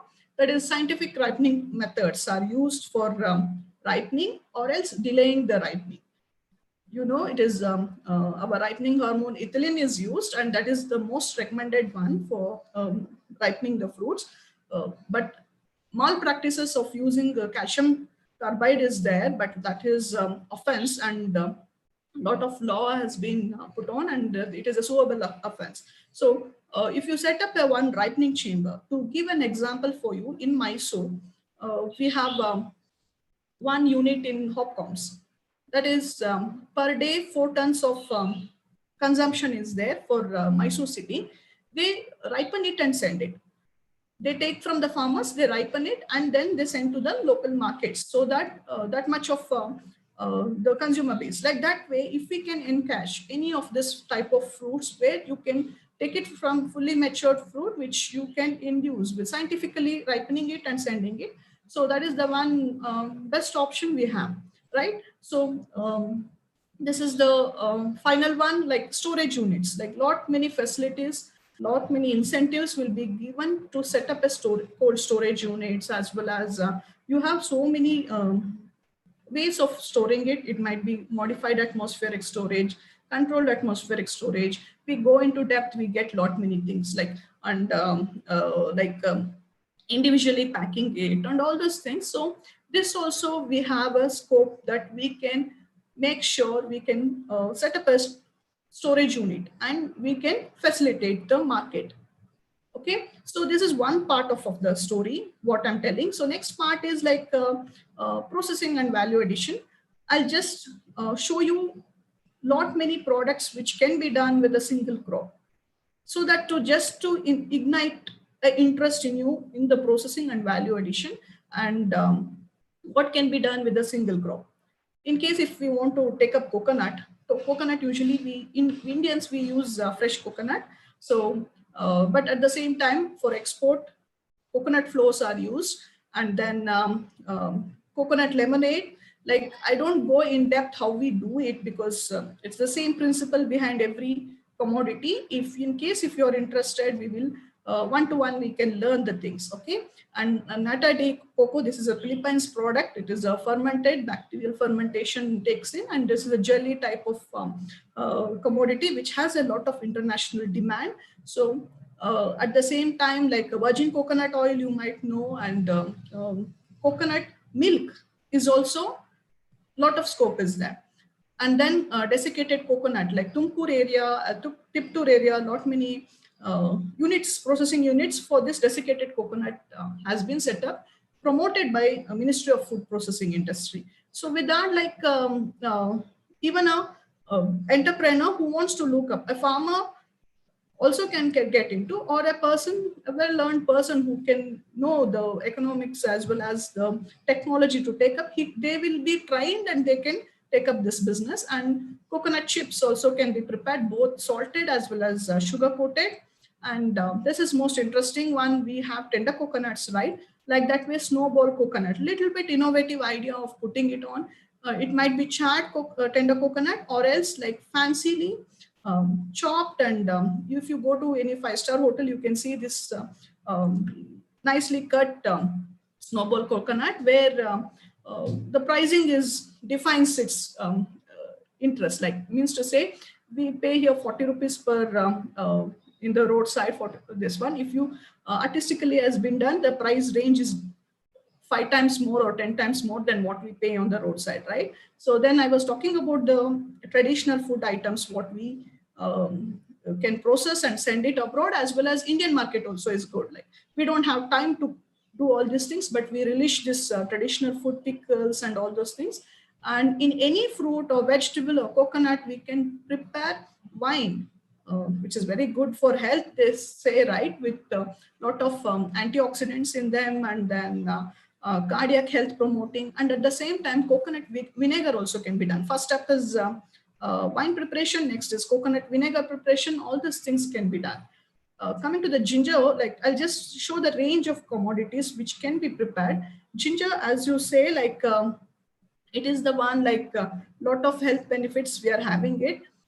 Candies, like, as a if you want to check on, it's not just for the people of who are having cold, but for everyone, for kids also, this is the one which is advised. And then we have lot many crunchy candies, as well as biscuits. Then jelly, ginger jelly is the most delicious thing to consume on.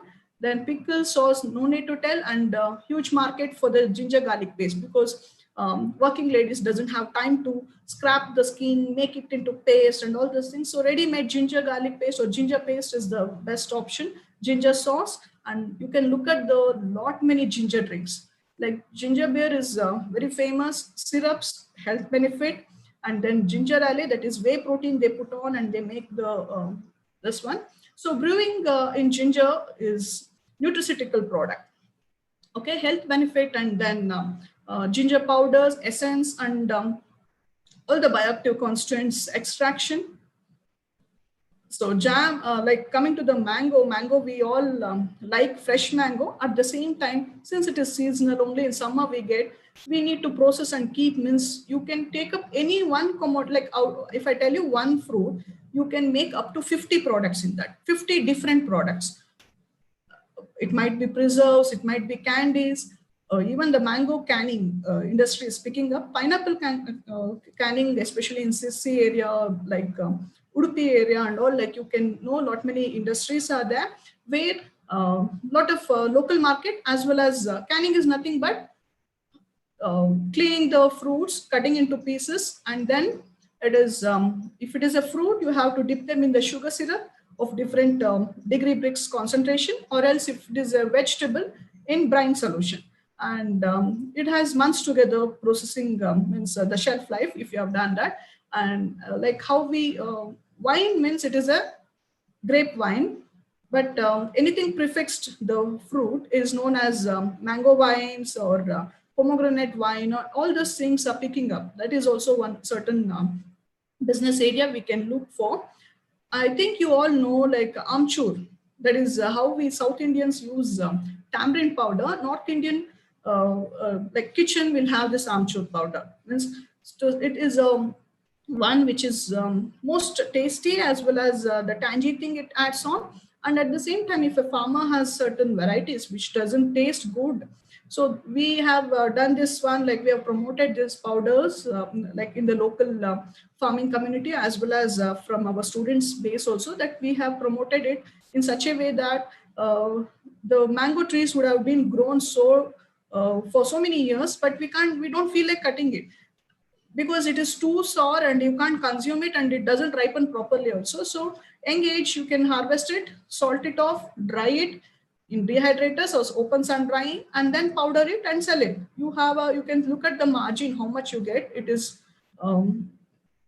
lot many. Okay, so coming to the, you all know papaya tutti frutti, that is in all the breads, it will be there. It is a very easy process, like at home scale level it can be done. Majority of our processing industry is home scale level, and like in a cottage industry based, still they're doing better. Like that way only lot, it's not like we need to have a bigger industry. In a small scale only we can do it better, right? So this is simple one, like taking it raw papaya they use for tutti frutti preparation. I think you have seen in all the ice creams of Gadbad, and then dil pasan sweet and all. These are the ones which will be used. Our papaya, raw fruit, it will be taken, chopped, blanched, and then soaked in sugar solution, as well as it will be dried off. And in case if you want, you can color it, and beautiful colored chunks you can see. So like how our chips, potato chips are famous, like that way papaya chips are also famous. Raw papaya chips can be done. And candies, like this is also a very easy method what we can do, and it is a best alternative for the kids chocolates. Like, you know, lot of dental problem happening for the kids because they eat confectionaries as well as the cocoa based and sugar, high sugar based chocolates, which doesn't yield up to any of their nutrient content. But that segment if you take up, in certain loyal world and all, I don't know, like in Mysore we have a lot of them. In Bangalore also you can just check out in certain loyal worlds, they sell 1 kg of this type of candies, like papaya candies or pineapple candies, for 400 to 500 rupees per kg.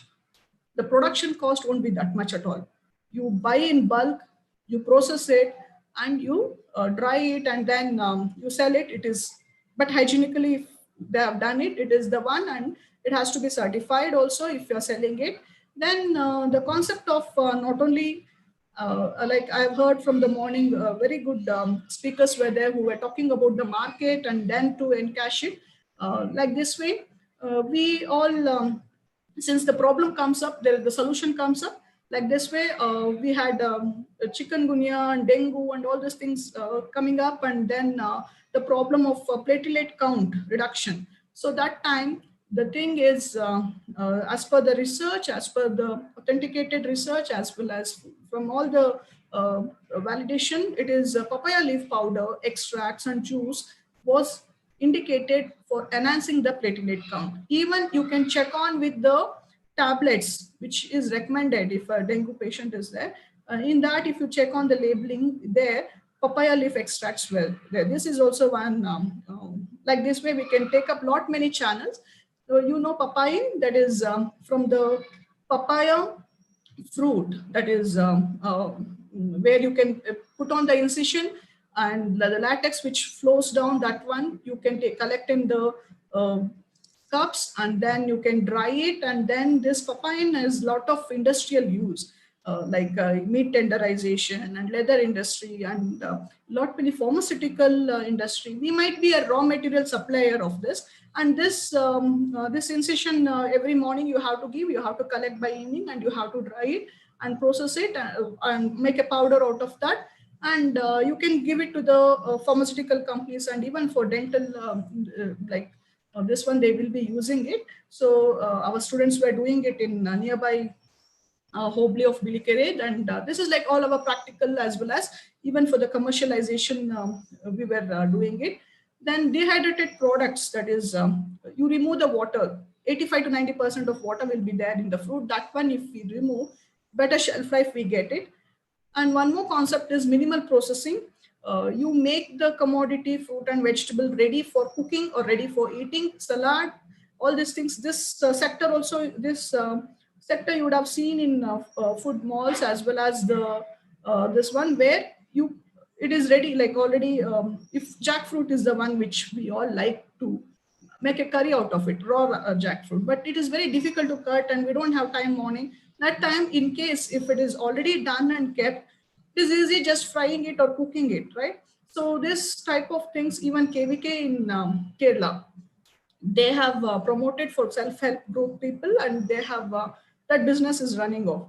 So at the same time, we have to look for the things when we are processing. Lot many processing changes, the stability of nutrients will happen. certain things, if you're doing certain procedures like steaming, vacuum treatment, sonication, blanching, certain nutrients will enhance.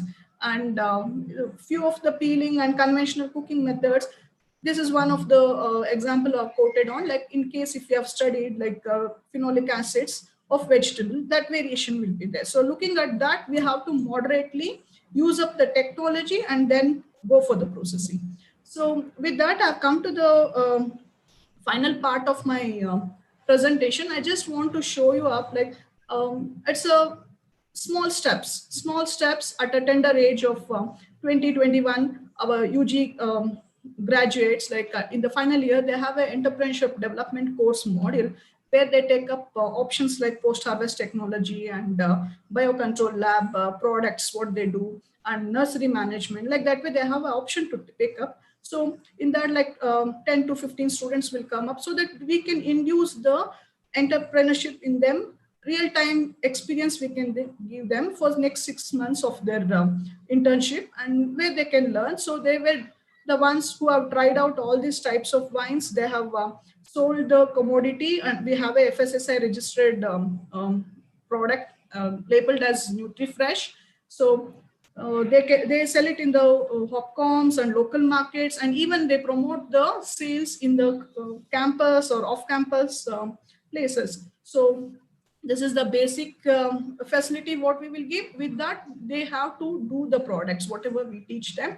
And this is how they do the, means them bring everything, raw material from the market, process it, and then sell it off. This is one what I was talking about, papaya leaf powder 3-4 years back.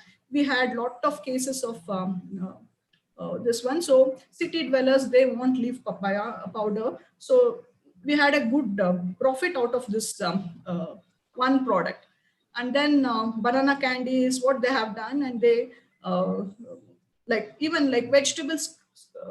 You know, if you have younger sisters or small kids at home, they don't like eating vegetables. Fruits are okay. So we have come up with certain product, like instead of telling them to eat fresh, we will dry them, make it into powder, and then we will mix it with the traditional chutney powders, whatever, like pulses and all those things. 10 to 12 types of vegetables, beetroot, radish, bitter gourd to kids never touch at all. So those things, in that we will be changing it over and selling it. This was highly marketed, like staff and as well as consumers who have small kids, they used to prefer this chutney powder with ghee they used to send. So like that way, even the chickpeas, like common chickpeas, which with groundnut and jaggery we do. With that, we thought of a little bit of innovative idea. Let us mix curry leaf powder, because curry leaves gets wasted. Moringa powder, that is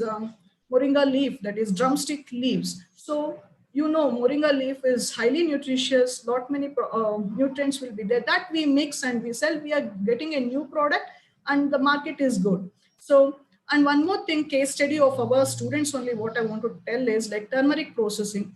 Usually, traditionally, turmeric processing, this 3 months post first wave of corona to the next wave of corona, 3 months they could get the processing module done, because they were in the campus for just for 3 months to run this business. So what happened, like traditional method, it takes almost 28 days to process it. We have a CFTRI technology where fresh turmeric will be taken from the field, it will be chopped, and it will be dried in the dehydrators. But since we didn't have that much capacity of, we have a small dehydrators in our campus, we modified the technology. We dried it in the terrace of the hostel as well as college, and then we powdered it, and curcumin content like is the one which decides the quality. 4.8% was there. It is again based on the variety what we picked up from the local local farmer who was growing near our college only, which is in Idwala. From them we took, and to my surprise, our students manually, they were doing it, and almost 1 ton of turmeric they processed, and we sold it in our under the brand name of NutriFresh only. And let me tell you, like it has a very good business and very good turnout also. So small ideas, small things, if we do in little things matters are more, what we can call this is cashew is grown in our farm, in our college. What happens, like they take the nuts and they threw off this apple. So since it was supposed to get wasted, we tied up with one of the small businessman, like who is doing the cashew nut processing. With him we told we will facilitate this one. So since we showed him 4 or 5 products, but he was interested in cashew apple wine. Actually Fenny is the one which we do from the cashew apple, that will be double distilled. We are not taking up any distillation thing over here. It is just the casual wine preparation procedure. And up to now almost 100 kgs of cashew apple has been processed from last 1 month. So though lockdown is there, local workers who are coming, because they also have to run their show, they will be doing this one. So with this model of all, not only just preparing, we should, in food what happens, you have to keep answering the consumer. You have to face your consumer. You have to take back their feedback. So in any of this melas or exhibition ground, we promote our products and we send the students to direct consumers. They might catch up with the consumers, city consumers, as well as farmers who have given them the material, and at the same time executives. And it was our DC Shika ma'am 3 years back who had visited the stall, and with them how the students should promote the it's not only just doing the business, it is how they advertise, how they brand their commodities, and how they project also is most important, which they have to learn on their own. We can't teach them in the syllabus. That is how the real experience goes on with these students. So with that, like, let me tell you one of the with one pride in my this one. It is one of my student who finished all this thing and he went out. He started up his own business, like Nifty Nut Global is the one. Online, he sells all the cashew, different types of flavors, almost 20 types he has, and most innovatively, you have all the masala cashews and all those things, right?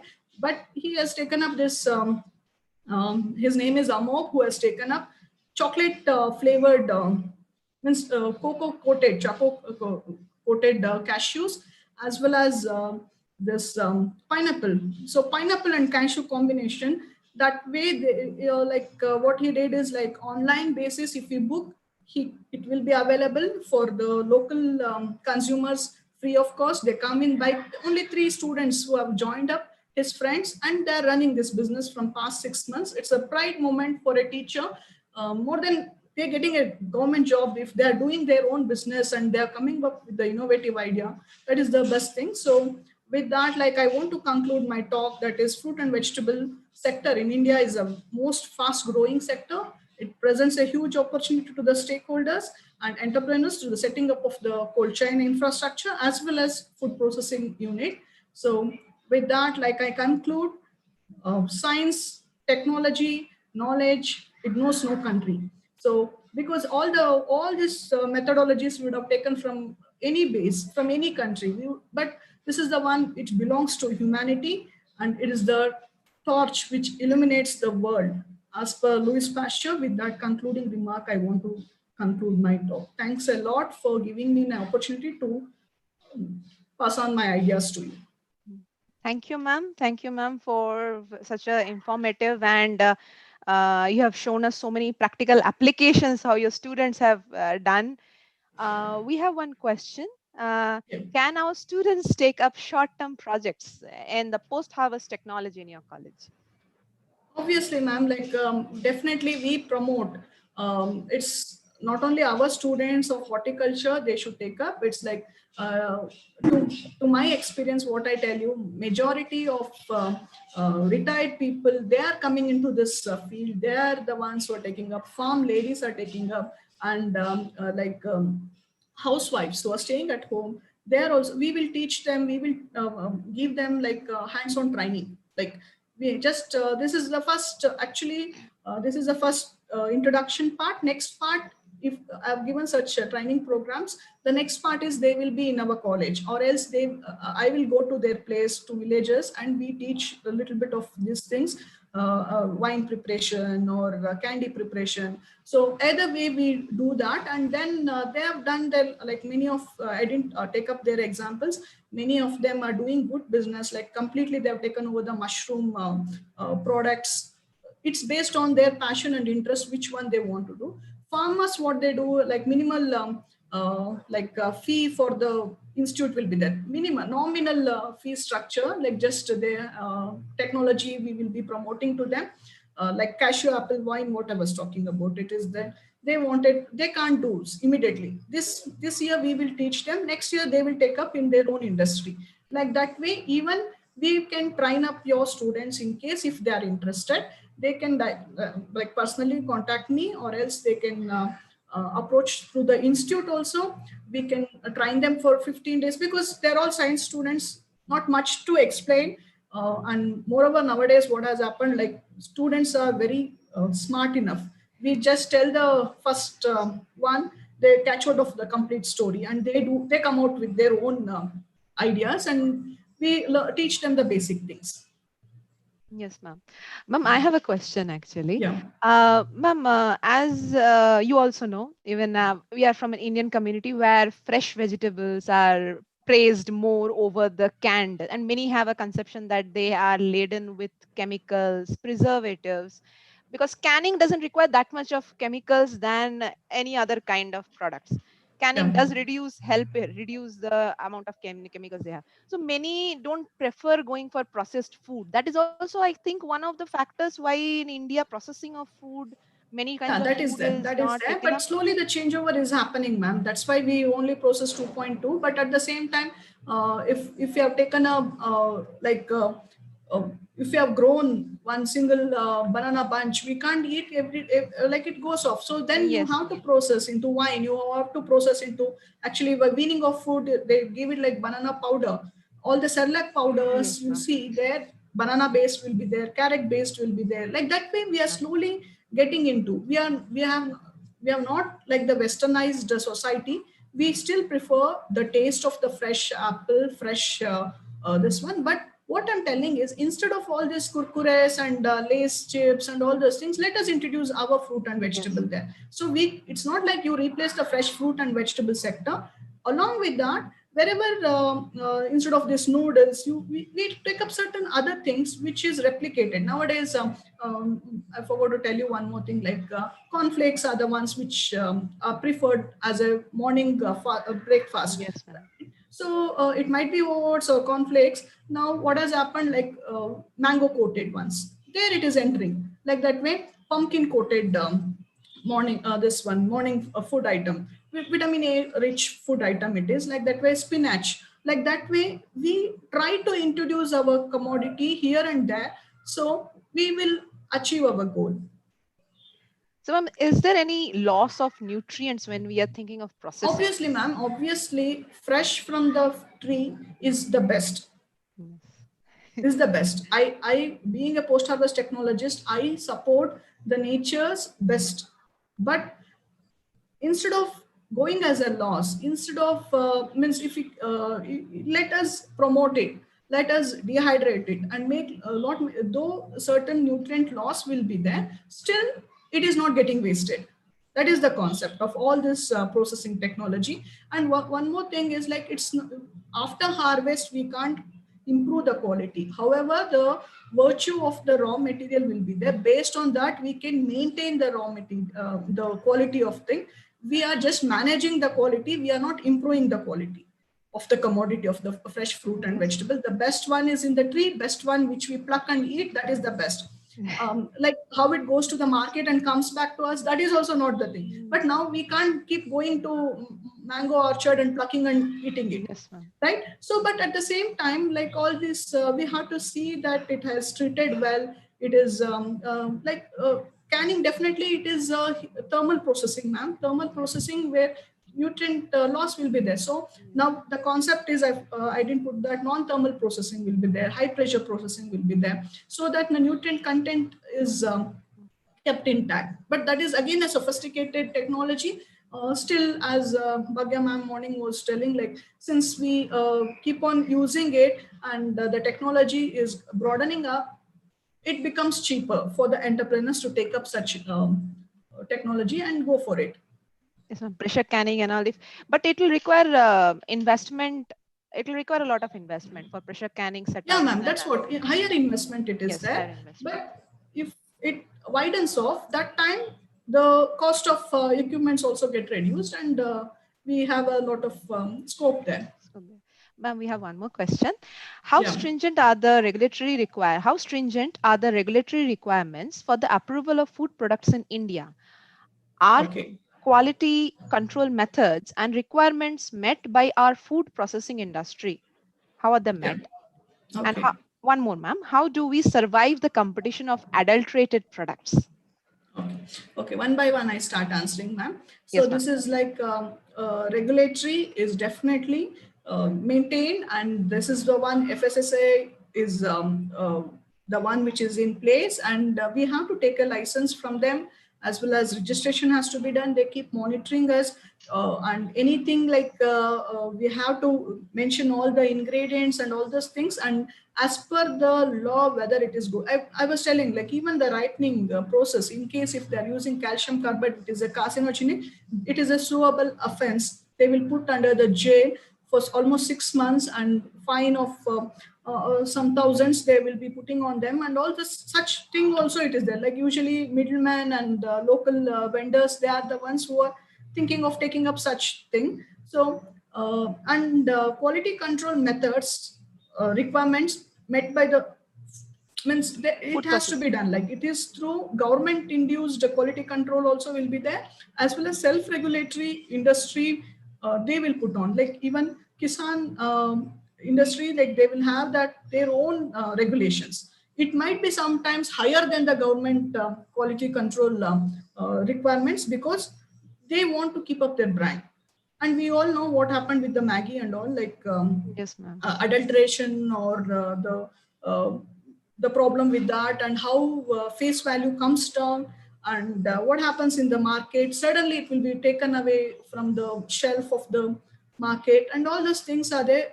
Majority they are scared of, and they will be regulating it. And at the same time, in any business, adulteration will be there. Not only in food business, in all the business it is there. So that one has to, our sense, like I keep telling to the farmers, as well as usually for ripening procedures, we will have workshops and training programs where market vendors will be there for them. I'll tell, like, it is like, in case you think you do a little bit of business by using, instead of using ethylene, you use calcium carbide, or instead of inducing the natural ripening, you do that.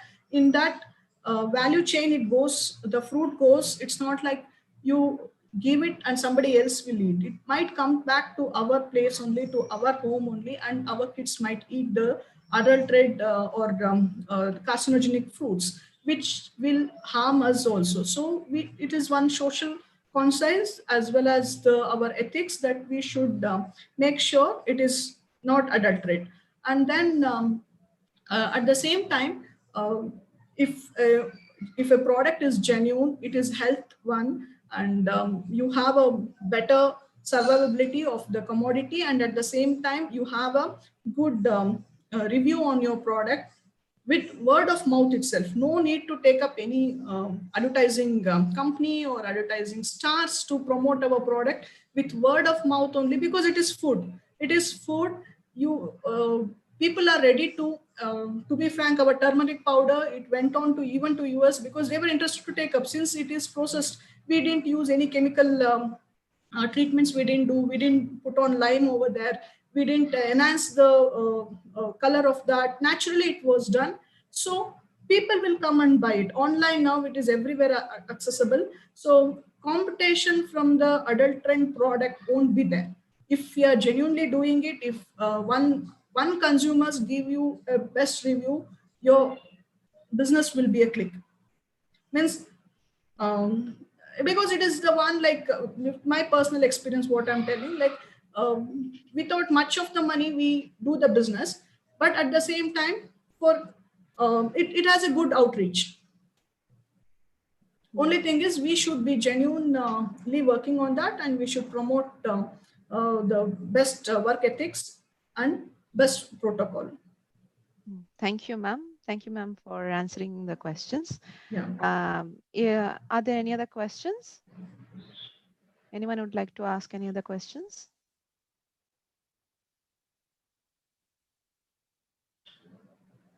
Okay, ma'am, it looks like this is the end of the questions. If we have any other further questions, 1 minute, ma'am. Okay, they are thanking you for your presentation.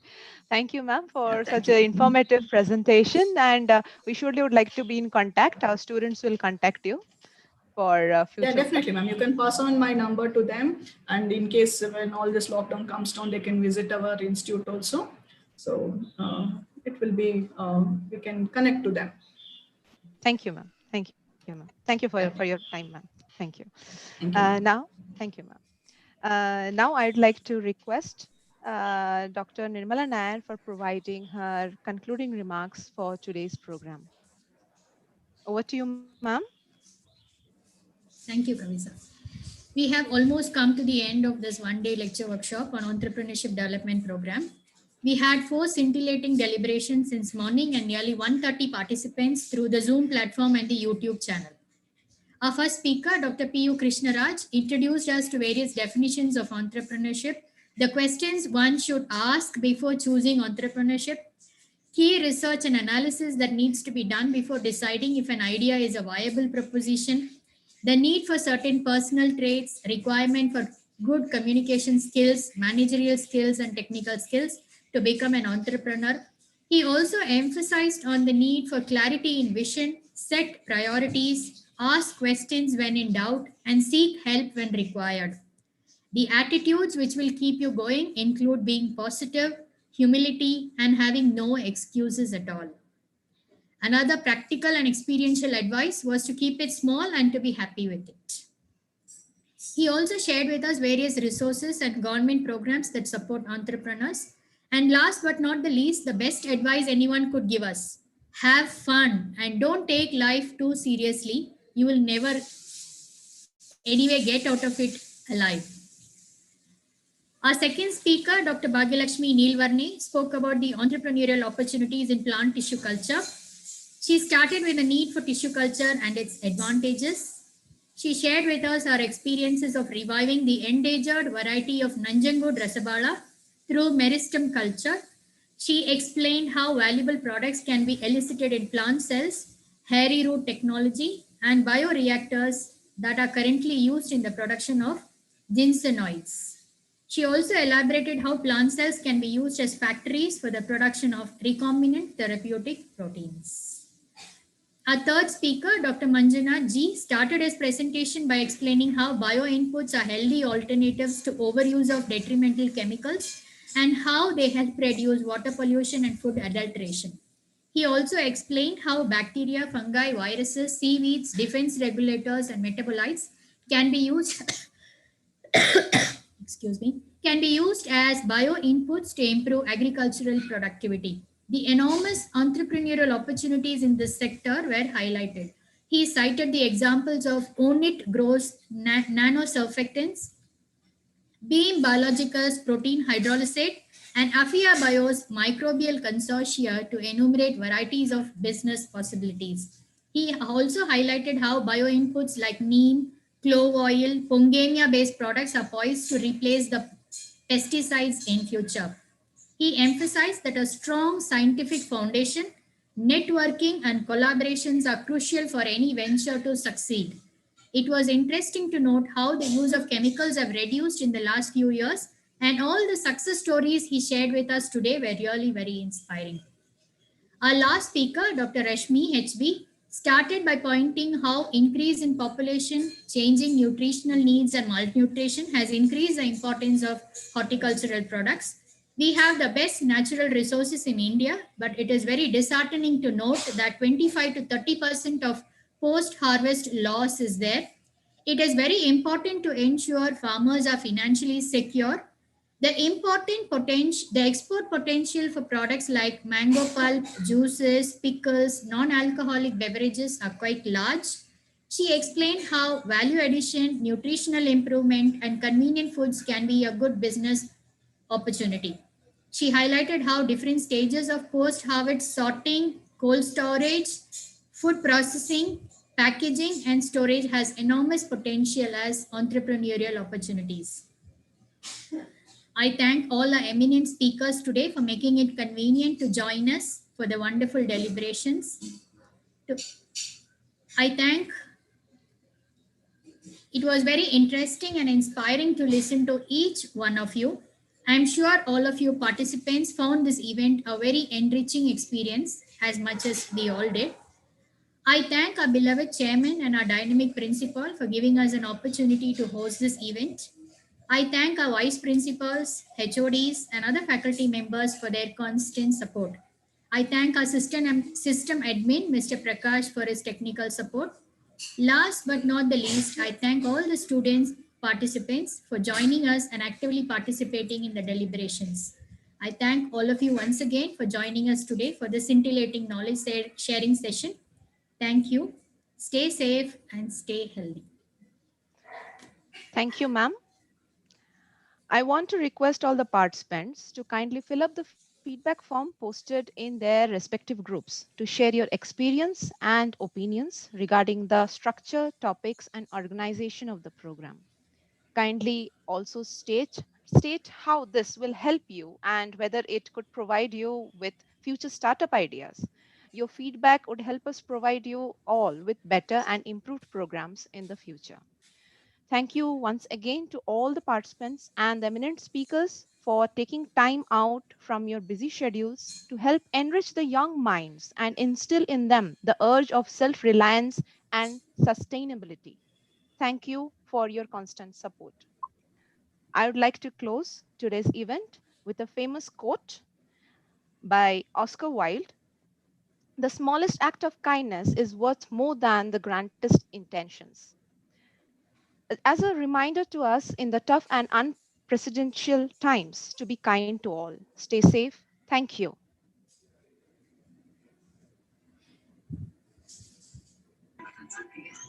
Can I end the session, ma'am? Yes, sir.